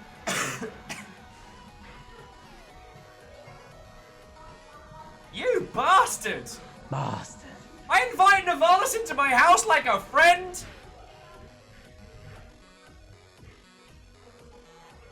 Help me, Archer 1 Kenobi. You're my only hope. Clever girl. Clever girl.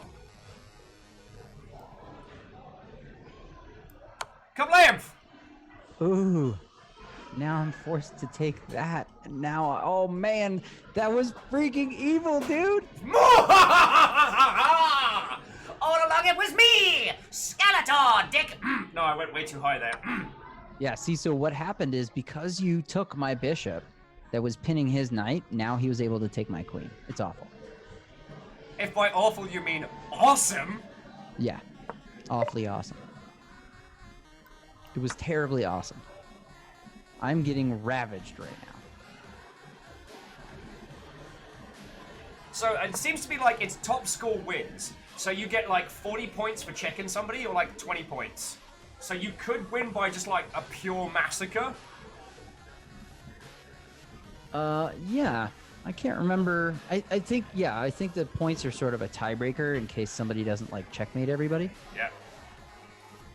The scores are made up and the points don't matter. Welcome to chess. The promotion row is like 1, 2, 3, 4, 5. I think it's like 6 squares forward from the starting position or from the back rank. Gets you a promotion. And it is an auto promote to a queen, I believe. If by back rank you mean rank, then yes. Man, I don't even have a strategy now. I've just been destroyed. I have no. Oh. He became too powerful. Blamf.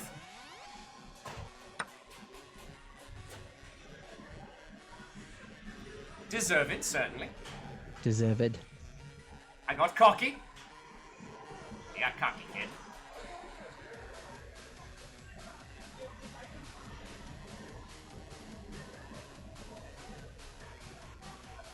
Yeah, no, Isocrit, it's not the. You don't have to go all the way to the opposite end. You just have to get near enough to the center. I think it's 6 squares forward from the back. Ooh, that was a good move. Why are you picking on me? Good defensive move. Wait, what's covering that? Ugh. Hashtag why are you like this?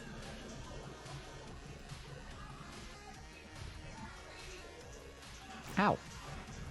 See, Yeah. for those of you who wanted to see Moggy, here she is. This is Soggy Moggy. Look at the little kitty! This Soggy. Kitty! This Soggy Moggy.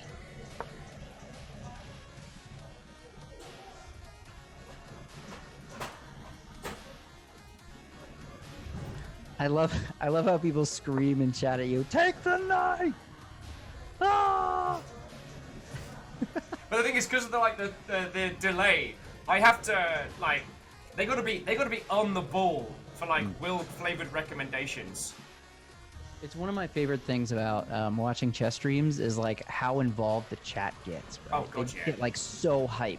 You would think that because like I don't know, if you went to a chess hall, all the players are there and everybody in the audience has to remain like perfectly silent, right? Yeah. But on Twitch, like everybody just gets to like get super hype and lose their minds, and it's awesome. This is nothing personal. I'm just I'm you know What do points mean? Points mean prizes. Shaka with K12 to M47! I thought there were no rules and the points don't matter. There are no rules, the points don't matter. Oh, I'm getting just ganged up on. Holy free holies. Oh. Yeah, I'm good. And I still have to answer this check too. Ugh.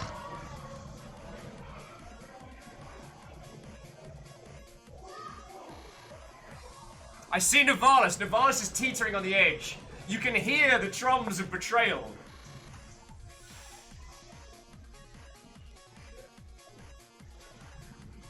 Your first mistake, Nivalis, was not killing me when you had the chance.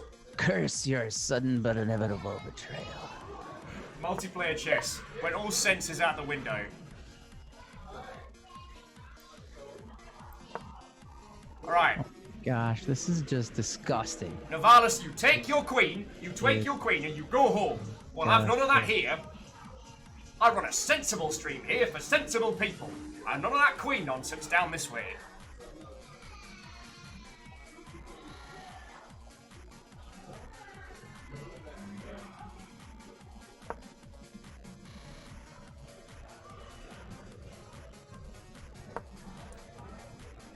Well, that's rude. But I respect it.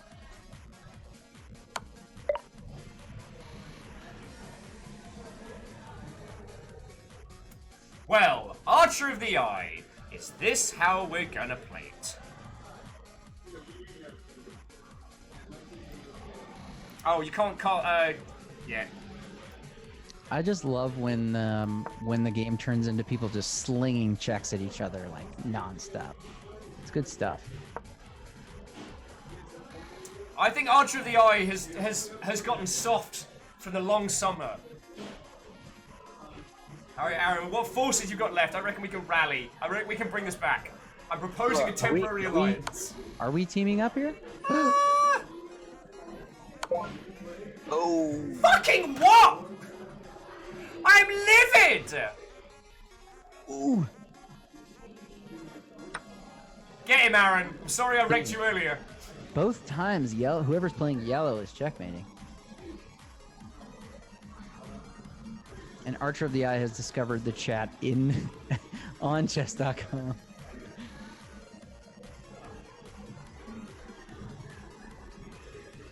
Playing the long game on the long ship. It's apropos. Yeah. Lamentably, the rest of the world can't see the chat, but there we go.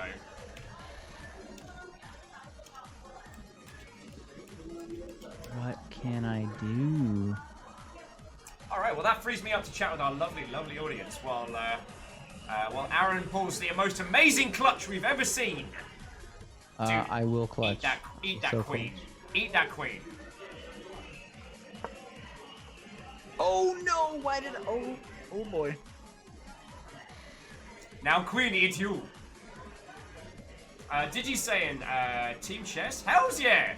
Digi, we've had this on the back burner for a while.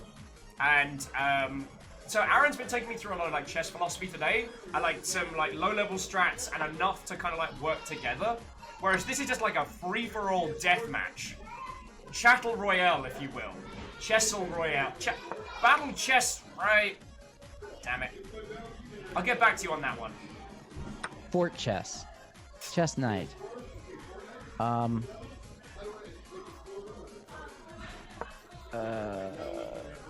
Put your love to the chess. But Nivalis and Archer of the Eye are probably going to be going at it, so, like, they need to be getting ready to fight each other. Because, no offense, like, Aaron, your opening was so aggressive and badass, and then all three players were like, ha ha. It's one of the reasons why I really like these multiplayer style formats, is that, like, good, strong players making good, strong openings is a great way to get riggedy wrecked, son. Like, never play a sliver deck in Commander. Because yes, it is probably technically the strongest maneuver, the strongest deck you can construct. But the three other players at the table are just gonna go, that person's gotta go. Oh, Nivalis, you've got to pull it back, friend. Wait, no, where's Navalis' queen? Munch, munch, munch. Delicious. Yum, yum, yum, yum, yum. Yum, yum, yum, yum, yum, yum, yum. That was the, that was the Jackbox noise. Yum, yum, yum, yum, yum, yum, yum,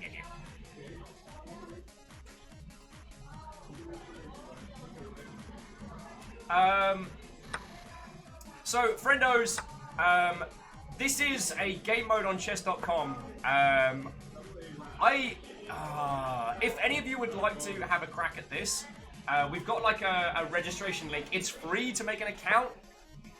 You were saying, Aran, that it's the coaching and stuff like that that costs, right? So there's a buttload of training tools on the site, like an absolute buttload. You could never like do it all in your life. Free accounts get some limited access to some of those teaching tools, self-teaching tools, and then premium accounts, you can get different tiers of that.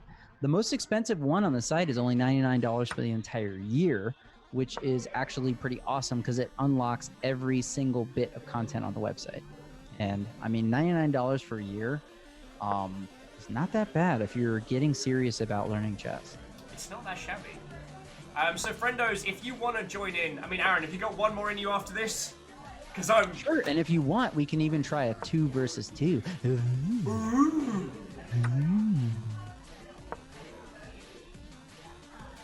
So, alright, we'll do one more mosh pit and then maybe a 2v2. We'll try some of the fun formats, because with, like, teaching someone, like, the good stuff for chess, it always feels like there's only so much ground you can cover in a day. Oh, man. Archer of the Eye is wrecking face here. I mean, Aran, you're still in it. I baited myself into a feckin' me. I am desperately trying to stay in it. I don't know. So let me see if I can there, find here. that. Getting checked into oblivion. I've lost your referral link. But if you do want to join us for the next round of this, you can. We're rotating people through. Oh! Welcome back, Mother Hubbards. Navalis, this is your chance.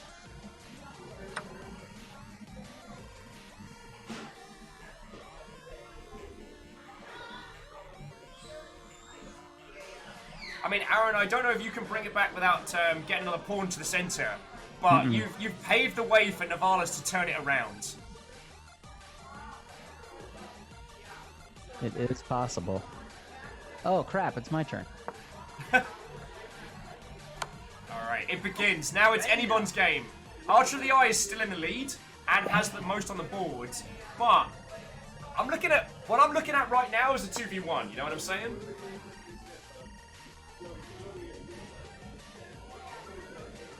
Turn the game around. I'm also having a teeny tiny little rave out because I got the bleep bloops going.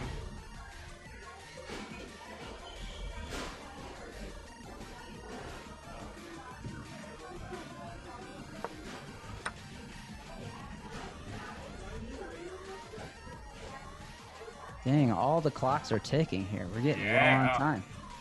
I mean, I've got plenty of time on account of the fact that I'm still dead! Archer of the Eye, how could you play me like this? I made it 16 turns in before dying. I can play you like that. It's my chess in the box. Chess in a box, yeah. Ooh! Archer! Teeing it up.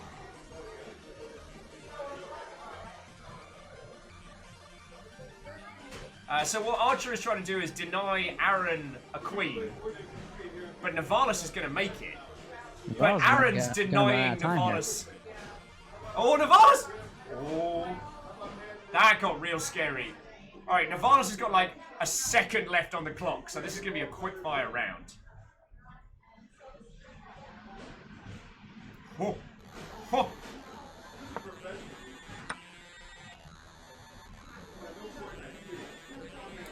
Oh, this could be it. What a nice move.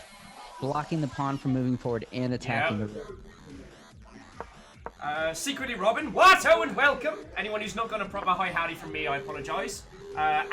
Jester Dashwood, Watto to you as well. Robin's saying they got the groundwork done for procedural level generation. Nice!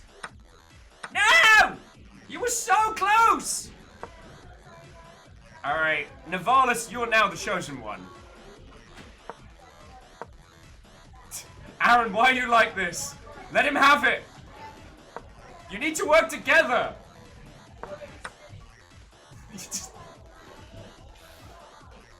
Sadly, I have no more pieces to promote. So, Nuvalis, you better get a queen and help us smash Archer with what little time you have left. I'll leave you alone. Alright, it begins. Get that queen. Yeah. It's still anyone's feckin' game right now. Get over here and start checking. Nah, Navalis. Ooh. Oh yeah. The only way to stop Archer from getting a queen is to keep the pressure on. And Navalis and Aran have got to coordinate. Oh, this is so much fun! Oh no, you dropped your queen.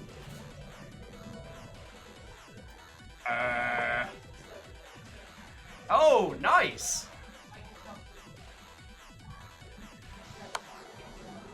It's like, do you mind? Am I double checked right now? I'm double checked. Wow, ugly.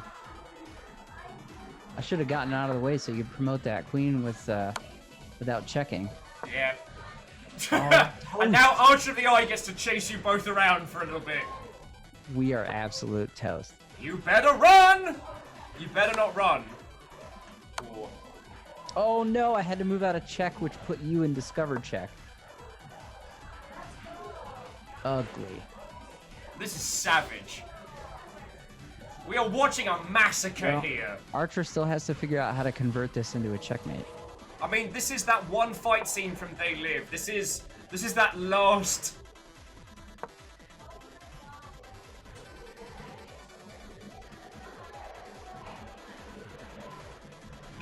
This is the ending to Metal Gear Solid 4. Ooh, there's a mate on the board. Run! Aran, run! He can smell your fear!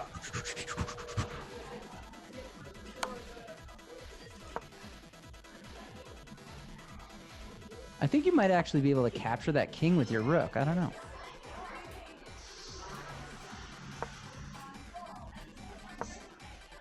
So, Archer's using something called the ladder technique. Which is where you take a ladder from next door and use it to beat someone to death with. It's where you keep restricting the rows that the king can move to until eventually it's trapped. Runs out a ladder.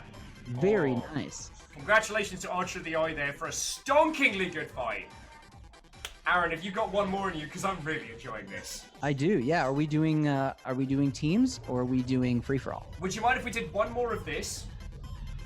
So, friendos, if you want to join us for a match of this, we're rotating people. So thank you, Archer of the Eye and Navalis, for jumping in. We got space for 2 people who haven't played so far.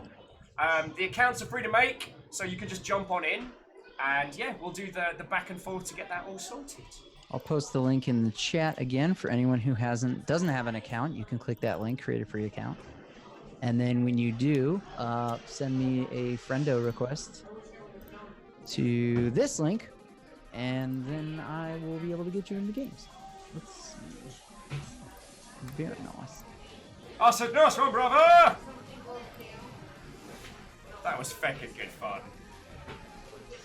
It's total insanity, and I absolutely love it. And what's fun about it is that you don't have to understand all of those like principles that we talked about with in classical chess to have fun playing something like this.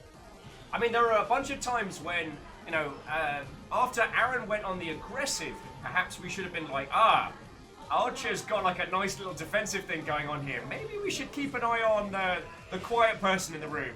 But no, we just threw pieces at each other, and then Archer's like, well, how about those checks? Fancy checking you here. Check, please!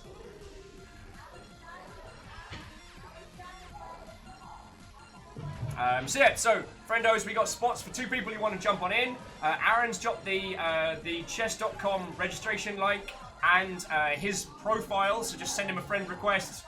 We're in no rush. And like Aran, I apologise that this is the mode we're focusing on now because it gives everyone a chance to play together. One of the things that I saw you playing on your stream a couple times was when it was your audience versus you, and them discussing and working through the moves and choosing what to do next. Like, that looked really interesting. That's something called vote chess. But And my audience will kick my ass at this, so that's hardly fair. Basically, what you do is your chat votes on a move that they want to make against you, and then obviously majority rules, and I make that move for them against me, and then I play. So the entire chat can come together and try to beat me.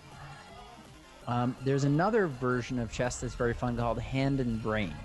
And that's where 2 people play as the same color. One person is the brain, and what the brain does is they pick a piece type. So they'll say pawn, or knight, or bishop, but they won't say where they want you to move it to. Ooh. As the hand, then decide which of those to move and where. So if we had one good player, and then 2 idiot players next to them, that could be very funny. Oh, totally. So if the brain is a very experienced player and says bishop, but the inexperienced player is the hand, moves it to a terrible square, then that's really interesting. I think that's how you get brain freeze. Yeah. And it's kind of neat the other way around, too, because if the beginner is the brain and naming a piece, then it becomes, you know that the more experienced player will probably still make the best move, even if there's a bad piece decision. So it challenges the beginner who has to name a piece with evaluating the position well enough to know what piece needs activity. Okay. So either way, it's very instructive for the beginner, and if it's streamed, for the audience too.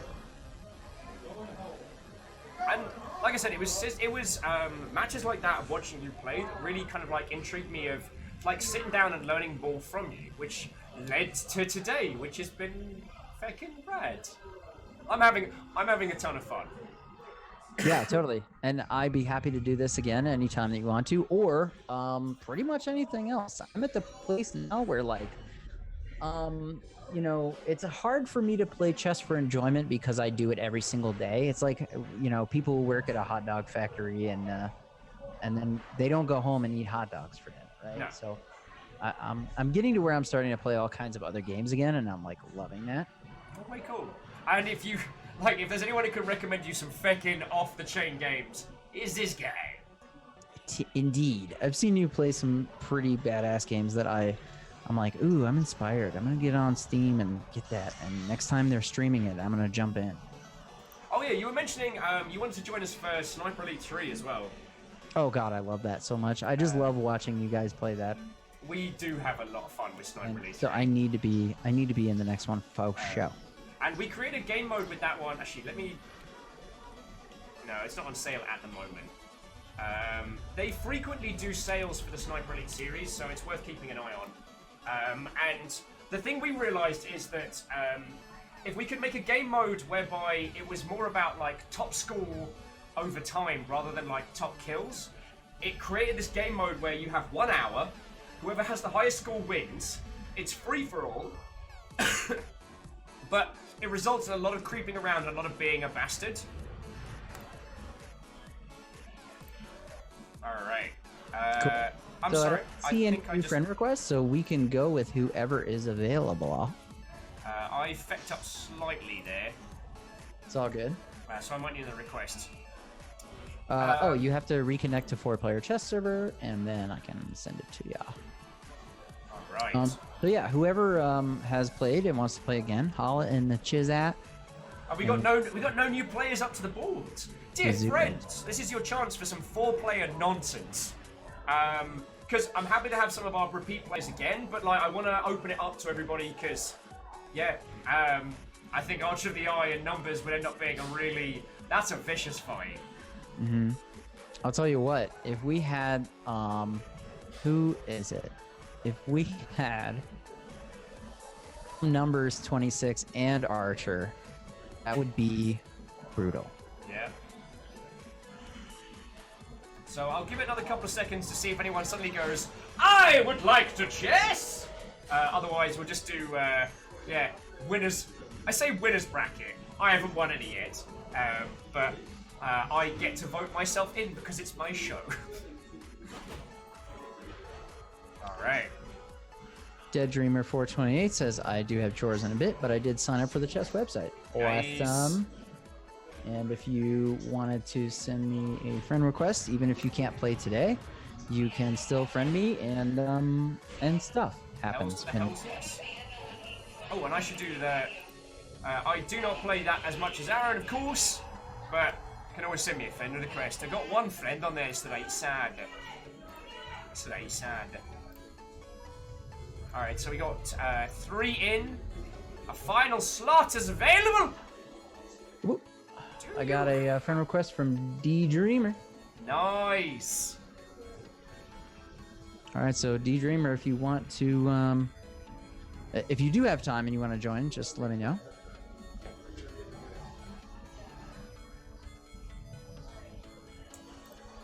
This is a lovely time. And yeah, I would absolutely love to do some more sessions with you, dude, on like a myriad of games. Plus, Literally 10 minutes. I think that'll be enough time. yeah, they seem to be pretty snappy. All right, so D Dreamer, what you got to do is hover over the play icon on the left-hand side of chess.com and then click 4-player chess. Are you going to be able to make it down for PAX this year, Aran? To PAX? Yeah. Depends on the dates. I'm going to have to compare that with my work calendar, make sure I don't have to produce any shows here in town. And if you can, we are absolutely going to hang out. Lamentably, DX and a few other people can't play right now, but that's understandable. It's understandable. I'll have to look. I'll look up the dates and then see. All right, 4 people in. I'll definitely let you know. Let us begin. All right, Archer's back. The Dreamer's in. Your I'm turn up to start. first. Actually, yeah. Why break the habit of a lifetime? They're good little corner defenses.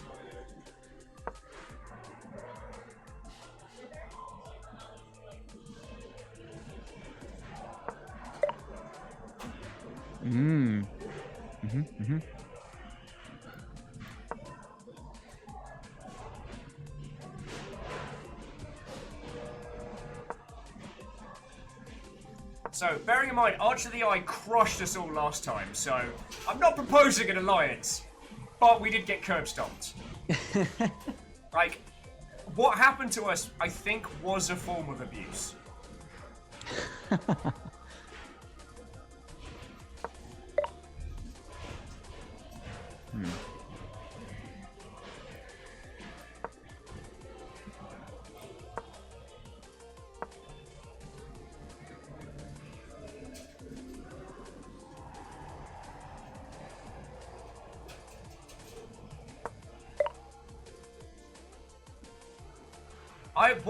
Why?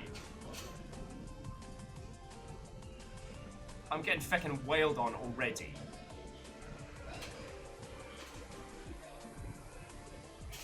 Cool! And we know how this song and dance goes. Secretly, Robin says, dodged a bullet there. I literally just sighed and said to myself, I guess if nobody else is gonna, and then the game started.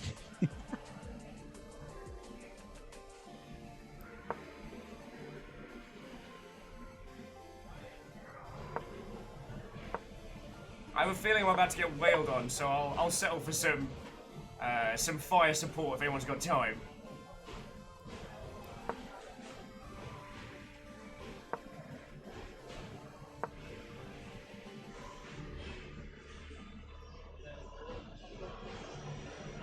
God. Oh my gosh. It's happening, alright. Did not even pay attention to that.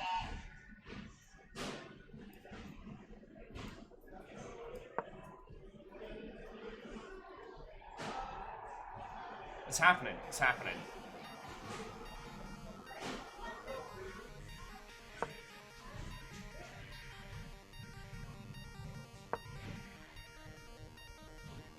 United States of not today, Satan! I'm down to 30 seconds already. Bloody hell.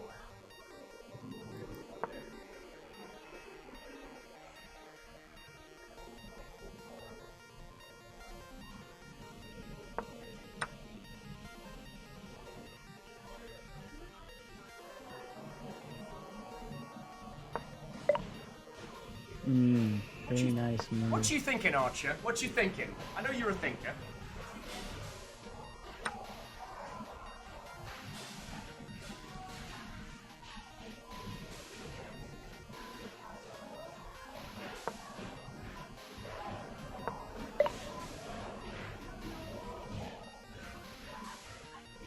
Interesting.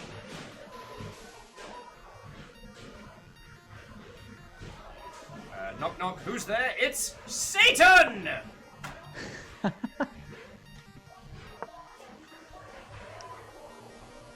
Oh, me again? Am I the baddie? I think I might be the baddie in this game. Not yet. I've still got my eye on Archer. We know better than to relax. But D Dreamer's gonna come up from behind and I'm about to... what? We're not out of the water yet. No one's safe. Very nice with that rook. It's good. That rook had nowhere to go. Yeah. I'm trying not to make any rookie mistakes. Oh. one for two now. I make myself laugh. Is there any way to just push you off the longship? give you a delicate nudge. A gentle suggestion.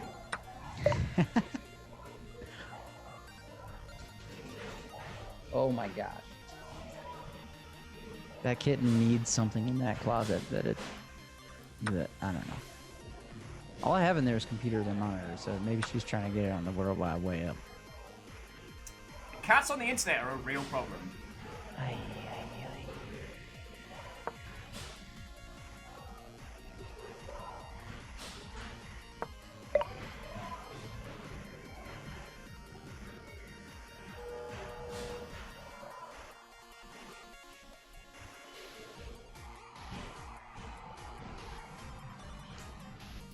Interesting.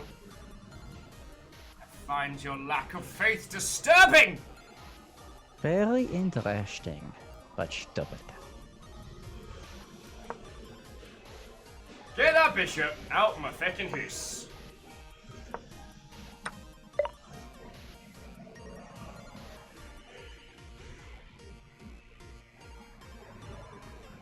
In the words of Gandhi, the bloody hell are you doing?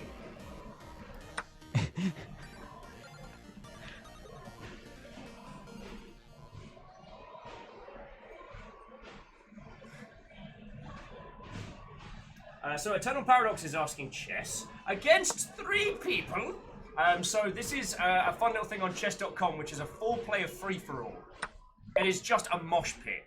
It doesn't make sense. It doesn't need to make sense. And that's okay. What was I even thinking with that last move? What?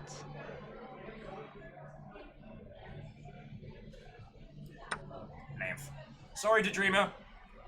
I just needed to open this pit up. It's nothing personal. It's nothing personal. It's a kaleidoscope, innit? Oh, D Dreamer says, yo. Why? Why can't we friends? Oh, it's my turn. Why can't we friends? Why can't we, friends? Why can't we be friends, sir? Tasty Little Snack says, fight me at PAX. World's most one-sided fistfights. Yes.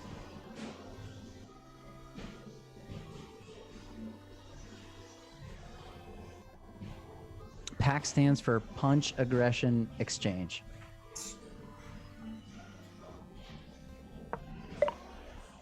see there's some hot BS going down here.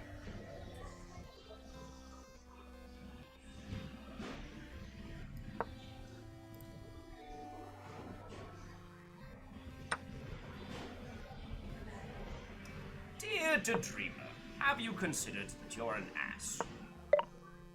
Alright.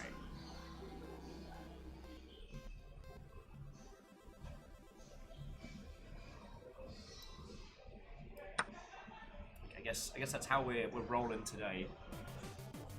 I try and ask myself in situations like that, like, what would Fred Durst do? Frederick Durst to hit other scholars. Frederick the Durst.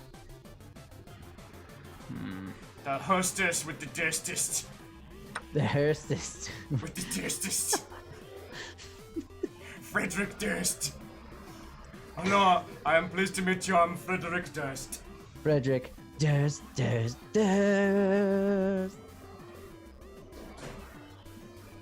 Eternal Paradox says, using the queen? Why not the horse? Style points.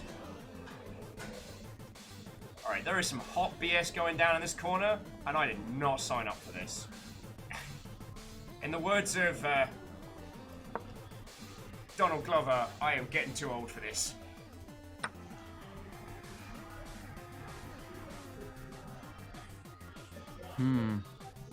There's a weird, like, bishop horse party going on down in the bottom right, and I don't know if I should inform someone. I don't think we have clearance for that party. You know what I'm saying?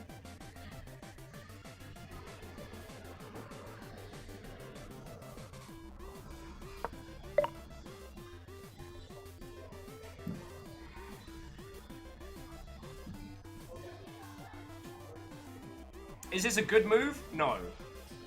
No, that's just a terrible move. Lymph.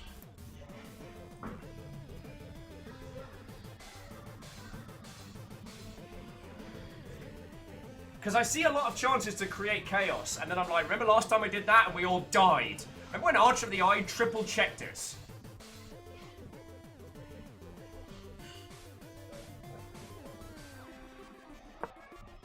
Meow! Your cat's heckling your moves, dude. I know.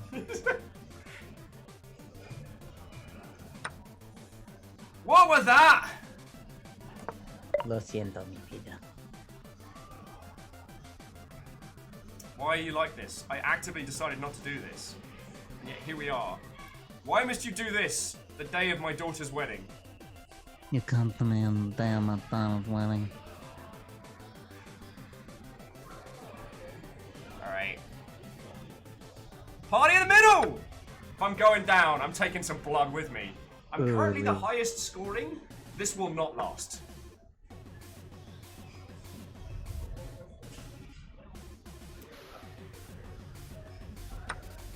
Where did that come from?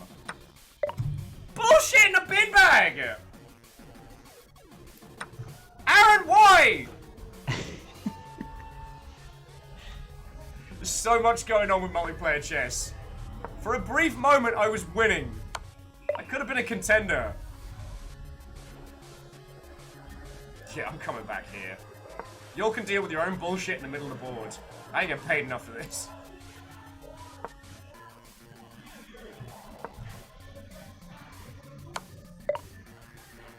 Ooh, the sacrificial bishop. Sacrificial. That's a term I just made up and I wish I hadn't. Very sacrificial.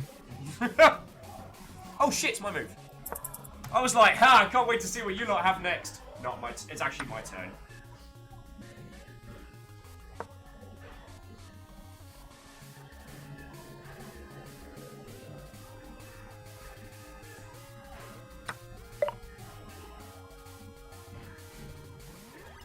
Right, you'll just do what, you all do your thing. I'm happy, I've got my little corner down here. I got a priest, I got a castle. Got some minions I can yell at until I die. It's great, it's great. I was winning. For a brief moment in this match, I was winning. Whew.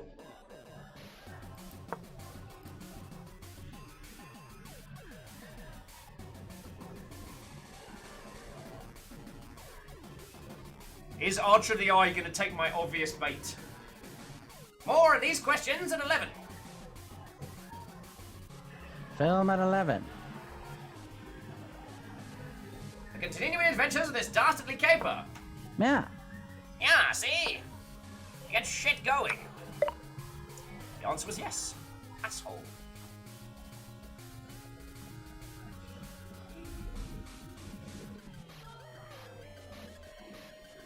Alright, you know what? You lot just fucking hang out in the middle, go kill each other. Like, I'm a peaceful nation!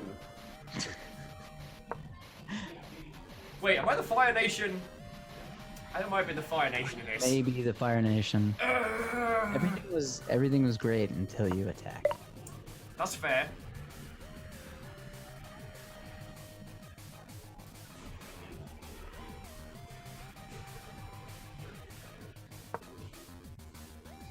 Archer is keeping the pressure on me. Oh, why though? No, I could have taken that knight. Oh. Well, but just do it. I will take that knight if you promise not to take my rook in exchange. Promise. Yes.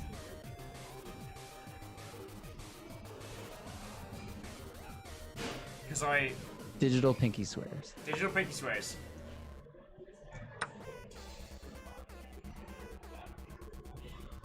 Because Archer curb stomped me in the last one. It wasn't even a fight. It was a massacre. But I'm going to start moving my teeny tiny pawn up.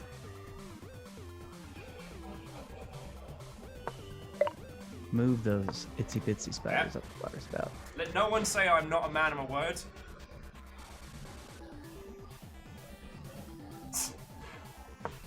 Shackle's like, pin that horse! What am I doing? Excellent question and a half. Alright. You do what you need to with that rook. Ooh, the issue here is that. Isn't that beautiful? Freaking discovered check using your... Oh, that was delicious. Ooh-wee.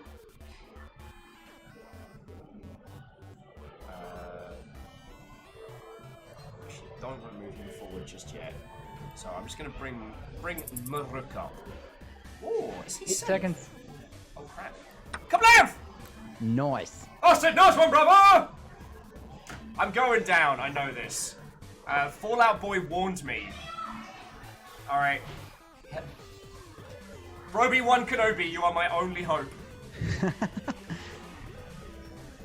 I can't carry you. I can't carry the ring, Mr. Frodo, but I can carry you. I see what he did there.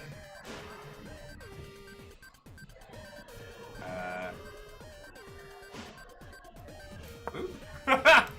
We call that one the Coward's Gambit. Because it kind of makes it sound like as you move your pawns forward.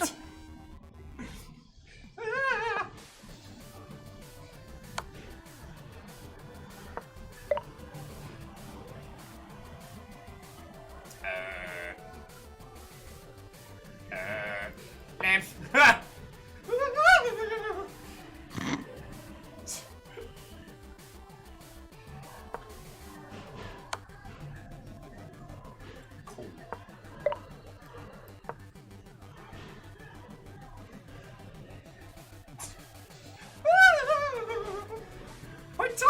My tiny pawn children.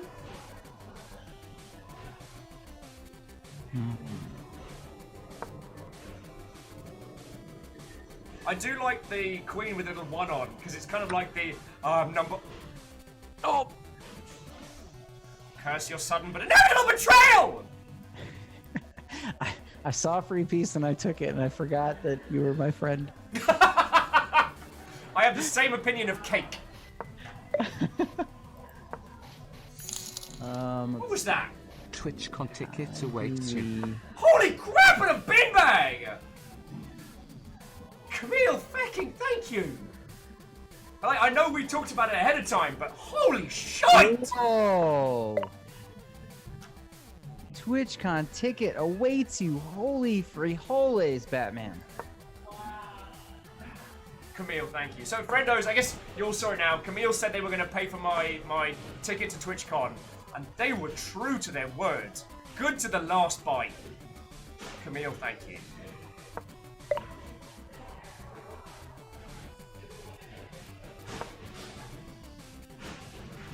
Camille, thank you. That was 100. Oi! Oi! Why are you like this? It was my only move. You're fine. I'm keeping your feckin' rook safe. Camille, thank you so much. That was a dramatic duck to the tune of $177. That was unbelievable. Camille, thank you so much. Like, I thought we were gonna just do it like quietly to one side. Did you just take one of mine? Did you wake me up? Did you rub my lamp? Ha! Oh. Take that, the dreamer! Lamps here, watch out. No one's taking anyone's pieces today.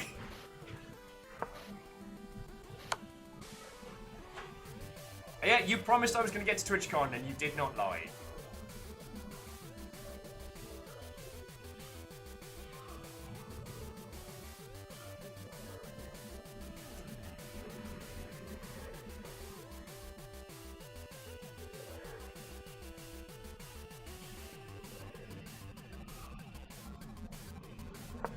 And Camille's like, I would not take the chance to shock you on stream.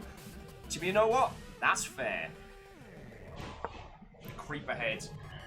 Me and the Dreamer are just like, cool. You guys fight. We're gonna hang out. The Dreamer's got some castles left. Probably gonna end up wrecking our faces in a little bit. Oh! Sorry about that, Archer. No worries. Had to get sweet retribution. Yeah, about that. That's for your betrayal earlier! This is... So I can take that king, but I get 0 points for it because it's gray. So anything gray, you don't actually earn points for capture.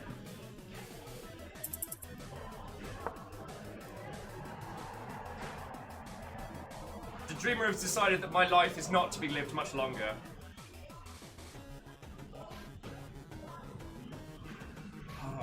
I'm going to TwitchCon! Camille, check it out! I got a tiny badge!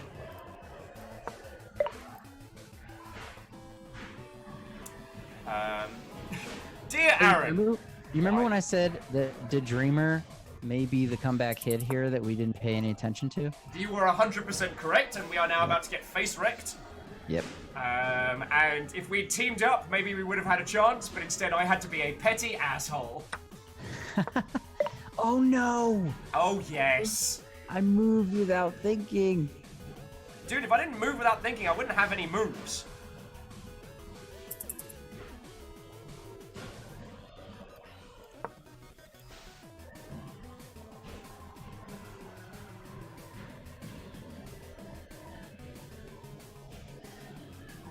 I'm going to TwitchCon!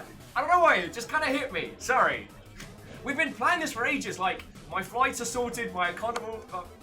why? Oh, it's not my turn. Ooh, that is interesting. Let's think about this. I go, you go, he goes. Doesn't work for me. So... Although, you can get a little bit of spice on him. Problem is, he immediately goes next, so that doesn't quite work out for me. I mean, Shackle's saying, like... Shackle says take the pawn and force a check, but, like... Why? Why? Alright, Aran, I'm the one who's gotta die for the cause here, so... Yeah. Bring it home. Bring it home. The Dreamer's like, don't worry, I have no idea what I'm doing. Just gonna...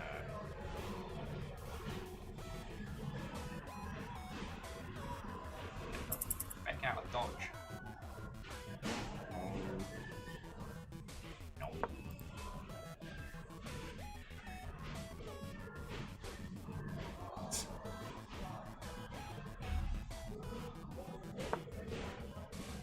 Ooh, very nice move there.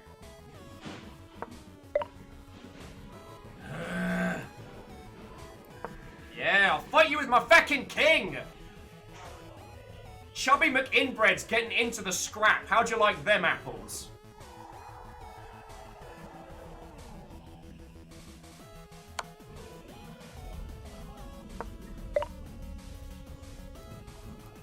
Oh. Yeah. I'll eat your feckin' prawns, mate!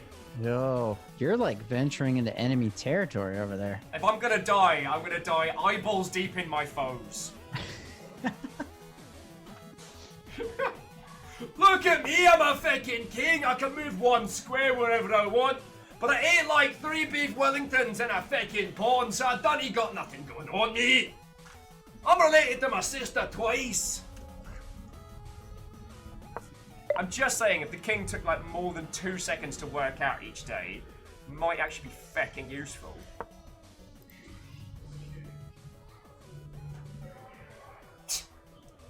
The Dreamer, I will fight you.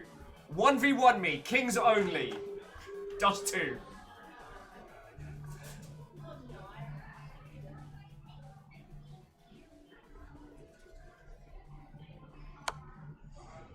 Oh, this is so tricky. Right?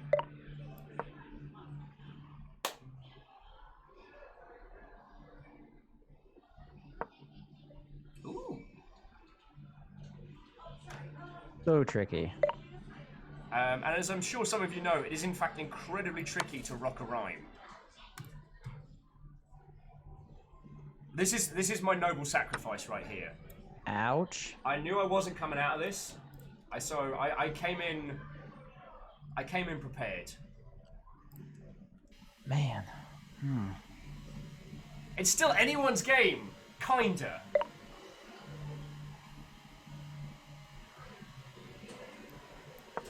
I'm coming for you. I'm coming for you. I'm gonna fight you with my inbred king.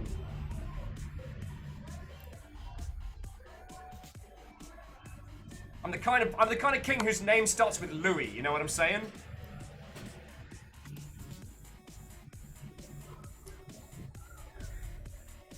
You gotta work with this however you can. Oh, it's tough. It's tough. It's tough. I can't attack with my king right now, which I desperately need to do. Wait, but can't you move your king slightly over? Can't you just like eat that prawn with a king, or is that just a real bad move? Is that a bad I could horse eat bears that kind of prawn. style? I could potentially do it.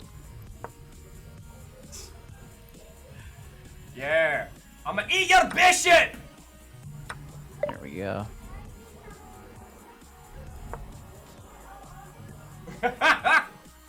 I'll fucking fight years! Alright. Ready? I've got an idea. My idea is kaput. It was a good run.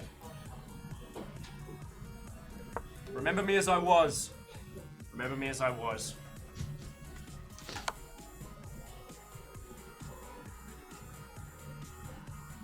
Just keep that wiggle. Wiggle it up.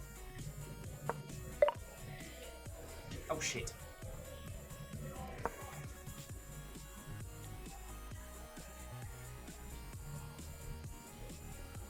Meowky Sakura says we ride shiny and chrome. We ride for Valhalla! We're basically the war boys of chess.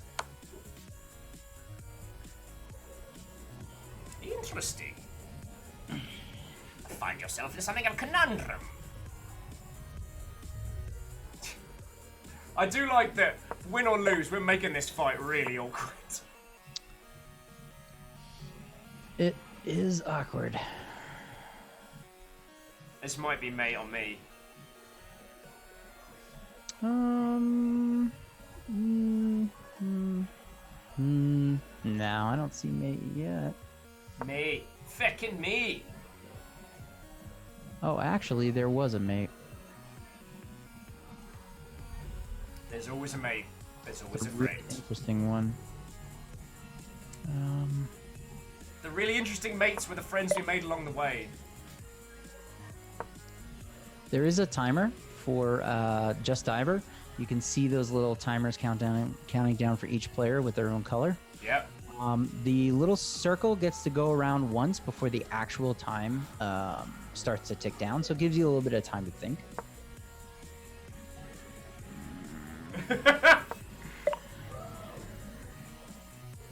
Oh, fucking besties! Beckett, come on! I'll take your night on! Oh, shit, the bed.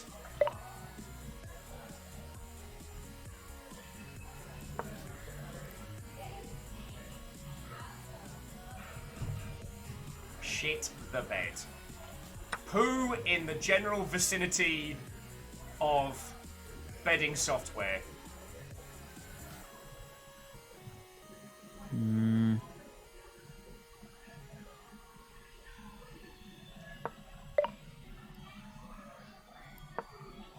Bounce, wiggle, wiggle, wiggle, wiggle, wiggle, wiggle. It's between you two now. Like, I am basically Jabba's little mate, just screaming a whole bunch and being utterly useless. Jabba's little mate had one job, let Jabba know when he's about to get killed. Jabba's little mate did not do that.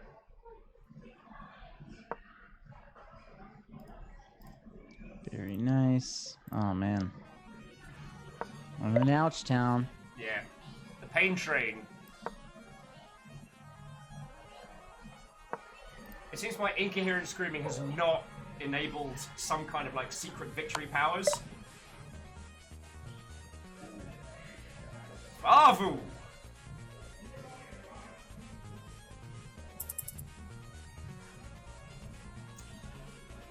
Keanu. Oh shit, it's my move. It's interesting that the Queen Advance doesn't get you extra points. Yeah. Yeah, I don't think it does.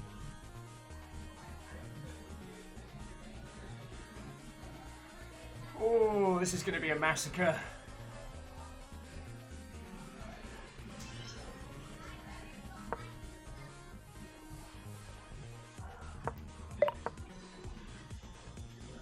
Literally all I can do is wiggle back and forth between these two squares.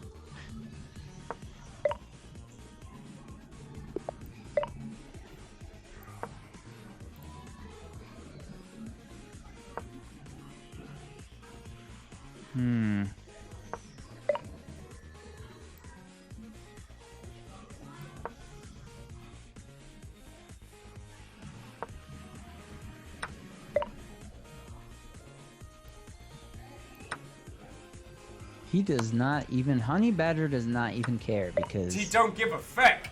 Nope. Oh, I can't take that one because he's gone. The Queen cometh. Alright, so two kings walk into a bar, right? Stop me if you heard this one. After an incredibly bloody massacre, two kings walk into a bar. Oh, good! Oh, good! It's just all queens up in here! Enter Dreamer, would you like some more queens? I can find a box of them here! Shake your rattle at me.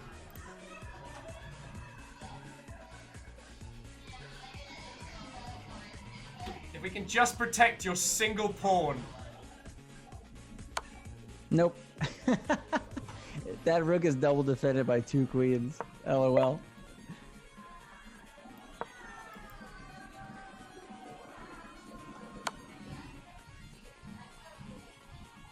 Do I even have a square? Oh, it's not my... Is it my turn? How do I even have a square here? Those are out... Oh, this one.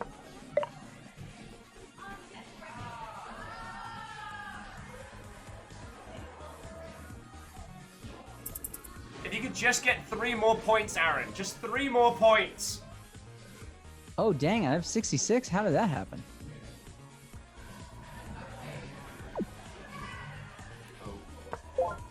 Yeah, I'm out. Stalemate. Double kill!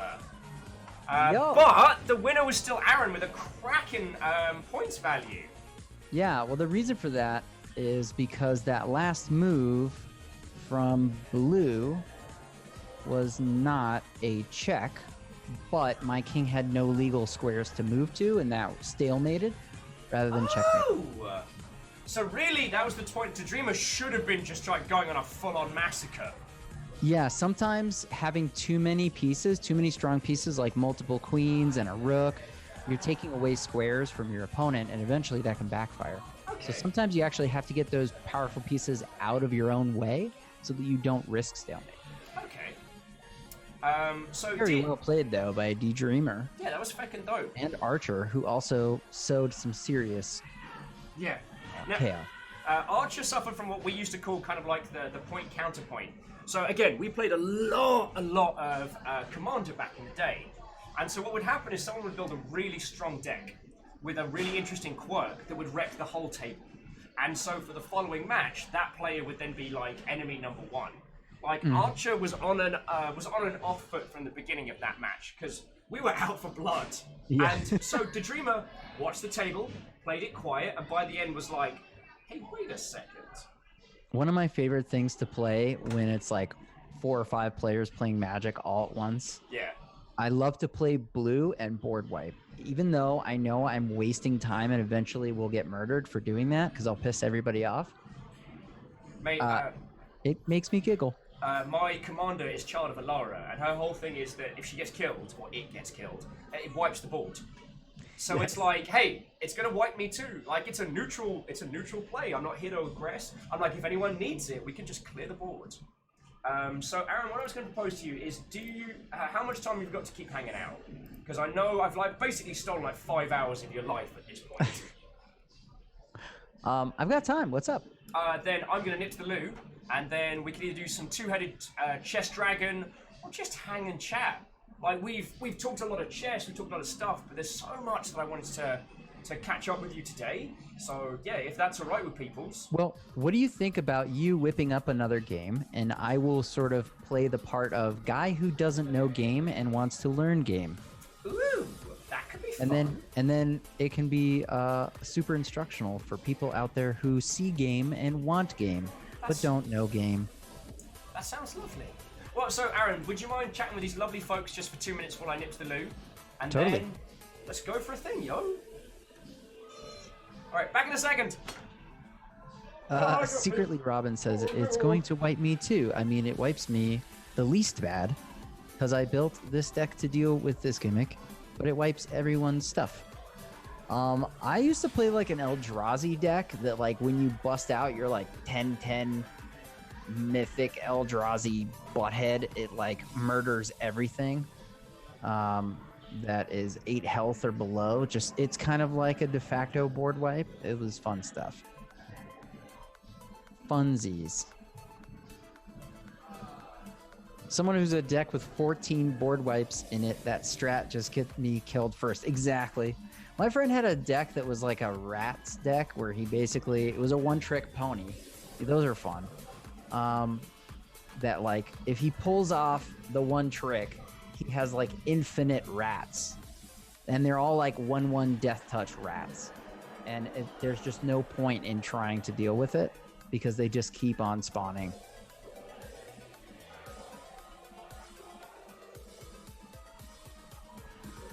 It was good times. Apocalypse and Netrunner. An Esper Thopter deck. Ooh, Thopter decks. What? I have not played Keyforge.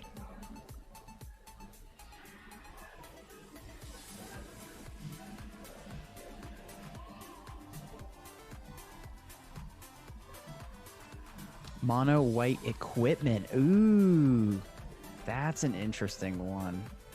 I played white for a little while because I started getting obsessed with equipping shields, and to stuff with like vigilance. I don't know. It was good times. Good times. But then my wife turned around and she started making vampire decks. So a lot of what I did just did not matter because she's constantly healing. Send me the list if I like. Yes. Yeah, you can whisper me on Twitch.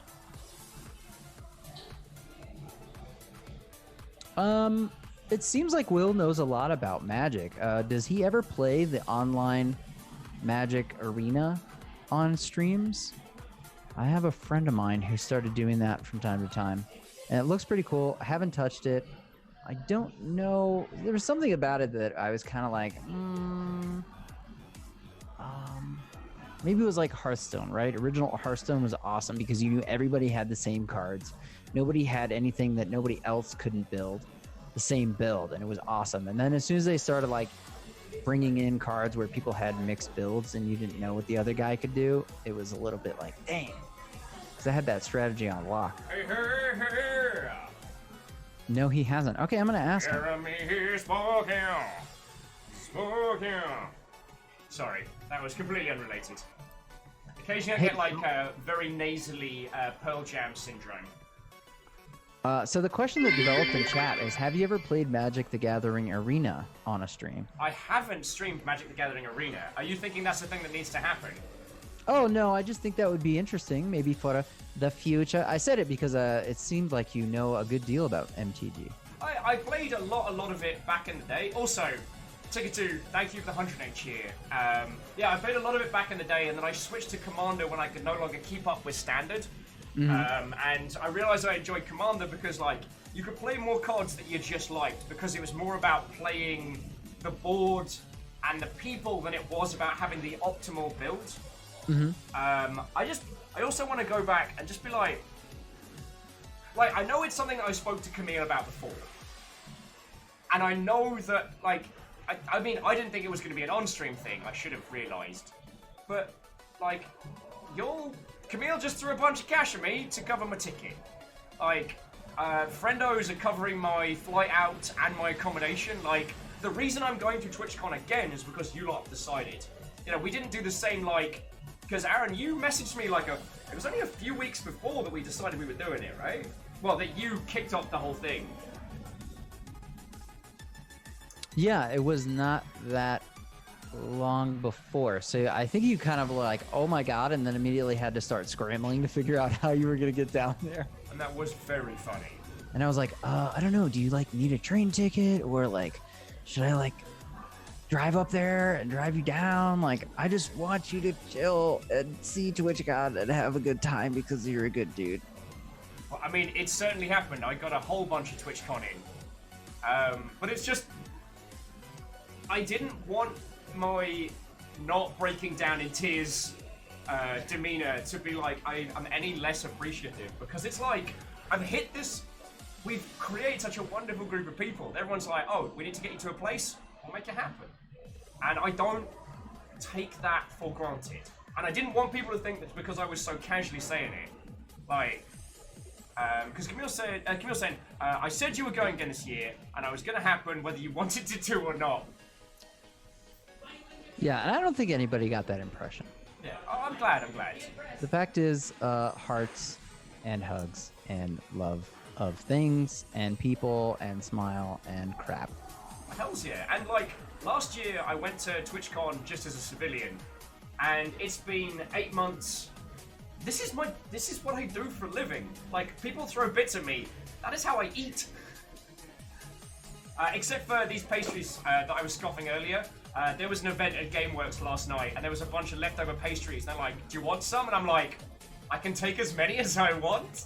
I am too poor to say no." So I did sit in my pants last night, playing Night Team 4, just stuffing pastries in my goal. It was great. Tasty Little Snack says, "I'll bring my decks to PAX, Ooh. and we'll fight." I will try and build a commander deck, which I've been trying to put together for a while. Ket gave me a bunch of like old Magic cards to just construct from, because he's got like his catalog is ridiculous. He's more a draft player than anything else. So I was like, can I build myself a freaking commander deck? He's like, here you go. And so when my wife and I started playing Magic, we had a few rules, right? Go on. A, we're playing standard. B, we're not purchasing individual cards. Like, we're cracking packs, and we're doing the best we can with what we get. But the problem with that was that standard is hella expensive. Like, yes, you can get started in standard, but then every time something comes out, you have to like you have to drop all the stuff in your decks that isn't standard anymore, and then you have to spend a bunch of money to make what's left work again. Dang, so I understand why a lot of longtime Magic players just don't do standard anymore. Jumping quickly into chat, Meow Kitty and a few other people are saying that was an organic moment. It was. And I was playing the Stanley Parable when it went down. I was in the, the meditation room? The relaxation room. And it all kicked off. Camille said, everyone knew I was making it happen, so I think it surprises no one that I was going to do this. For that, I just didn't want people to think I was ungrateful, Camille, because, like, it's still massive. And, like, I slept in a bed last night. You know, that's been years. Like, outside of occasionally staying at someone's house in a spare room, like, it's been years. And it's been even longer since I've had my own bed. I slept in that last night and it was done. So, there's been a lot of things going on that I don't know if I've expressed the true gratitude. But jumping back onto the Magic the Gathering thing. Before you bail from that, I do want to say that from day one that I caught your stream to now, I've been able to witness so much positive progression in your life that it just like makes me feel the feels inside. Thank you, man.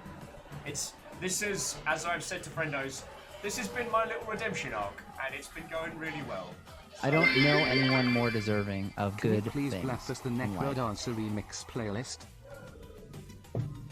Aran, thank you. Ticketoo, thank you for the bits, which, as we've been discussing, is the entirety. And I don't have the. Hang on, let me find the proper.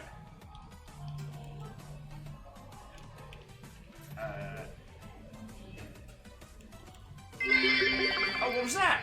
Just accept we love you and want you to be happy and don't need you to break down every time we give you anything. Wow, Archer the Eye. Thank you for the double tap there. So, there. Thank you both. Snack said about exactly what happens to a group of friends when they try to implement that rules list, which is why drafts are so much fun.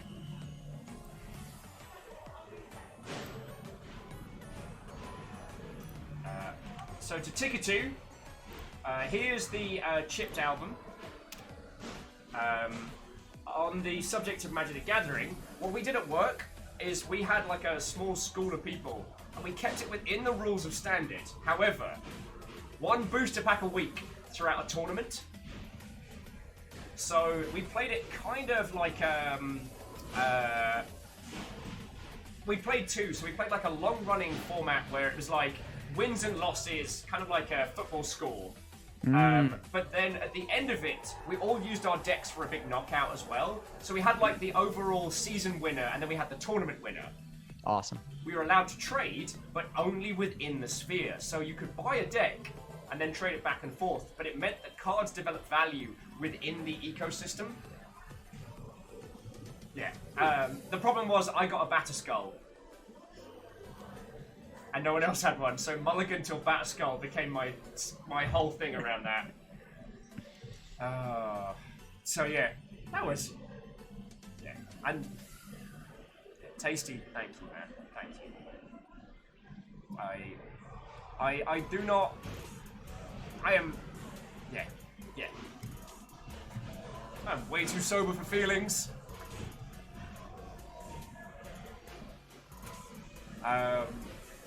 Feck, what are we gonna do next?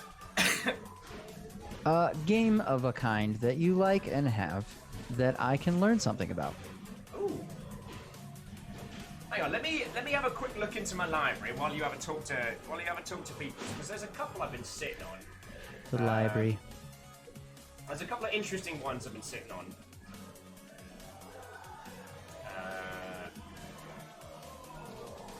Oh, we've already got some suggestions in the chat. Alright, now Captain Steph is suggesting Demeanor, because Demeanor involves a lot of shouting, and the last time we played it, it scraped, because all the names of the gladiators in the game are taken from people in chat, and yeah, Captain Steph was the only person that tried to save my life in the last run of that. It got messy. Wait, is that that's not the one that I asked you if you played where you're like a bunch of like medieval warriors and you're just getting constantly hit by bigger and bigger waves? Oh no, this is one where you run a gladiator school in like ancient Rome. I I did really enjoy tuning into your stream the other day and watching you try to drown a mining person in piss. I've never yelled piss so much in my life than playing Oxygen Not Included. We never found out who the Phantom Pisser was, though. But you'll be very happy to know, in our second build, we created the most effective piss defense system throughout the base. It was great. Yeah, Moose was nigh on invincible. Yes, yes, and you tried to run him to death on the mouse wheel first. That didn't work. No. Dude, it was like dealing with Bruce Willis in like the sixth Unbreakable, except for instead of water, it's piss. It was the only way I could bring him down. Let's see. I got a question from Secretly Robin. Do you care for old-style roguelikes? Dungeon Crawl Stone Soup is an example. I haven't heard of it, but I'm legit looking at a bunch of screenshots of the game Aran now. And it looks like a super old-school dungeon crawler, right? The name isn't ringing a bell right now. Oh, sorry. Let me check it on the other. Let me check that one on the other. I'm always intrigued because. Oh, so that dropped. Oh god, that dropped in 2006. I was like, it doesn't ring a bell. Over a decade old. Okay. That makes me feel a little bit better. I was like, how did that slip past me? So, hey, it's Fiona, says, woo, I made it to the whole day. To you I say, welcome once more! You survived. Well done. You know, one thing that I actually would love to play sometime is one of those, it's like a true, I don't know, how could you describe them other than escape room games where you're like in a room, but it's all text. There's no visuals at all. And it's just like you're in a room. There's a door to your left and a box on the floor. And then you're just like typing text that you hope are keywords that will get you somewhere. I freaking love games like that. They're so classic and they're so good. Text adventure games, Secretly Robin says. There was actually an indie project which was a text adventure first-person shooter, like a massively multiplayer one that was fascinating. Navalis is a little Zook. See, I would say if you want to join us for a game of Sniper Elite, we'll get that going, but the download of it's very large. It would take you a while to get in. Oh yeah, I bet. It would be, unless your internet is vomit-inducingly fast, and even then it'd still be like 40 minutes, half an hour. Well, I'll tell you what, I'll start downloading it anyways, because even if it doesn't download in time for the stream tonight, I will at least have it for next time. That's a good point. Captain Steph suggesting NetHack. Now, NetHack is one of the few that I've never cleared. So for those that don't know, when we talk about the term roguelike, there was an ASCII art style procedurally generated dungeon crawler called Rogue that was really the progenitors of a lot of these. And it was based on a lot of D&D principles. You know, you make a character, randomly generated dungeon, randomly generated like enemies, spells, potions. NetHack was essentially historically the follow-up. I don't know if it was the same devs, I don't know if it was the same team, but it added a ton of more stuff, like ton more character creation. It added like mules and pack horses, loads more items, loads more complexity, and continues to wreck me until this very day. I've never cleared it, and I got it. I've been trying to clear it for years. The RNG in it is so brutal. Dang, I just learned a bunch of crap. Yeah, you said you wanted to learn some stuff. I'm dropping it. I'm dropping that knowledge hard. Drop it. I'll pick it up. I'll dust it off, and I'll store it somewhere safe. Yeah, I'm pretty sure that's what Missy Elliott sung about. I'm pretty sure. So are we talking about Sniper Elite 3? We are. And do I need any extra DLC to play the multiplayer, or is it in the base game? It is. You don't need the multiplayer. Just unlocks some extra missions for single player and a couple of extra rifles. None of which are really my go-to.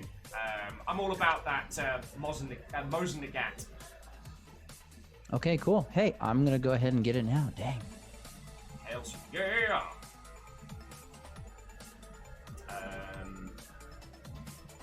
Some scrolling through the great adventures that I have. The only downside to spending a lifetime on Steam is trying to find that one game my brain is reaching for. It takes far longer than it ever should. Oh, heck. I'm getting this game for $5.95 because I have leftover money from a gift card I won. Oh, nice! Congrats, yo!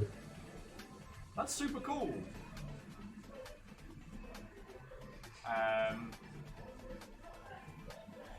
Yeah, so going back into the old one, like, the rise of Rogue, NetHack, and the roguelikes has been a really, really interesting subset of gaming, because where text adventures tried to go for the narrative with creative solutions, like Rogue and then NetHack were trying to create the feeling of crawling through dungeons in that D&D style, and so they laid a lot of the foundation for gaming now. And what was really interesting is they kind of died out during when consoles were the main breadth and depth, when PC gaming was on its darkest daws. You know, those kind of like procedurally generated titles had all but died out. And then we started seeing things like Spelunky, projects that took those concepts and presented them in new ways. And now you can't swing a cat for things that are described as roguelike. Nirvana says if Sniper Elite 3 happens today, I'm down for that. Oh yeah. And the multiplayer in that, dude, we play it super slow. I will ask our usuals not to wail on you too hard. Plus, you'll be able to see both our faces.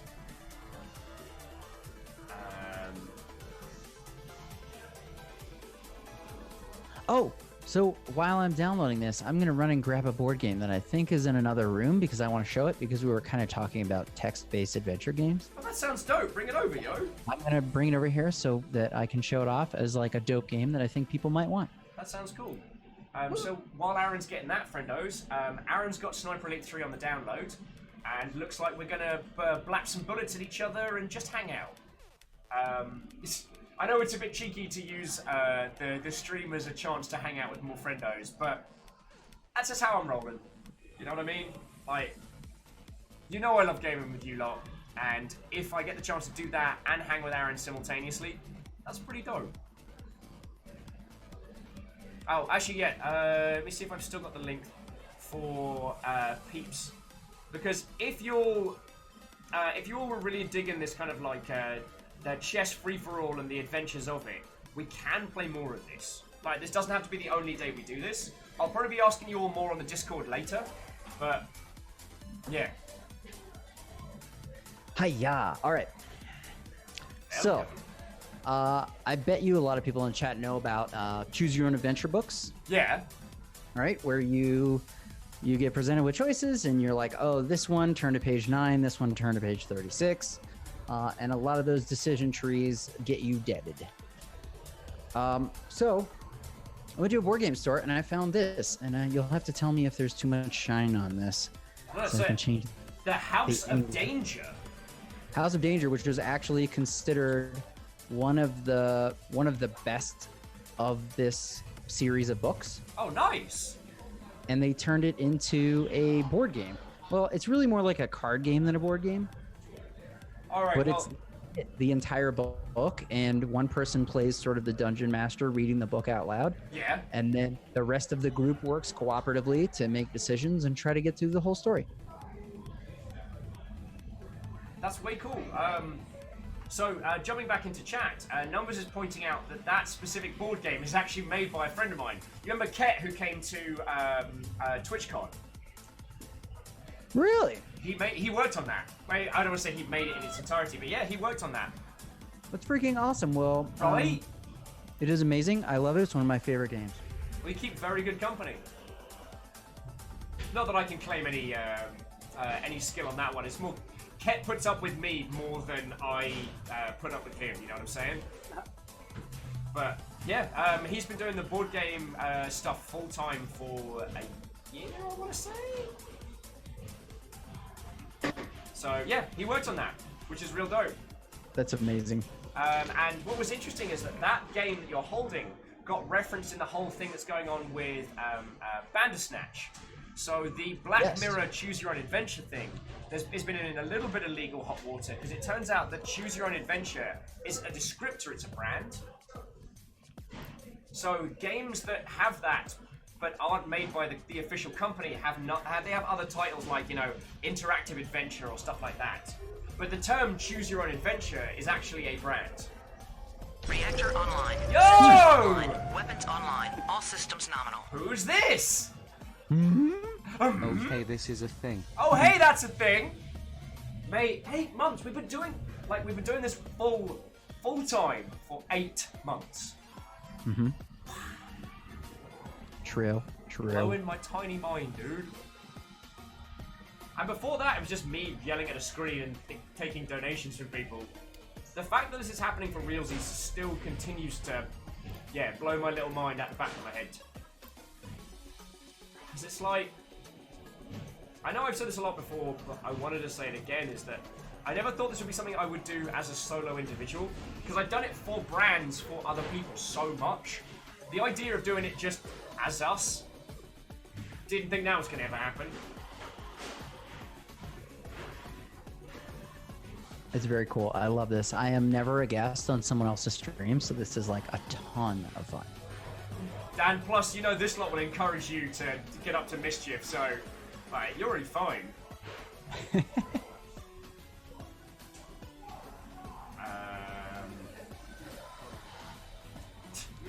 It says I have 10 minutes left on the download, which cannot be possible. Oh, nice. Is your internet just fucking cranking it? I mean, if it's working, I ain't complaining.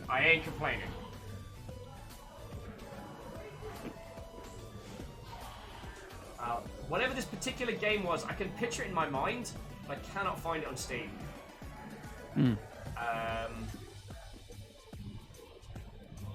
As much as I'd love to play the Yaug with you today, I want to save that for people IRL, because it's a real good hot seat game. Also going to do Age of Wonders 3 hot seat at sometime soon. Secretly, Robin asked, can you give me 30 seconds of your experience on Deus Ex during that stream I missed? I mean, I've played and replayed Deus Ex so many times that it's not... That was... Like... I think anyone would be very surprised if that was my first time playing Deus Ex. So, it was just a good chance to talk about those kinds of games, to talk about Cyberpunk 2077, and discuss what those titles are putting forward. The fact that for a long time, we all thought that that was going to be the new paradigm, like everyone was going to be aiming for that style of game. And then it turned out that actually those games are really hard to make and they tend to be very broken on launch and not sell amazing. Yeah. And the less said about Deus Ex Invisible War, the better. Oh god, at some point I'm going to have to play Neverending Nightmares on stream. That's going to be fun! Wait, no, what's that other thing? You know, I've never played any jump scare games. There are some that are properly brilliant. And there are some that are, unfortunately, trash.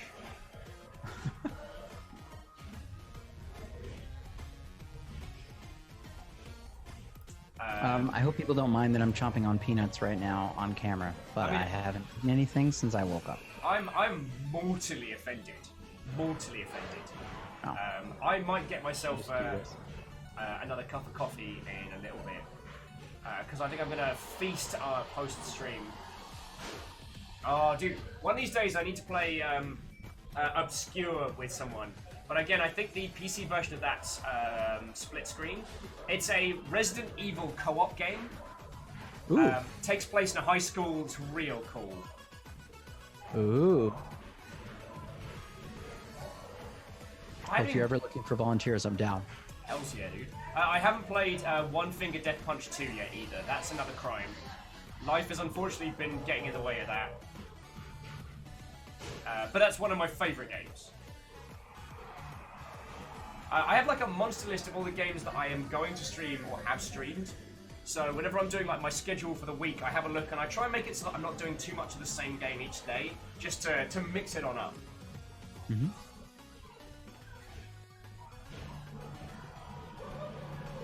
Tasty saying jump scares are boring and lazy. I will die on this hill. They are. Much like QTEs, when delivered correctly, they can accent something very, very well. But for the most part, yeah. For the most part, they tend to be used. They tend to be used as a crutch rather than as a tool. It's almost like movie trailers, right? They're just getting paid, right? They don't have to. The best moments can be in the trailer, and then you go to the movie theater and you pay for a ticket, and you're like, oh, they showed all the stuff that matters in the trailer, so why did I spend my money? Yep. There was a thread going around on Twitter of someone getting or fighting right, well, you say you don't love films, but what was the last film you saw 3 times in a cinema? And I was like, wait, you think I got cash to see a movie 3 times? Seeing a film once is an extravagant purchase. Oh, how are you with coding and hacking stuff? Me? Yeah. Like actual coding? Yeah. The last thing I learned was HTML in the 90s. Okay, fair. I was going to recommend Quadrilateral Cowboy. It's like a physicality puzzle game with real 80s style hacking. It's so good. Dang. But you got to have that interest in either throwing yourself at a command line or enjoying that space. I'm spoiled for games. How goes your download, good sir? It says I have 5 minutes remaining. I seriously don't believe it. Okay. It says 8.9 gigs out of 14.5. Now 9 out of 14.5. So maybe my internet's better than I thought. That's pretty dope.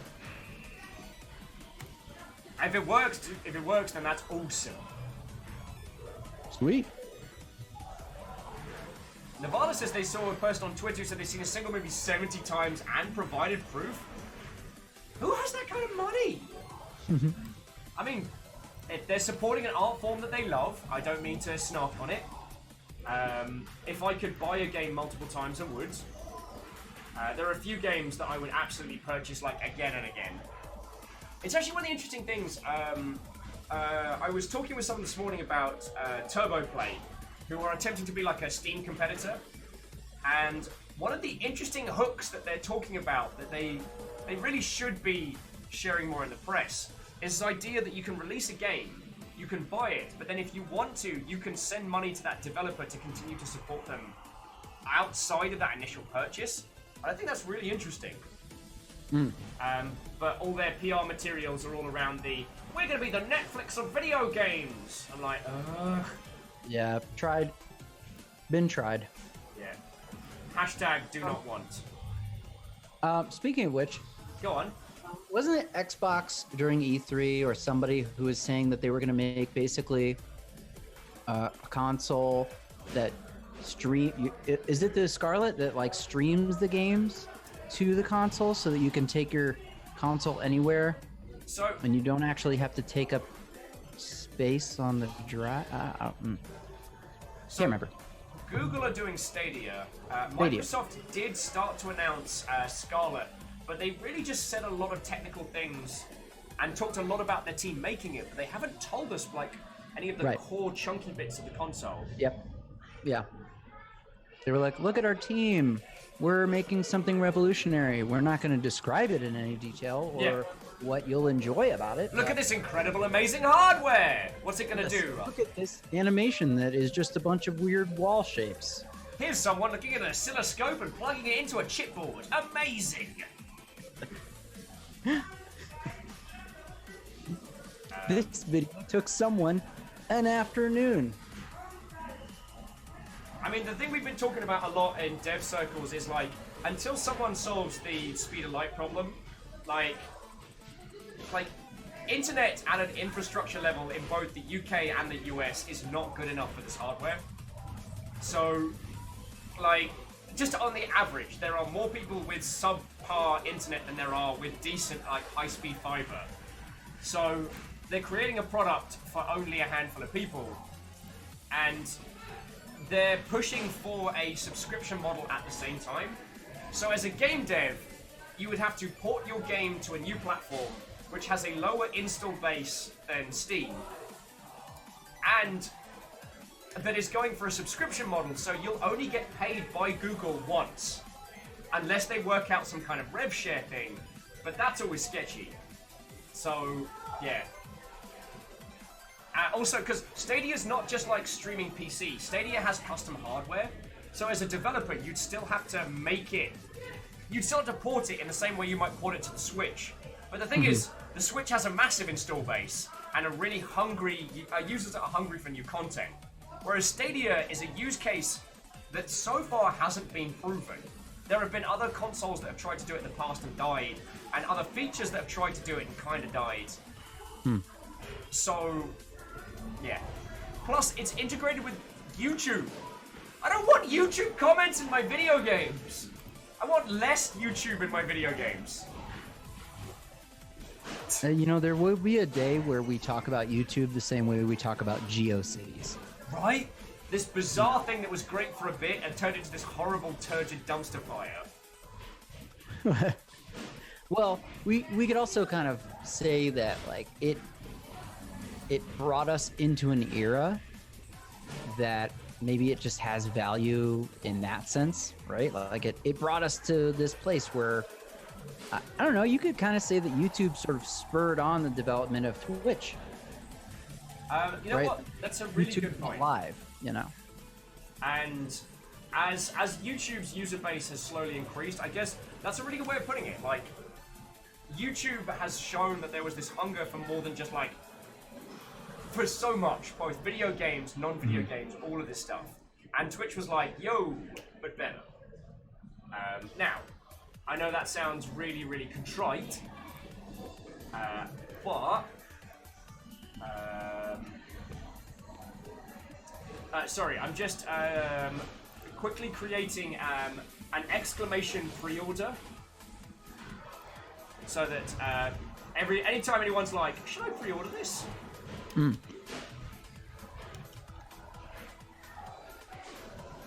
I am performing first-time setup of Sniper Elite 3 right now. Yo! My goodness. Alright, so friendos, it looks like we're going to be playing a Sniper Elite 3 match. At least one. Aaron, I'm not even going to go for a feckin' break. I'm just going to quickly ask the GameWorks peeps for a refill on the coffee, and let's feckin' do that. Okay. Camille says, is that site still useful? It really is. It really is. I am going to try to convert back to my headphones now. I think that they're charged up well enough. Okie dokie Loki. Oh.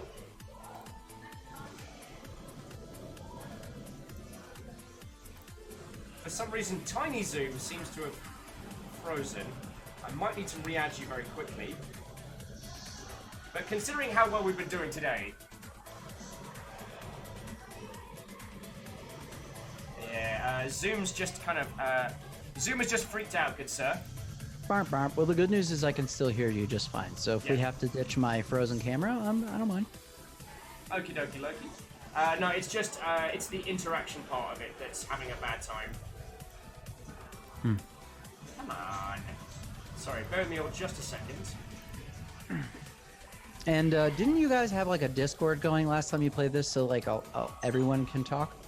Hey, if you want to jump in the Discord mosh pit with everybody, we can do that. That could be fun.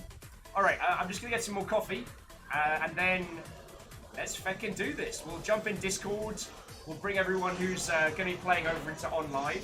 So what we tend to do is we jump right on the Discord, and then as each person joins the lobby, we add them to the Discord call, so it doesn't end up being a lot of people who aren't in game jumping in.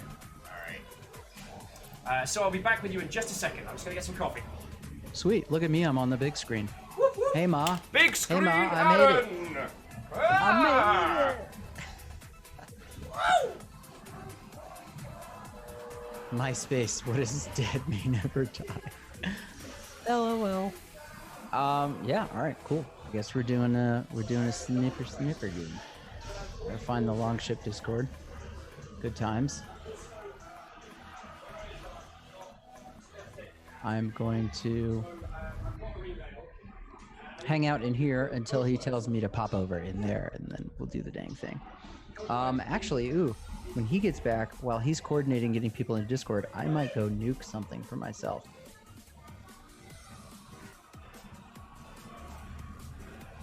But in the meantime, hello.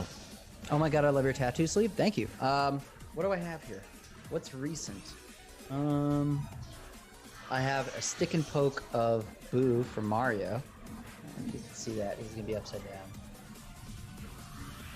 That was fun. Somebody basically just grabbed a sewing needle and some India ink and started poking. He's a cutie. I got these vampire lips from a guy who does like tons of vampire stuff. His name is Claymore Wolfmeyer, and he was like visiting from Austin, Texas. He's a super cool dude. I've yet to get any tattoos from Sam, my wife, who's a tattoo apprentice here in town, and she's done maybe 20 or 25 tattoos now. She's only been up for like maybe in the apprenticeship for like maybe 5 months. But yeah, I kind of slowed down on getting tattoos because like they've just become a lower priority as like I've been going through a ton of life changes. Got a brand new job, got married, moved across the country twice. Yeah, you know, it's just kind of fallen off the radar. But now that Sam, the wifey, is tattooing, I bet you I'm just going to end up getting covered in free tattoos. Which is crazy cool. Oh no! Oh no! It's all good, it's all good. Pay no attention to the gong sound. I absolutely did not lose track of the door and bong into that one. Alright, so friendos, we are going to be rotating games from the game of chess to the snipey snipes. Aran is going to be jumping in Discord. Are you in game, good sir? I am, and I have to figure out how to join you guys. That's right. Well, we're in no rush. We'll work it out together. So we're going to jump over. So, Aran, I'm going to jump out the Zoom call, and we'll pop you into that we are. Sorry, wow, I just lost my train of thought. This is why I got coffee. Yeah. We're going to jump you over into Discord. Yeah, I'll bounce out of the Zoom meeting, and I'll jump in there, and I guess you'll drag me somewhere, right? Okay. Whoop whoop to the whoop. Bye. Bye. All right, so let's go over to. Meeting ended by host. Right, bear with me just a second. As I'm forever pushing buttons.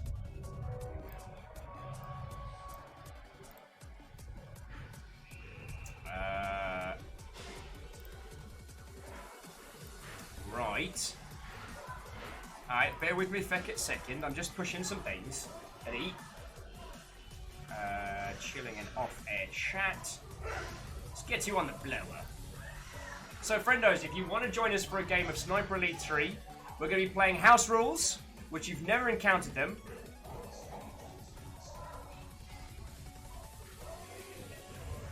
If you've never encountered them, we play an hour-long match of Sniper Elite 3. Highest score wins, Hotel Scipio, and it's very silly. So you are more than welcome to join us. Right. So let me drag Aran in first. Can you hear me, sir? Helps if I join the channel as well. Can you hear me, sir? Hello, sir. All right. Aran is back on the line. So I'm going to be thoroughly looking forward to introducing you to the Hotel Scipio. You know, the drinks are free. They're not very good. They're free. All right. Oh, let me just quickly update the dashboard. Well, while you do the setup of all this, if you don't mind, I'm going to go nuke something real quick for myself. Right, no worry. Hey, did they officially announce Sniper Elite 5 yet? Because Sniper Elite 5 working title is currently in Twitch.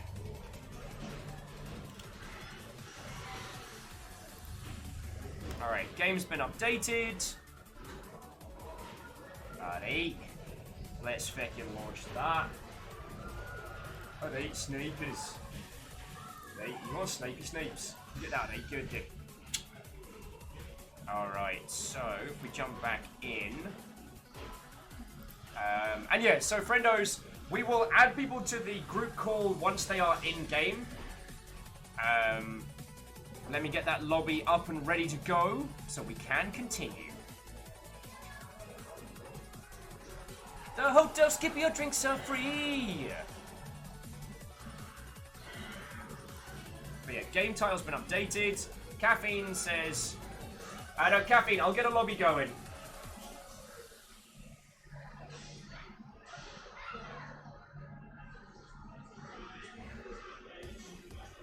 What's that new content downloaded? Alright. Don't you get grumpy with me, sir. Don't you get grumpy. 4!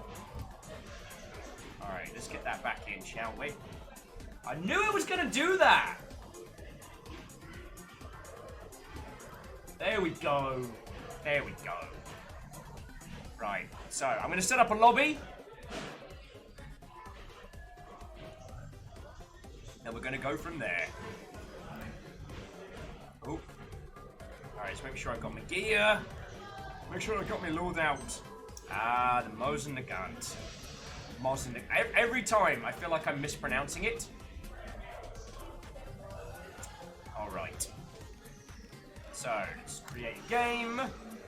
Alright, so... Deathmatch.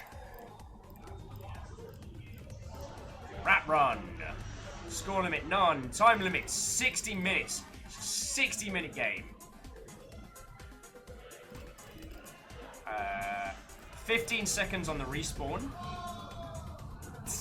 Andrew says, I know this game. This is shooting balls, right? Darn right it is.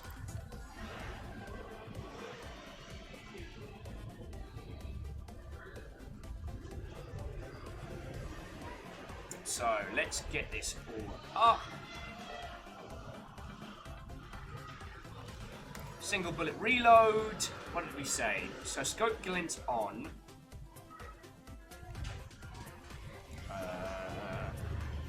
Oh. What was it? Did we turn off show players kill? I can't remember. I don't know. Did we leave scope glint on or off? Feck. Where's my brain? No, we left scope glint on, so you have to use the binoculars to tag someone. Yeah, that was it.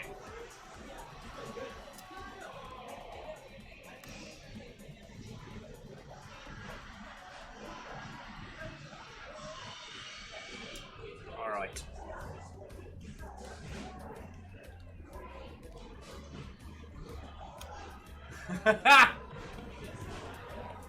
No, I can't spell that. Alright. So, the lobby name is going to be originally titled Viking Blonde.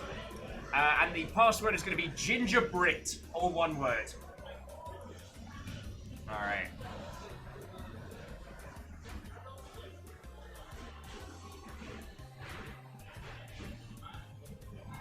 Okay. Alright, and the game is up! I'm flashing my bare legs in this one. There we go. And the game is up. I can proud say hello. Hello. So the game lobby is called Viking Blonde. The password is Ginger Brit, all lowercase. Caffeine and Navalis are in. So I need to add them to the game, to the chat. To the chats of the lobbies. I don't know why I'm doing the faux German voice. I do apologize. All right, so what was the password one more time? Ginger Brit, all lowercase. Frontline's like, I don't get it. So Frontline, what? Oh, and welcome. We've played a whole day of chess. And Aran was like, I'd like to play a game with you and your lot. And Aran had mentioned that he'd watched a lot of us playing Sniper Elite 3 and would really like to join us. So, yo, Navalis is in as well. All right. So once people are in the lobby, I will add them to the call. And Tasty Little Snack had the perfect comment. And now you're on Will's playing field. Oh, how the turntables. No. Now you're on Kestrel's playing field. Yeah, the only advantage is Kestrel's like, I think Kestrel's looking after her young'un today, so we don't have to worry. When has that stopped her? Little Bear cheers from the sidelines. Aran, when you first hear the death giggle of Kestrel, you will know fear. Warning now, I'm probably going to rant on that. That's not how minds work, multiple times. Lovely. And very quickly to Jakinson, you are welcome to Chillin' Ill here. I should probably let you know, I was a video game community manager for like a donkey's years. So if you'd like to stay, chat, watch some people blow each other to Kingdom Come with some rifles, you are more than welcome. But we do not tolerate that shenanigans here. And frankly, I'm disappointed by your low-tier trolling. I'm being perfectly honest. Caffeine, are you going to be okay? I have whiskey. I'll be fine. So, as a quick FYI, Aran, Caffeine has worked with military explosives in the past, and so the video gamey elements of this can cause him to scream incoherently at times. It's better than the horrible gun add-on mechanics we've seen so far. At least the game gets that right. Did you work in explosive ordnance disposal? I did indeed. It's almost like I believe I told you this already when we met.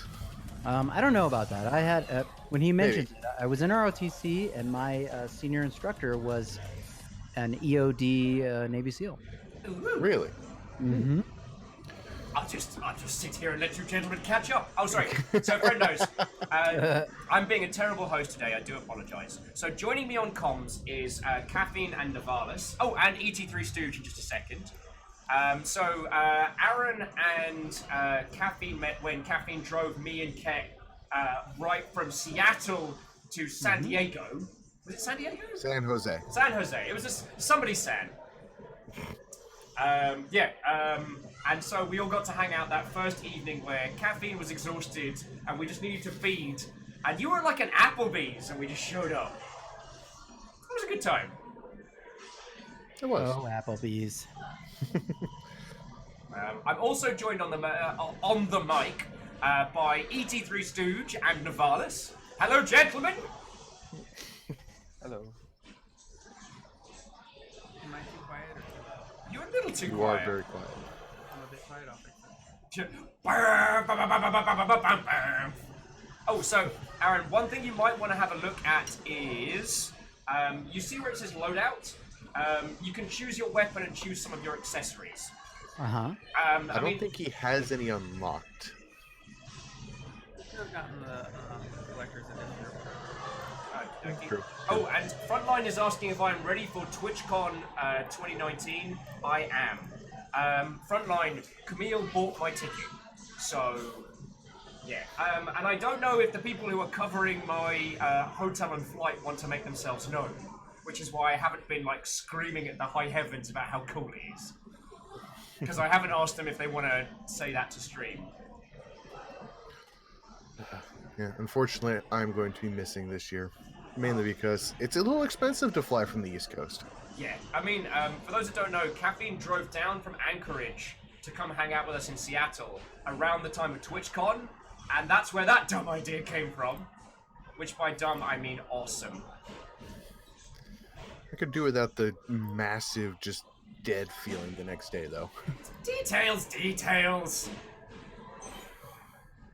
Frontline, I'm sorry to hear you're not going to be able to head on down.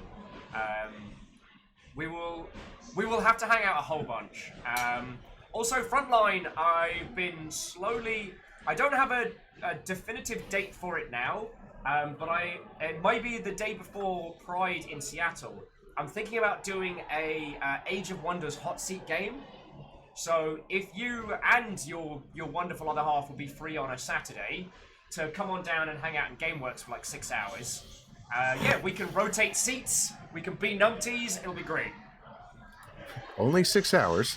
Short game. Well, yeah, so what I was thinking about this, and like, you can't finish Age of Wonders in 6 hours, right? Even on a tiny, tiny map. And then it struck me, if we have either 3 players or 3 teams, it will be up to chat at the end to decide which team is the winner. Ooh. You can't finish a stream in 6 hours. Burn! Actually, let me go into my loadout and make sure I've put in enough medipacks for that burn. There's not All enough metapacks in the world. So, dear friends, is there anyone on the sidelines who would like to join us for a game of Sniper Elite that isn't in? Also, Sam DeFriend. What ho, friend! We're about to play some Sniper 3. Our dear friend Aran Hawaii has been taking us through an excellent day of learning chess, playing some proper matches, learning strategy, rolling into some very, very silly 4-player multiplayer sessions. And then Aran was like, yo, I want to play a game with you lot that you seem to have fun with. And I'm like, I know exactly the game.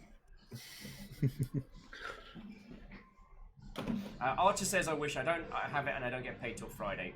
Well, so Archer, we don't play it schedulely regular, but we tend to roll into this a lot. So if you see it on sale, actually, let me quickly check Humble just in case. I was going there myself. Yeah.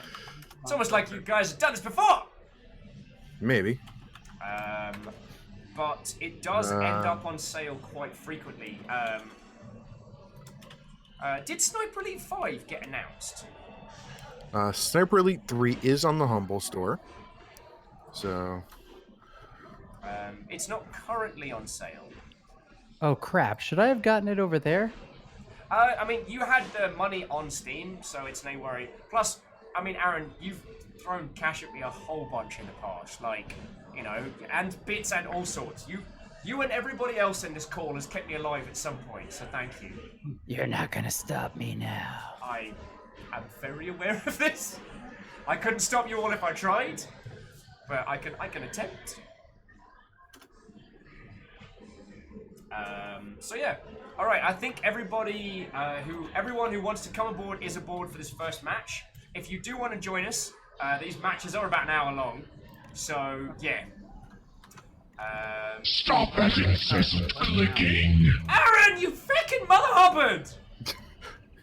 You cheeky Mother Hubbard. So, the person who's been my guest all freaking day just gifted a sub to Sam Friend. That's Aran, thank you. I mean, I didn't see that little symbol there, so naturally, something has to be done. So Aaron's repping for House Carl. Yeah, House Carl represent.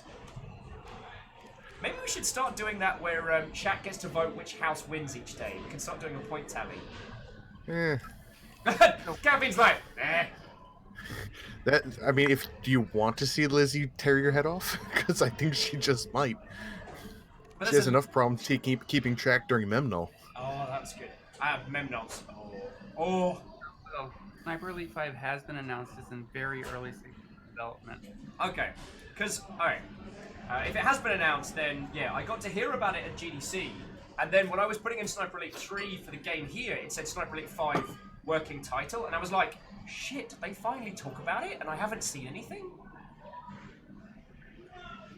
I mean, they did kind of get overshadowed by Squeenix at E3. Yeah, it was a good E3. And everybody and their brother damn near lost their damn minds at the Final Fantasy VII remake. I don't know what you could possibly mean! I feel very called out by that. Alright, friendos. So we're going to get this game started. So, Aran, I guess the things to know is the E key is like your hold your breath and aim with the sniper. Uh-huh. The B key is bring up your binoculars, allowing you to look around without making the scope glint. And if you see someone with your binoculars and you click fire, you'll tag them, which means that for about a minute you'll know exactly where they are, and other people will be aware of where they are on the map. So... Wait, so you said A was to hold your breath? E. Oh, E. Okay. The echo key. I was about to say, I can't walk with freaking... I can't go left! I can't walk with my breath held! Beware of traps. Traps do happen. But here's the thing. Sniper kills get the most points. Getting shot with like a pistol or a handgun or a shotgun or whatever does give a little bit of points. Might be like, 5 or 10. But a rifle kill gets you like upwards of like 200 or 300. Well, 100. Your cat agrees with me. So, yeah. Yes. So how do I crouch? B. Control. Yeah. F to place the mines. Holding down C will get you on your belly. Perfect. So yeah, the hotel Scipio drinks are free But Yeah. nobody wants them. because they're really horrible. Nope, that's a palm tree.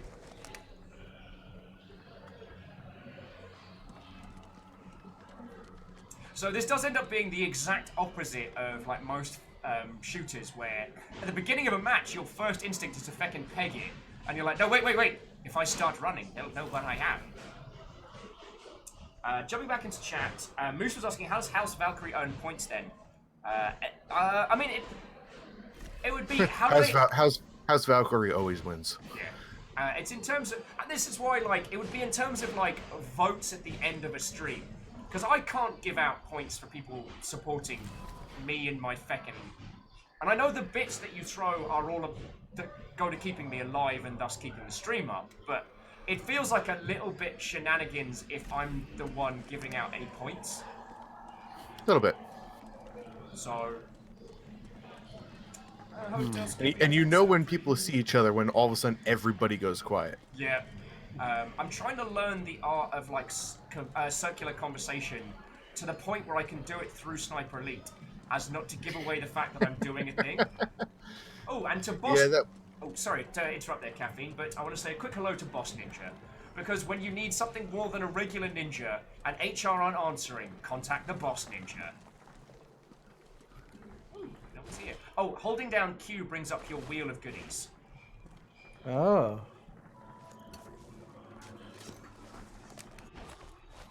Also, I might have dislocated all of my legs. Turns out, yes, there is falling damage in this game. Yeah, crunch! Yeah, my character was doing the roadie run, and it ended with some dislocated knees. Don't worry, Robin. We'll take care of him. We'll give him a nice new body. Repeatedly. Now that I've actually jinxed myself, I will be the first one to die. So I imagine bullets have a little bit of a drop to them. They do. So yeah, ballistics are a thing in this game. So that's where, like, so right click kind of brings up your scope, right? Yep. And then if you hit E from there, your character kind of like, oh, someone's been tagged. Your character takes a breath and it takes a moment, and that little red square will show you where your bullet's going to drop. So a lot of the pro players will not play with that turned on. Okay. I like to leave it on because one, it levels the We playing are not field. pro. Oh yeah, and we are not pro. So if you click if you line that red diamond up exactly with the player, it should hit. Yeah. Okay.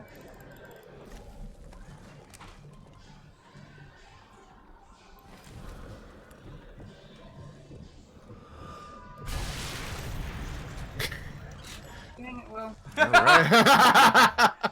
And the first blow has been struck! Damn it. And Aaron, did I tell you the story of how we came up with this game mode? Negative. It's an hour long because that's how long we had for lunch at CA.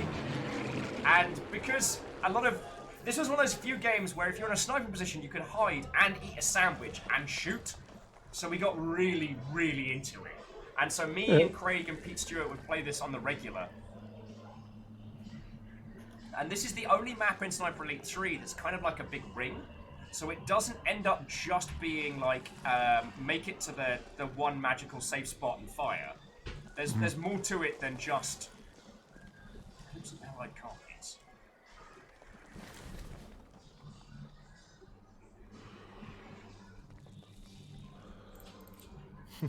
And the problem is it's late in the day, so all the Brits have gone to bed. That's Yeah, a Hindle good loves thing. this game.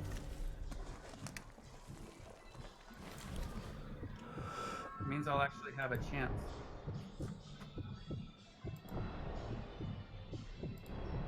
Somebody's in the tower. Will's in the tower. Fuck! No, I'm Will not! loves his tower. No, I'm not in the tower! I'm not in the tower! Oh, just give me your drinks, they're free! Good shot through the barrier, Will. Someone else tagged you. I saw it Oh. pop up and I was like, ooh! I'm doing good! How's things? We're doing a snipes. A what?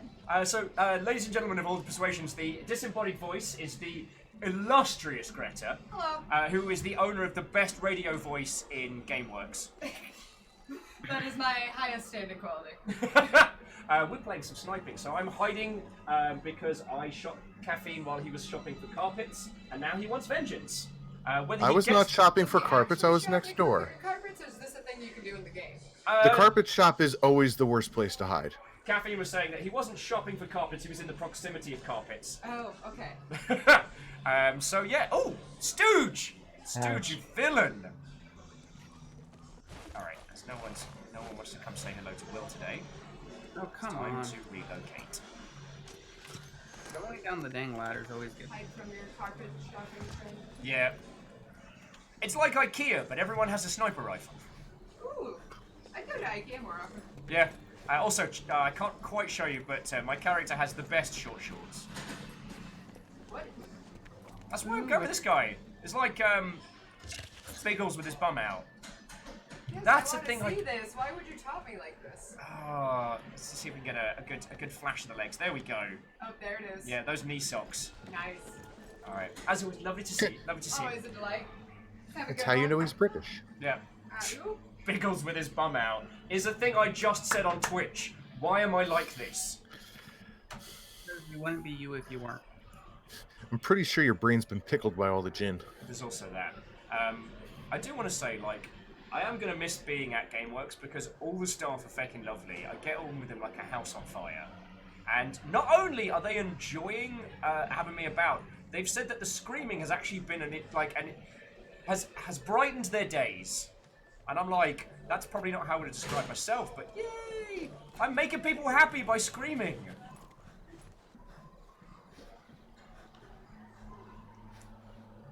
Oh. Everyone's gone really quiet, feck you all! I could start quoting the Raven. No, because I think the artsy Poe would be annoyed that you got in on their bit. I think it's more funny that nobody clipped that.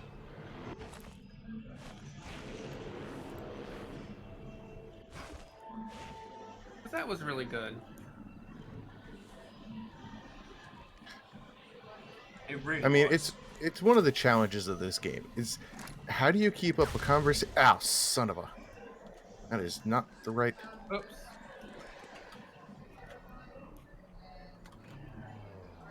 Somebody's throwing grenades.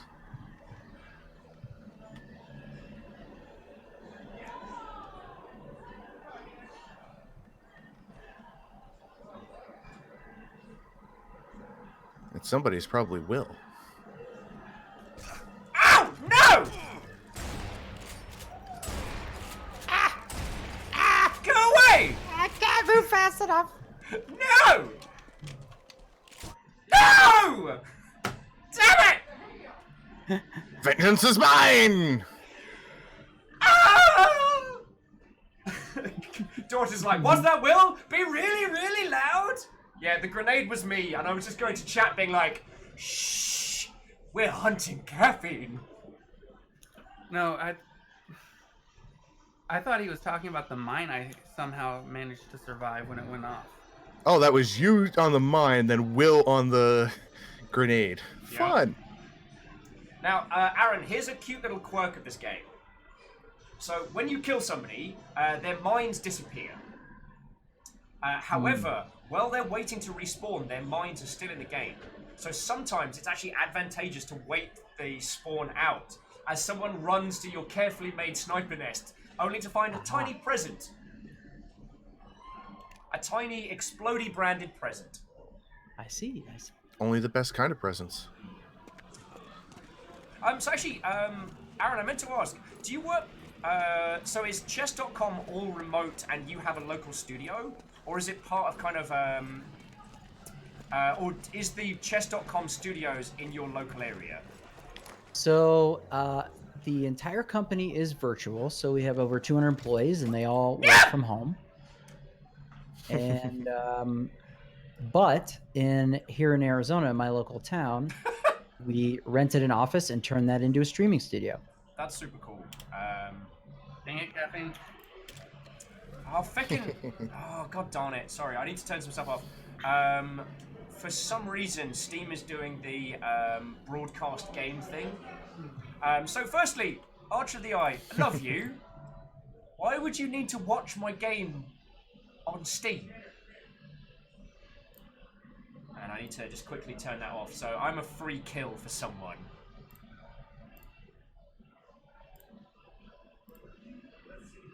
Broadcasting disabled. There we go.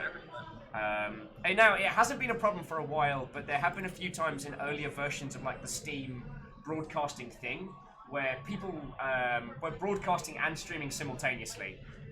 Archer, it's entirely fine. It's entirely fine. I am not genuinely mad. It just makes me laugh. That's what's known as chunking your PC because. Yeah.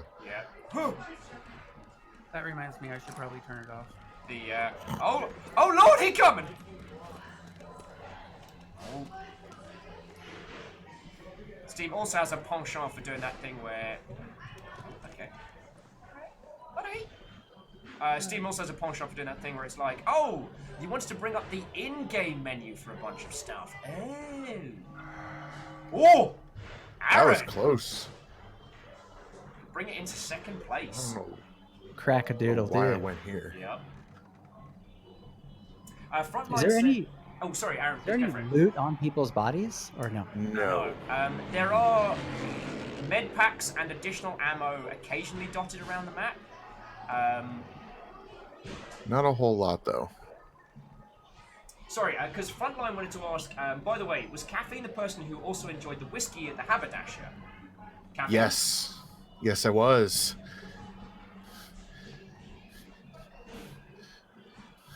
Yeah, that was an easy answer. Next question. Not only was he, but he still is. It was both me and Thor enjoying the hell out of the Haberdasher because that place was classy and nice. Yeah, and they really got into the TwitchCon spirit in a way that didn't feel naff. So, friendos, at TwitchCon, me, Thor, Caffeine, and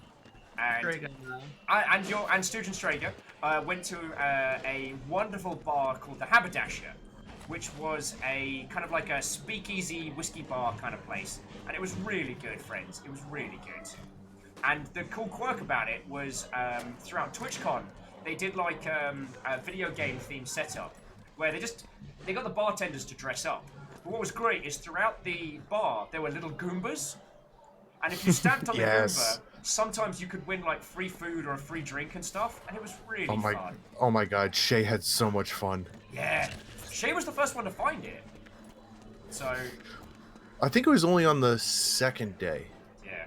At some point, I do really want to get hella drunk with Thor and Shay, because for when they come up for sober, it's so wonderful. I get to see Thor and Shay like at least once a month, which is making me so happy.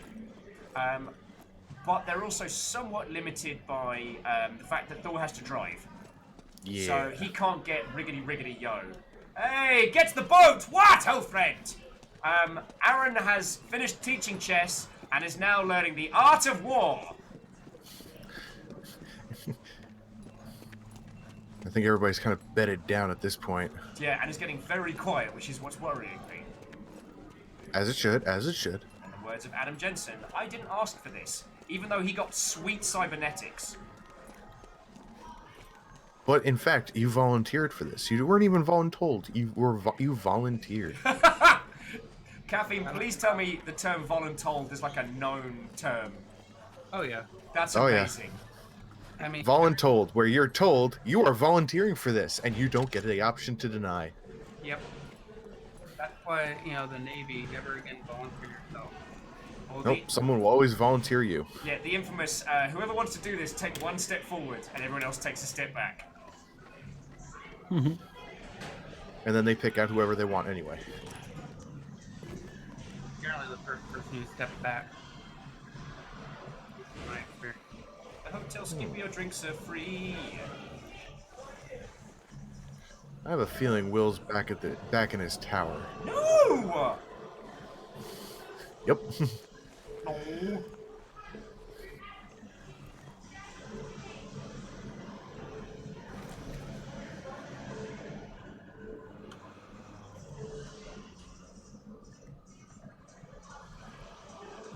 first I was afraid. I was petrified.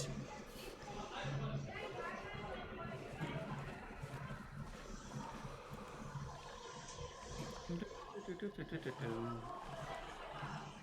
can't hear the patter of stooge feet. So it might be wildly safe. That's a line, you know it. Let me pretend! Just remember, Will, I'm a wizard. He's a wizard. He's a what? And I'm stuck on a piece of terrain. Fun! Andrew is determined for me to take someone's genitals, so I do apologize, as we will be playing Nad Hunter General. Is it Nad Hunter or Nad Finder? I forget.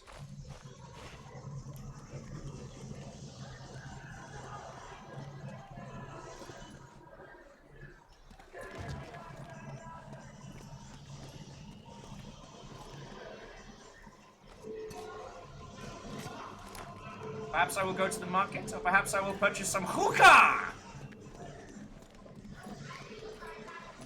I'm not in the tower. I'm not in the tower.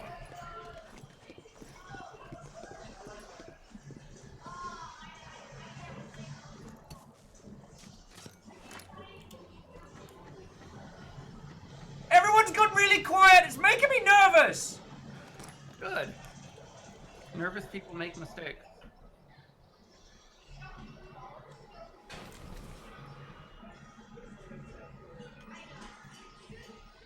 Else makes happy accidents. Oh, fucking why? Good old Isocrid. Christ in a bin bag. Ow. Ow. Ow.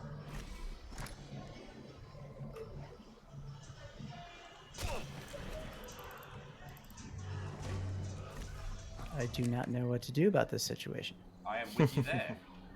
But I do know that I don't like it. I'm not saying Nivalis is aiming at me, but... Nivalis is totally aiming at you. Yeah. Took you with me. Oh wait, we both died? Yeah. I threw out some dynamite and then I shot it right by you.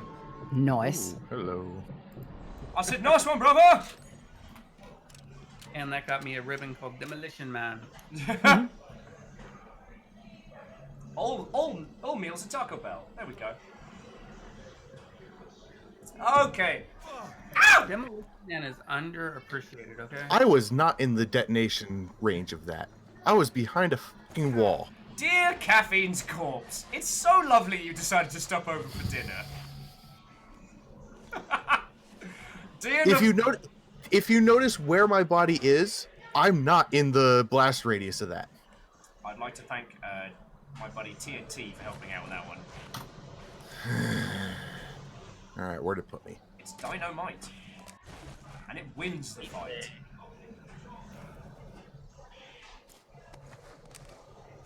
Scorch marks and caffeine shaped. Caffeine rage, you mean? Nivalis, no. Don't think I don't see you! I'm not leaving these baskets. Baskets, huh? See, nervous people make mistakes.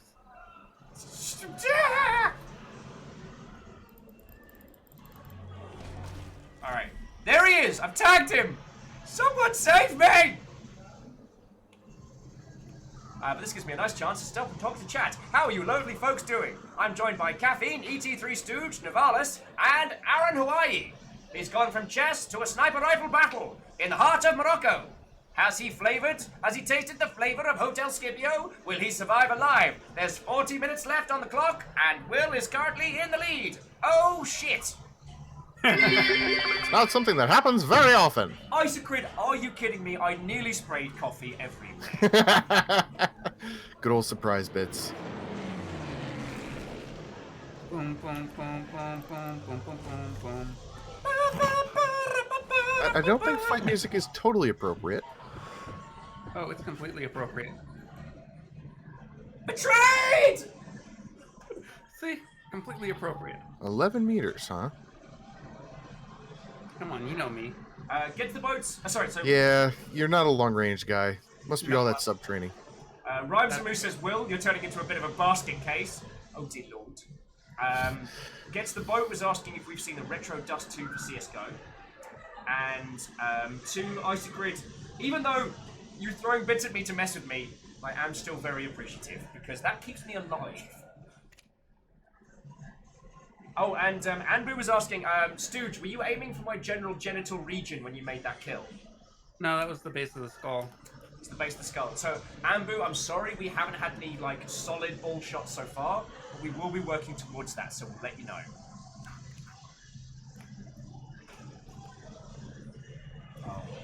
So I have not heard from Aran in a hot minute, or Novalis.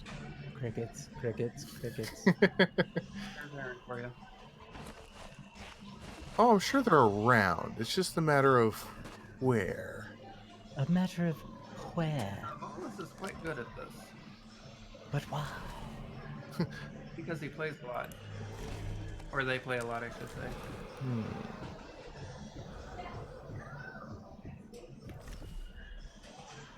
Hotel Scipio drinks are free! And Will's head towards the tower. He's always head towards the tower. Is he still under this misguided conception that the tower...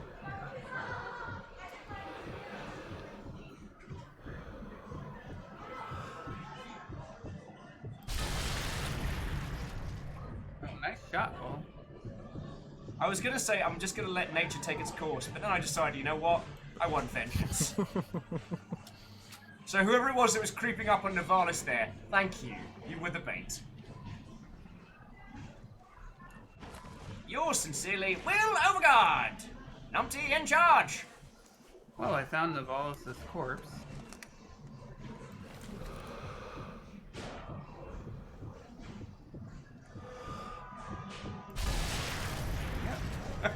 Yep, there's his corpse! Will is not lying. He is in Hotel Scipio. I'm not in Hotel Scipio! Actually, I mean, I'm gonna be now. I got 2 kills in a row. I'm getting hookah. That's what's for dinner. Smoke.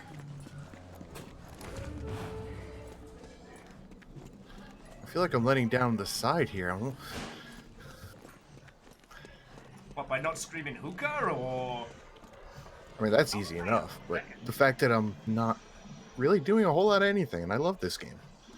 So Earl's saying this is making me sad that Battlefield 5 doesn't have sniper battle deathmatch mode. I really feel that while the Battlefield series has done a lot in terms of like community support and stuff like that, it does need to get better at allowing for more custom game modes. Because I felt like Battlefield 1, if I'd been able to tweak the settings and make like some really good custom matches, that game could have been perfect. But no, flamethrower horses. I mean, flamethrower horses are cool. Oh, they're dope.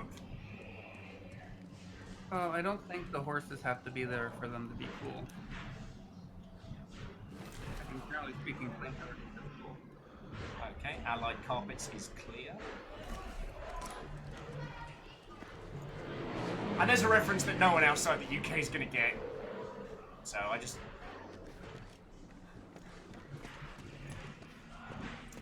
so Numbers is saying we need to create something for this, for Halo when it drops. That could be interesting. I mean, Halo's rifles are more abrupt, more sudden. Now, if we did blood gulch with pistols only, that would be interesting. Oh, wow. Novalis is getting...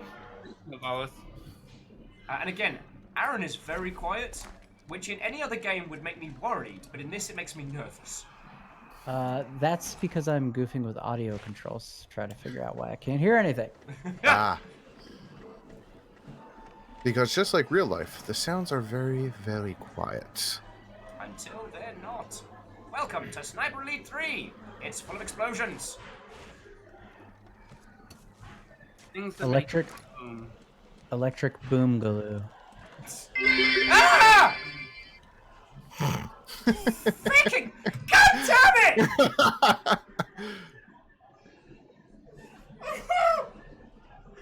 Isocrid, thank you for the 100 bits. And Isocrid said, let's be honest, would I do this for any other reason than messing with you? Just get the fuck out of me! So, Will, you'll appreciate this. Is it a way So- to put pee back into my body? Wow. Justice dealt swiftly. Delicious. So I don't have the standard bit sound on mine. I have Okay. machine gun fire. Why would you do that? Makes them feel at home. That and for, well, the lulls. Except that Isocrid decided he was gonna trigger it right as I'm trying to poke a 100 level 145 raptor sitting outside my base. Ah, yes, in raptors. Ark. Known for their heavy machine gun fire. Well, they are known for jumping, and Screaming repeatedly. no, that's me. I will say, we do need to do a Longship Ark game. That's been on the cards for a while, and we will be doing that at some point. And I can't remember what my... There it is. Oh, Numbers is asking, I want to change it to the bit noise from when we did Subnautica. Bloody hell. Wow, you're all getting... I don't want to go deaf. That is what exactly would happen to all of us. Is we would end up with Will screaming at full volume at the top of the lungs in our ear. Very scared. I feel those screams were entirely justified. What? It's just a Reaper. Would you rather it be the Xenomorph? I don't know.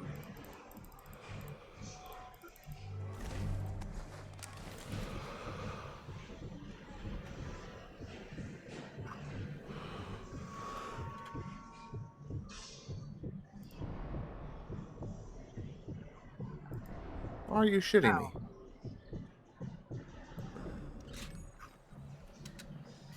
Was that you, Caffeine? It must have been you because you were asking questions. Yeah, because Caffeine went real quiet there. It was laying down some rounds.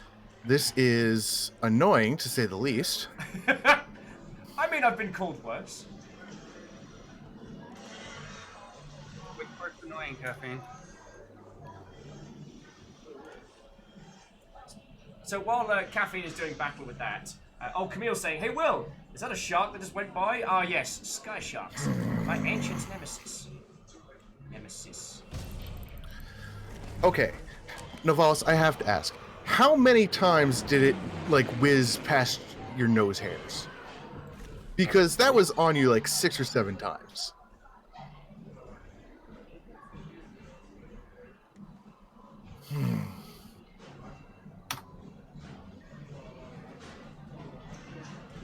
Sniper shark doo doo doo doo. Sniper shark doo doo doo doo.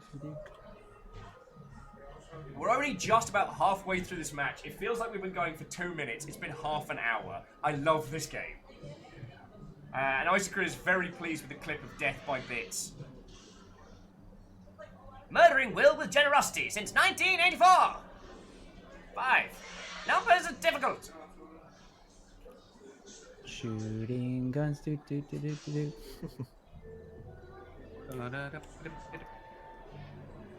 Ah, yes, the club sing around it. What do you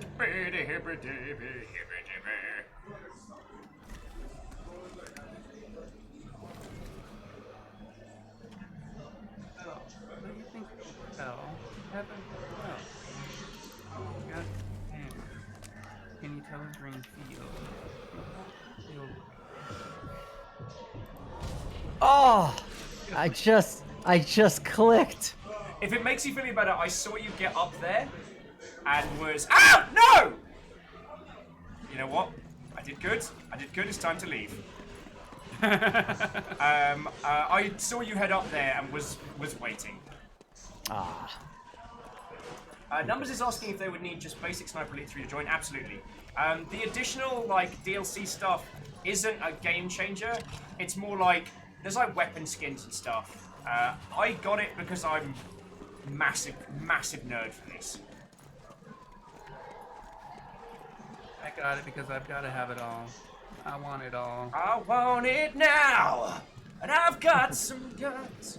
I was really hoping they'd actually do like a multiplayer variant of this when everyone started doing like the rush to like multiplayer free to play stuff, but they didn't. Yeah. Because that would have been my life. Missed opportunities. Yeah, I think they could have done it. They could have done something fresh and interesting in that space. And there's Camille with the cuddly shark emote. I think I don't see that. And while it's a ways away, so Aaron, one other little tradition we have is that right at the end of the match, and they're like, no! Sorry. Right at the end of the match, what we do is we get everyone together for the last minute and just do pistols in the middle. Aye. That's 8 meters! You could hug someone at that distance. Don't mind me. You said we just get together in the last few minutes and go pistols? Yeah. Yep. You go to the center of the map and it's pistols only. Yeah. Lovely. Or the explosive barrels around. Oh yeah, those are fair game. What is? So there are barrels that explode in the center point. Those are fun to play with. Oh, Those are so you legit. can pop those barrels, eh? Yep. I mean, whether or not they are too legit to quit has yet to be decided from a mathematical standpoint, but they are legit. Oh, my arm itches so bad. Don't do it. I'm focused, but It's a distraction. it is. You know what they say about distractions? They kill.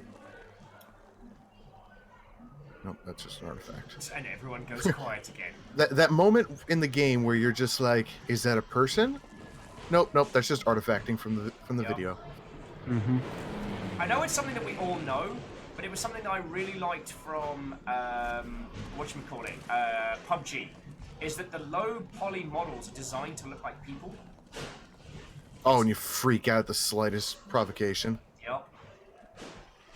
So you're looking at that thing off in the distance, you're like, wait, is that a person? Is that a person And then you or zoom is on in. that a rock? And Nope, yep, it's a bush. and it's a bush until it's firing at you. Yeah. Crouching bush, hidden Viking. God, I wish I was good at PUBG. Coming soon to a theater near you. I still haven't gotten the solo win, and I'm thinking of just giving up. Because no one wants to watch me play that for like 8 hours trying to get a solo chicken dinner.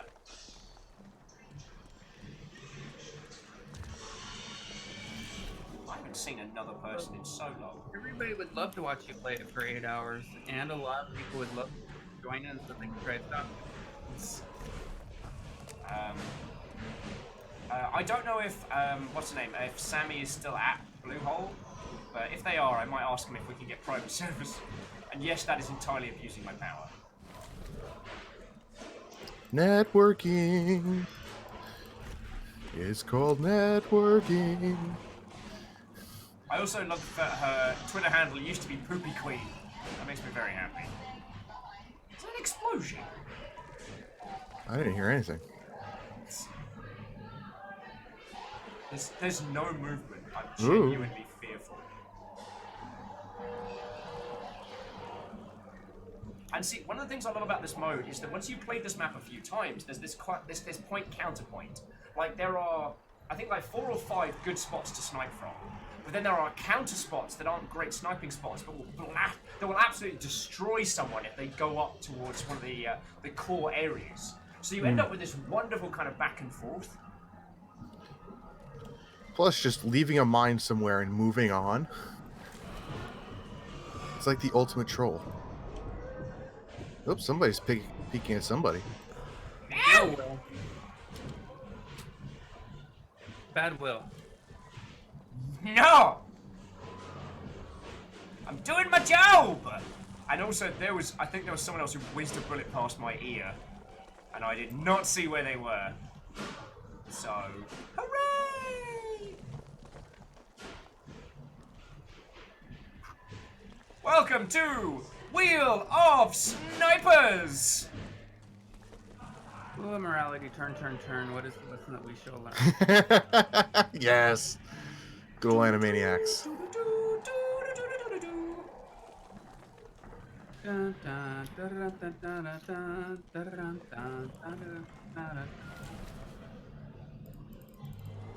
Aha!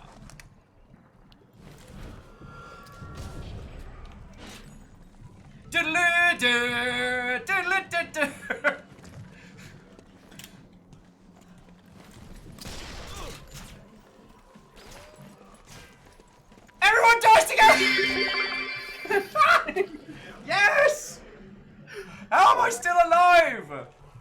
Isaac, thank you for the 100 cheer. That was so close to being a pant wetter.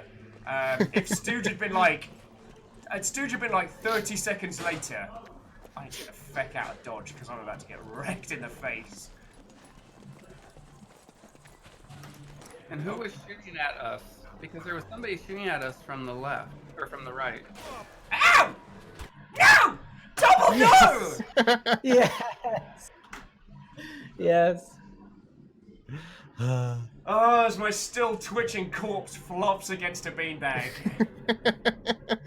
At least it's comfortable. So good. Oh. And that was an active kill, Aaron, too. That wasn't a Pow. mine. Boom. Now the question is, where were you? He ran into a barrel of boom. Indeed. But now the hunting commences. Because in order for to do that, you had to have line of sight. The heat is on.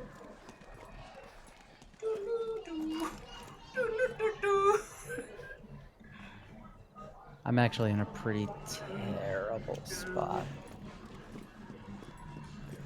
Nope. Okay, there's a lot of blood, a lot of leftover guns. Just gonna ignore that. Numbers is asking how I didn't die with that one. Stooge got me, winged me with a pistol, so I ran back up the stairs. And then I got mined. Yeah. And he was far enough ahead of me that it didn't hurt him. Or at least it didn't kill him. That was my plan all along! Skeletor! Attack! I can't actually do the Skeletor voice today for some reason. So, I don't believe you that was your plan all along.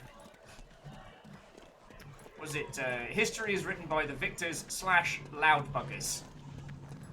And occasionally I get to be a bit of both. Well, on occasion. More often than not in this. Oh, Numbers, but how spooky is that, dickhead? No. Curse you, He-Man! Yeah! I'll fucking wreck you! It's a bit... I'm off key at the moment. It's more the Monarch Butterfly than it is the... So, I just learned that if you're too close to a wall, even if you can see with your scope, you could cannot just end up shoot. shooting the wall. Yes. Yep. Happens Which to me more is a often than bummer. I admit.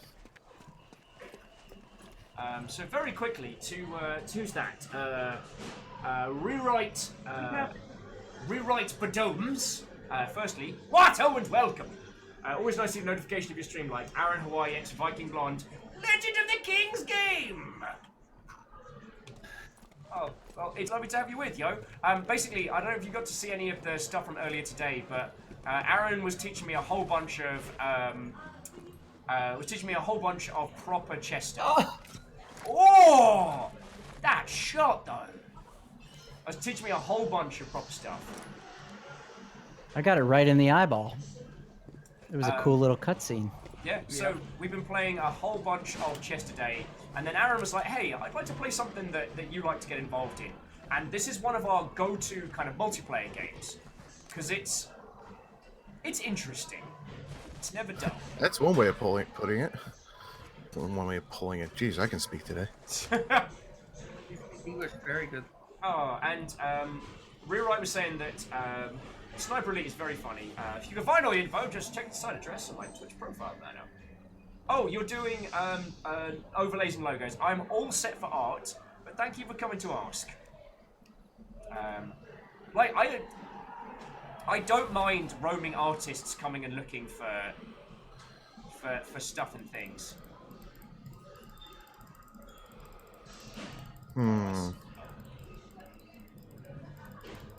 Yeah. Yep.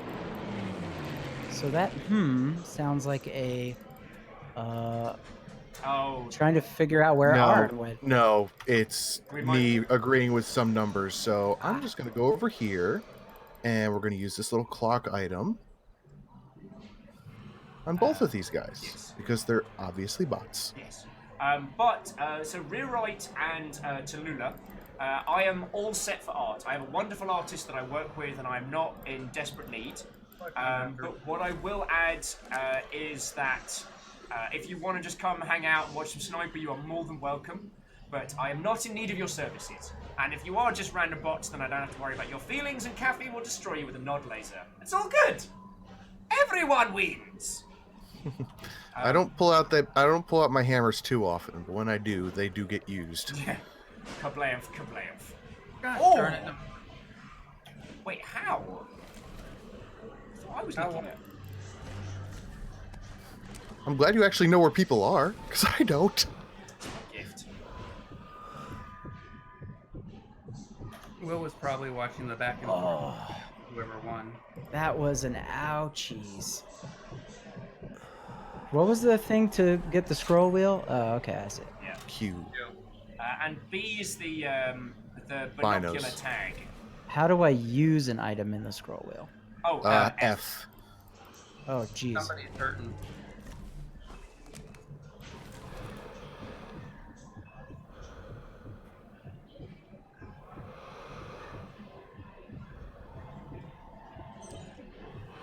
At least the bots could throw me a follow first. Yeah, right. Not that I'm encouraging bot follows or anything like that. Like, be polite at least.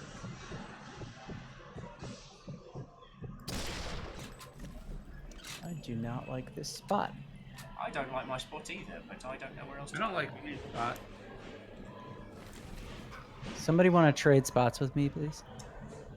Yeah, You're more than welcome to come up here to the Hotel Scipio. The if you drinks are just- free. If you just stand up and wave your arms a bit, I'll know where you are, and then we can trade spots. Yes. It'll be great. Yeah, that'd be good. That'd be good. Nope, Navalis already traded spots with them. Yeah.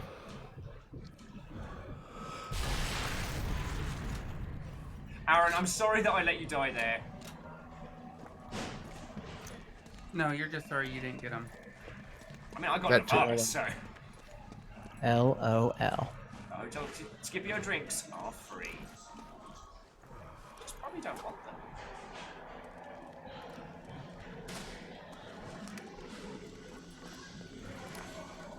What's this? It's my brain gun. Guns for show. Nice for a pro.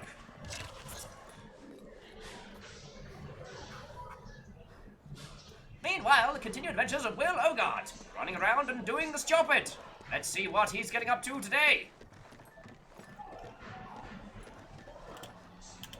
Oh, at some point, I'm going to reach this stage where I'm just doing banter. Oh dear. Oh yeah, we have to get to 100. We gotta get to 100. All funny stream, or an all funny voice stream. Yep. I can't even be mad at that, I've because been that on- was literally just, oh, I tripped over you. I'm sorry. Yep. Though there is something very entertaining about, because one of the things that I found in some of the other sniper games is that the ghillie suit characters were so overpowered. But in this map, a ghillie suit is a massive disadvantage. Completely pointless, right? I don't know, it works. They're all in- big and fluffy. It does work at the bar, and it sometimes works for allied cockpits.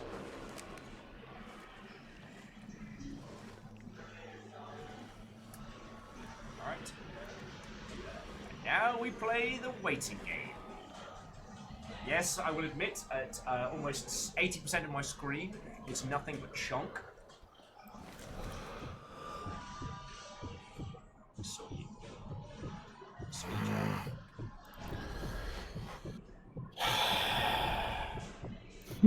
Deep sigh. I'm not even sorry. The Will Overguard story. It's not even that. It's that I look at it, I see what type of mine it is, and I'm like, Oh gosh, here we go again. because I know it's too late, because the in-game trigger is already triggered. Maybe you should just mind your own business. I will shoot you in real life, William. I am a Don Quixote, the Lord of the Mon. Oh, that was almost a spicy meatball.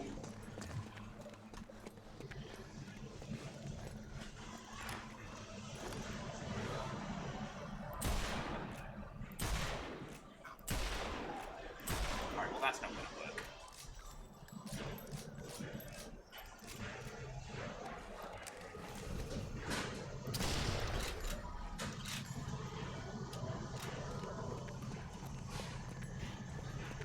Look, I take the Webley because I like the Webley, alright?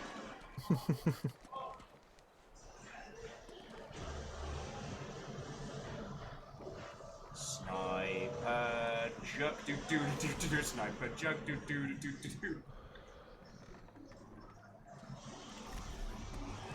And Jaron says, well, bedtime for bunnies. Good night, all. Have fun at the Hotel Scipio. We will. And Jaron, I hope you had a good day. Like, I know going from, like, heart in your mouth sniper fights to chess battles is more than a tad jarring, but I'm certainly having a good day. Yeah, it's just a different kind of chess. Chess of bullets! Oh, and Just Diver was throwing in their last little bits as they have work in the morning. As always, Just Diver, Hi. it's lovely to see you. Oh! Oh my gosh, Kevin. You didn't even mind the stairs. You deserve that. I do deserve that. I rarely mind. I need to work on that. That is one of my greatest weaknesses. That and then my poor long game. Probably my poor long game is more important. Details. I mean, you do enough to make people afraid, so that's a good start. Not. Ouch. I mean, oh no! Whatever could have happened? Oh, a rifle round right into an explosive barrel right in my face.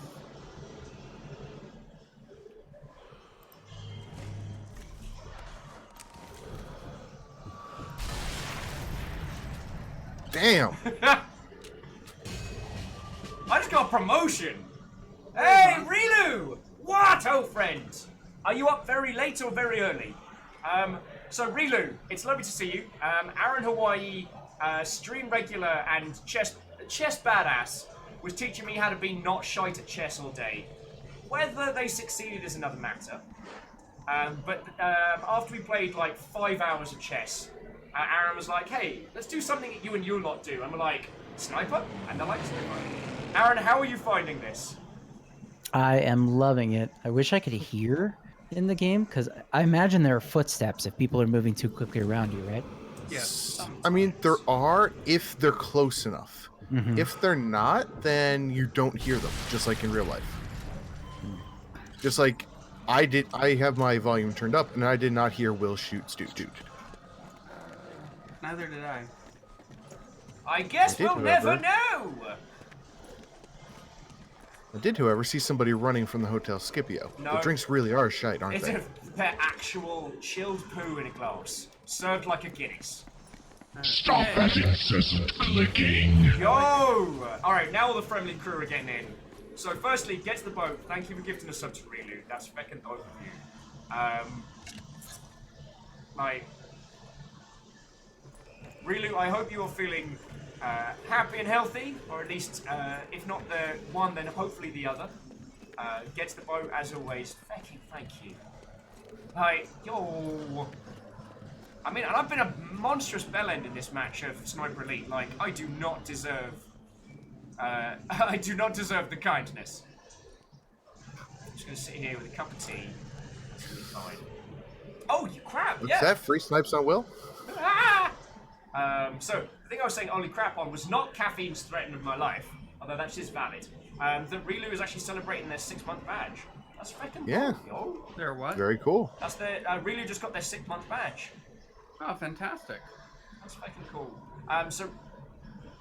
The thing that I always find with Rilu is whenever we're chatting about like industry events and stuff, Rilu and I have been at the same. Oh, Okay. Damn. yeah, that was some Inglorious Bastards death right there. Yeah. I just happened. He was. It's like all of this cool stuff is going on, and I don't see anybody.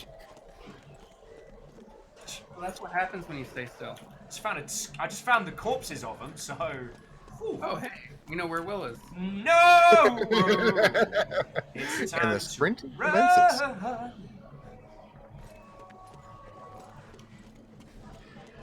Sorry, I'll finish that story in a second when I'm not under actual mortal peril. I mean, you're not under technical mortal peril.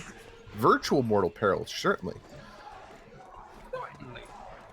Oh wow. So Relu's organising a massive group of people who are heading to Insomnia, which is not the actual Insomnia, but the event in the UK, which is it gains its name from being a LAN party that goes on for I want to say 3 days, and the quirk is that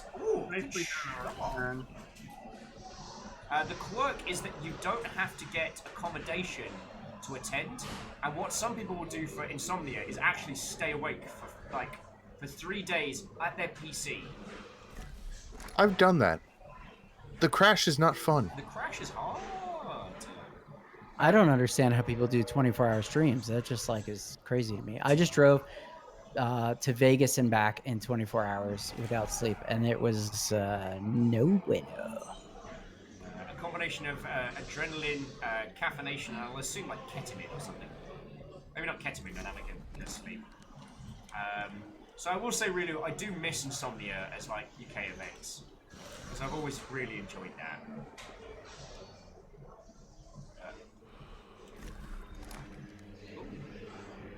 Someone just pinged. There we go, my first actual kill of the day. Kapow! And now we run. That is not your first actual kill. My first rifle kill. No, it's not. You killed me. Alright, fine, my first sniper kill. His first emotional kill. Like, that was the one he felt. First emotional victory. Shooting somebody from 2 feet away does not count. Hey. I take exception to that. Well, I mean, the game counts it, but, like, it's not an actual sniper kill. No. Feelings? Feelings?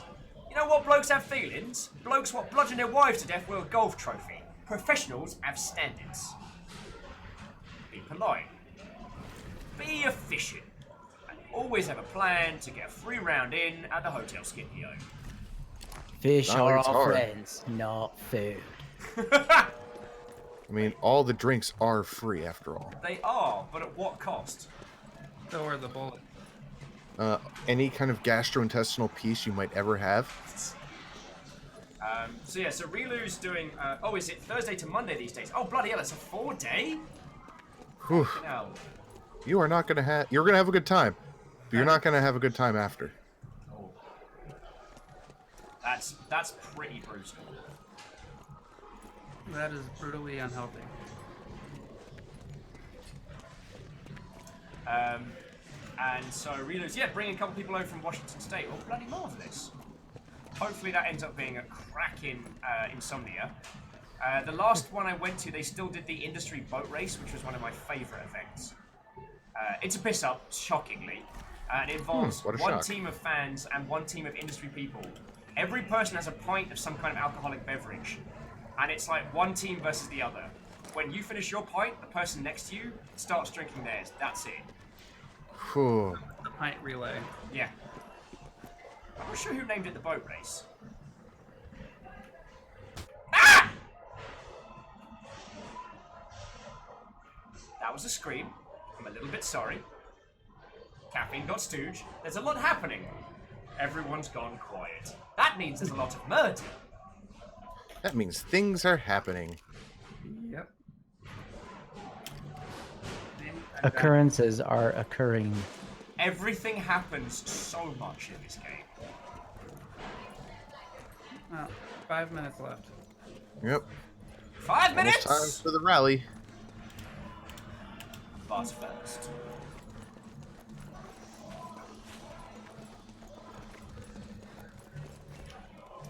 Oh yeah, realize here, the boat race is a very British thing.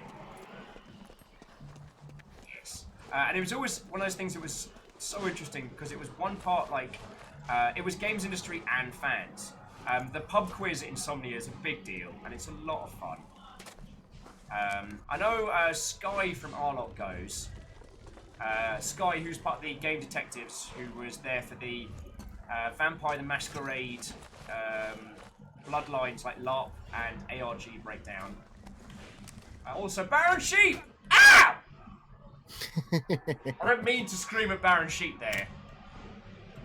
What's that, a scream or a screech? It could Oh, that was be definitely a both. screech. It's allowed to be both. God, my tattoo is itching something fierce now. Reader's got 40 seats for the pub quiz. Nice! Oh man. The pub quiz is dope.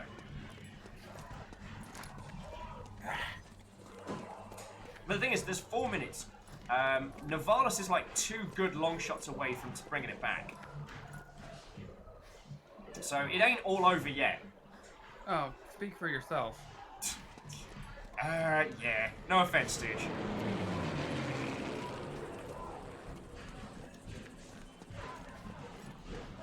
Hotel Scipio drinks are free. Again, Aran is super quiet. Right? It's like, where did he go?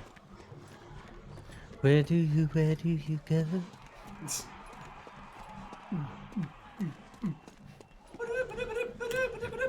The system is down. The system is down. Somebody didn't secure their Gibsons. That person was Navalis. Wow, so I'm getting absolutely nothing out of this location.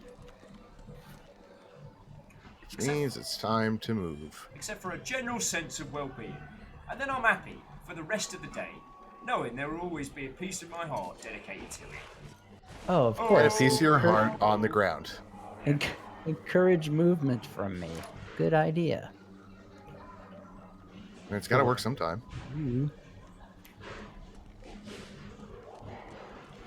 Baron saying, am I ready for an existential crisis in Memnal? Second, always. Also, one of the cool things about this is it doesn't, you don't drop accessories on death, so you can't have someone with like 20,000 lines. Which does help a little bit.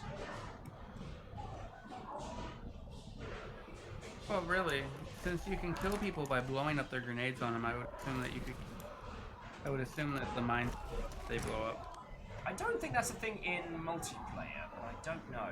Alright, whoever that was, congratulations, you unleashed Squeaky Bum Time, which is like Witch Time in Bayonetta, but much, much more graphic.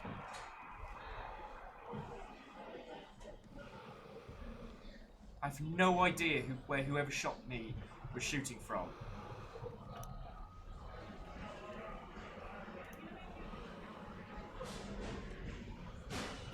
Panic is real.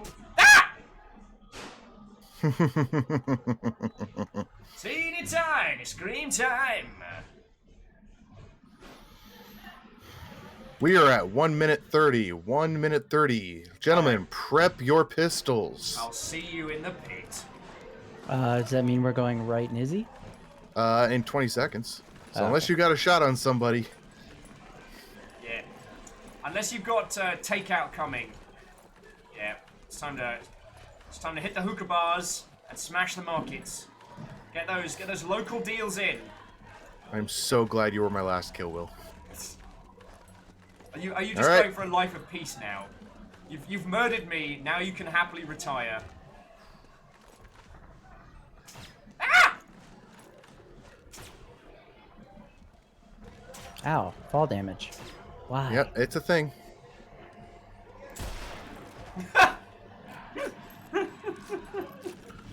It's Webley time, Mother Hobbits. It's Webley time.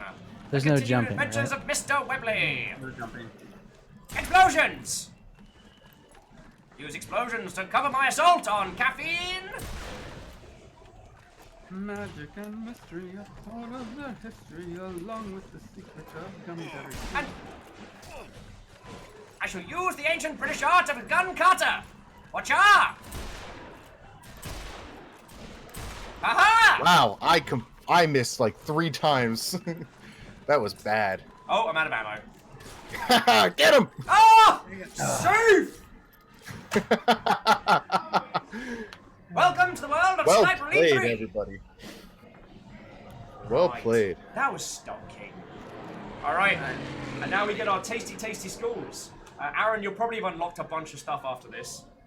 Sweet. Yeah. I leveled up. I've just got a couple of levels on everybody. It's almost like you play this a lot. I need to play this more. Just a little bit, just a little bit. Caffeine Hey. with a 220 shot. Yeah, caffeine, that was a stonking long shot. So I was, the small room Yeah. on the if you're looking out from the Hotel Scipio about 11 o'clock, about 3/4 of the way down the left side of the map, Yeah. I was in the veranda below that. I could literally see your forehead as you were going back and forth. I'm like, oh, I will.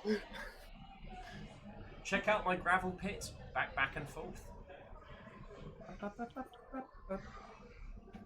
As we go. Baron Chief's asking me, so what was that about Squeaky Bum Time?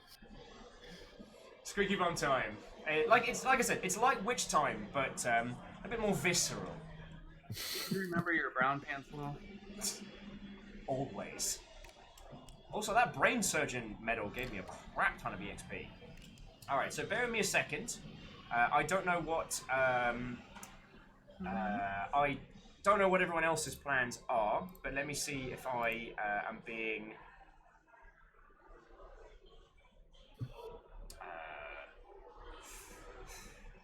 Well, I personally have been summoned to dinner with friends. You know what? This was a good little match. Let's bring this to a close now, because I don't want to. The Vidya gaming style of outstay my welcome, and we know Will gets a little bit wibbly wobbly after 7 hours. Gets a bit wide-eyed. Gets a bit wonky donkey. It's almost like he. Let me get the emotes up. Waffles on. Did you just burn me with the channel emotes? Your own emote? Yes, Did yes. that just happen? OL. Like it's hard. Cheers, bro. All right, so let's bring this wonderful, wonderful day to a close. So, quickly, I'd like to thank Caffeine, Navalis, and ET3 Stooge for jumping into that match. You'll know I love playing Sniper Elite 3 at the drop of a feckin' hat. So, you'll jumping in for a little bit of silliness makes me very happy. And I got to show, like, Aran a game that we play on the frequent together, and one that I have a lot of fun with, so thank you. And Stooge. I love it. Thank you for the teeny tiny bits, friend. Yep. Just bringing this out. Aran, I need to thank you like 8 ways from Sunday. 1, thank you for giving us a day of your time, friend. You know I've been really wanting to do this kind of, like, I've been wanting to do chess stuff with you for a feckin' age. Because I'm not the most, like, hella badass at it, but I love it. I really like playing chess. So today's been a great excuse. And so not only did I get a chance to learn, we played some crazy multiplayer stuff, and that was really fun for me. So thank you. Well, I didn't give a day. I got a day because this was so awesome. I know we want to do this for a hell of a long time, so this has been really great.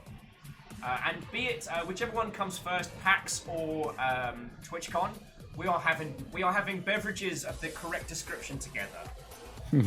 So, friendos, you know, I don't usually yell out to the crowd, but if I could get some emote spam just as a thank you for Aran, that would be lovely.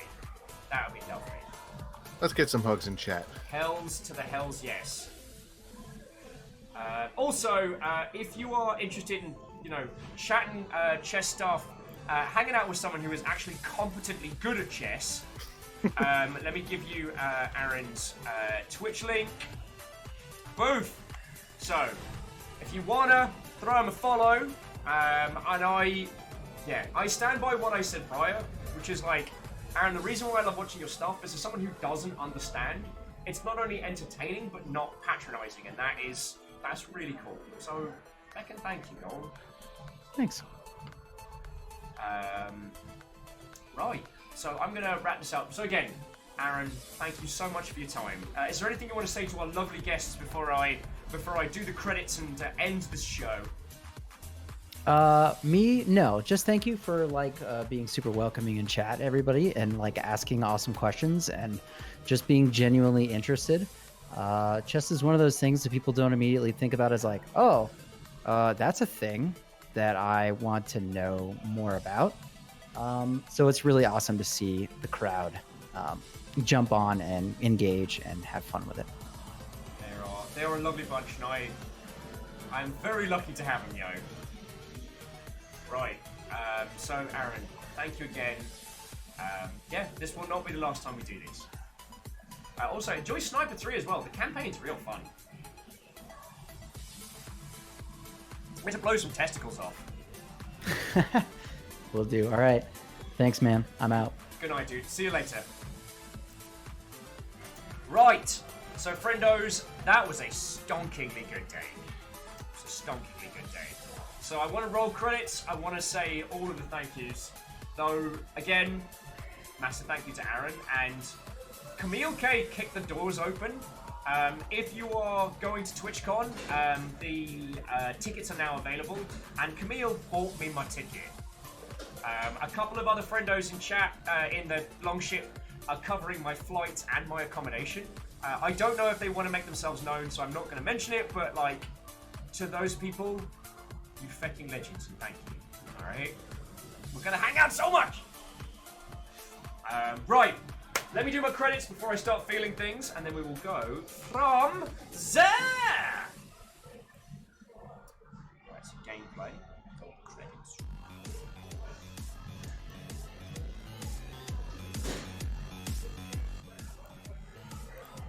Alright, I'm gonna crank this up as well because I did double this track. Right!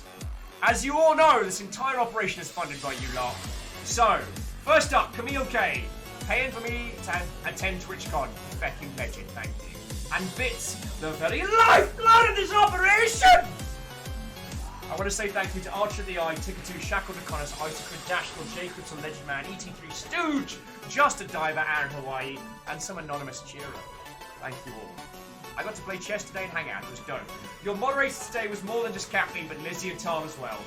Sickly Deer and Friendo's Beverage Co. Cheers for follow. We are reaching 2,000! And to Chia, Aran Hawaii, Sandy Fred and Rilu, thank you for either being the recipients of House Carl's generosity, for resubbing, or for procking whatever it was.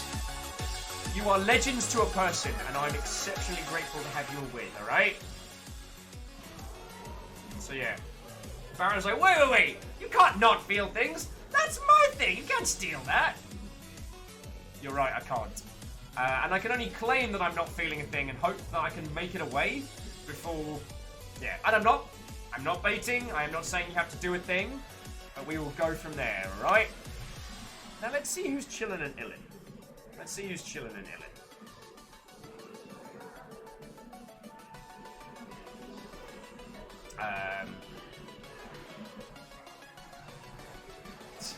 And Rilu and Gets the Boat and Peeps who showed up for the other stuff. Thanks for stopping in, y'all.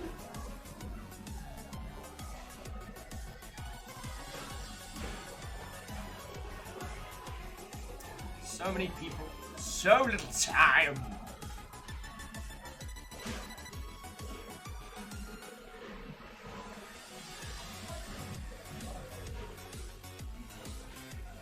Oh, jumping back in, Baron's like, you heard him attack. No. Tasty says, I want to cut my teeth on more on Devil Daggers, so...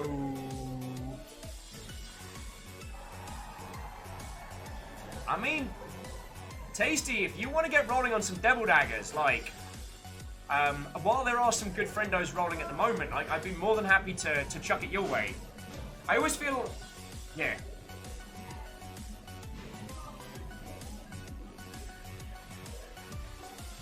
Like, if that's the thing you want to do, I will waffle until you are rolling.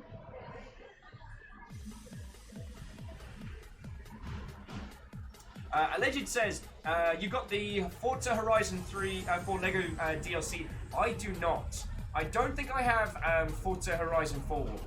I need to look into that. Yeah, I don't currently have that. So, that's a thing. That's the thing that we can sort later. Tasty says, give me 5 minutes. Need to put my shirt on. Oh my god! I'm gonna have to hang out with friendos and wait for you to roll? Bloody hell. Bloody hell. You're lucky it's Darkest Dungeon. Alleged says, I got it, you can play with me. I mean, it's not a thing that's gonna happen this week for certain, but maybe as a future thing. We'll get together like a little, like, Forza, like, drift squad. Because I've been meaning to give it a crack.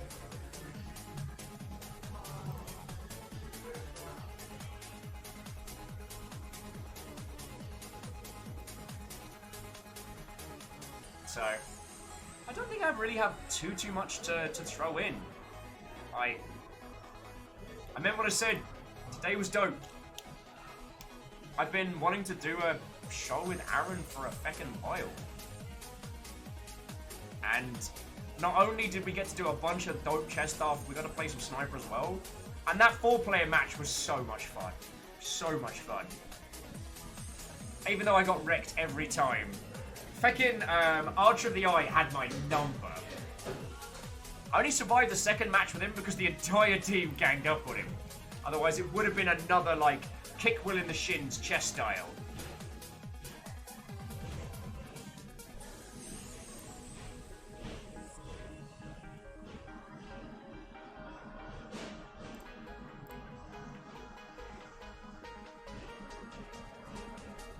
Me taking another slug of my beverage. So what's going on tomorrow? Oh yes, friendos, tomorrow we're going to be playing Children of Mortar. We're going to be doing a run through the demo. The wonderful folks over at 11-Bit Studios, team behind This War of Mine and Frostpunk, are publishing Children of Mortar, and they've given us an early code. Now the demo is available for everyone until Saturday, but we're going to be doing the demo run, and then we're going to be hopefully chatting with some of the peeps there if we can dig them out. But at very least, we're going to be having a look at that one. And when that game goes live, they've already hooked us up, so we are absolutely set for that one. Maybe we'll play some more Sniper, who knows?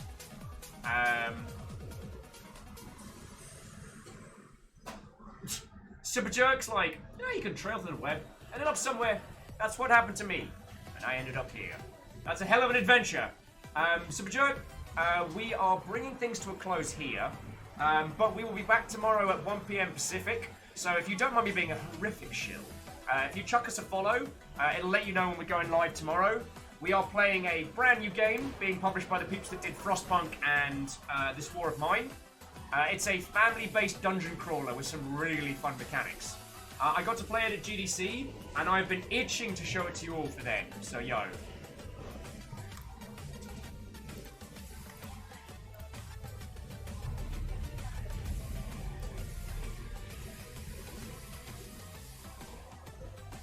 Dream is saying I do love some Frostpunk. We should do a Frostpunk stream at some point. Frostpunk, the Cyberpunk 2077 DLC, absolutely. Viking Blonde is icing to death. I mean, the one thing I have is cold resist. Alcohol resist and cold resist are like my two powers. Oh, Spajoke, thank you kindly. And I hope I haven't been mispronouncing your username. Friday's still up in the air. I haven't decided what I'm going to do, but I have plenty of options.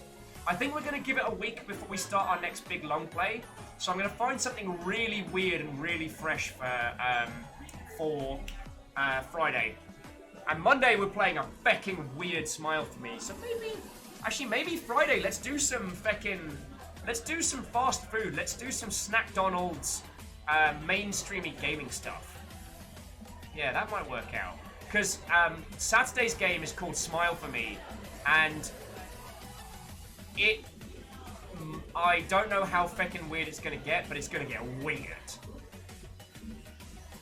So friendos, I mean, I'll level with you now. I'm thinking of starting, next week starting our Dark Souls longship game. So what that will be is that we'll be playing Dark Souls, and I'll be turning on a special code for everyone in the longship to join my game. So everyone who'll be invading, everyone who'll be like helping me out, will all be longship peeps. So that should make it into a pretty interesting mashup.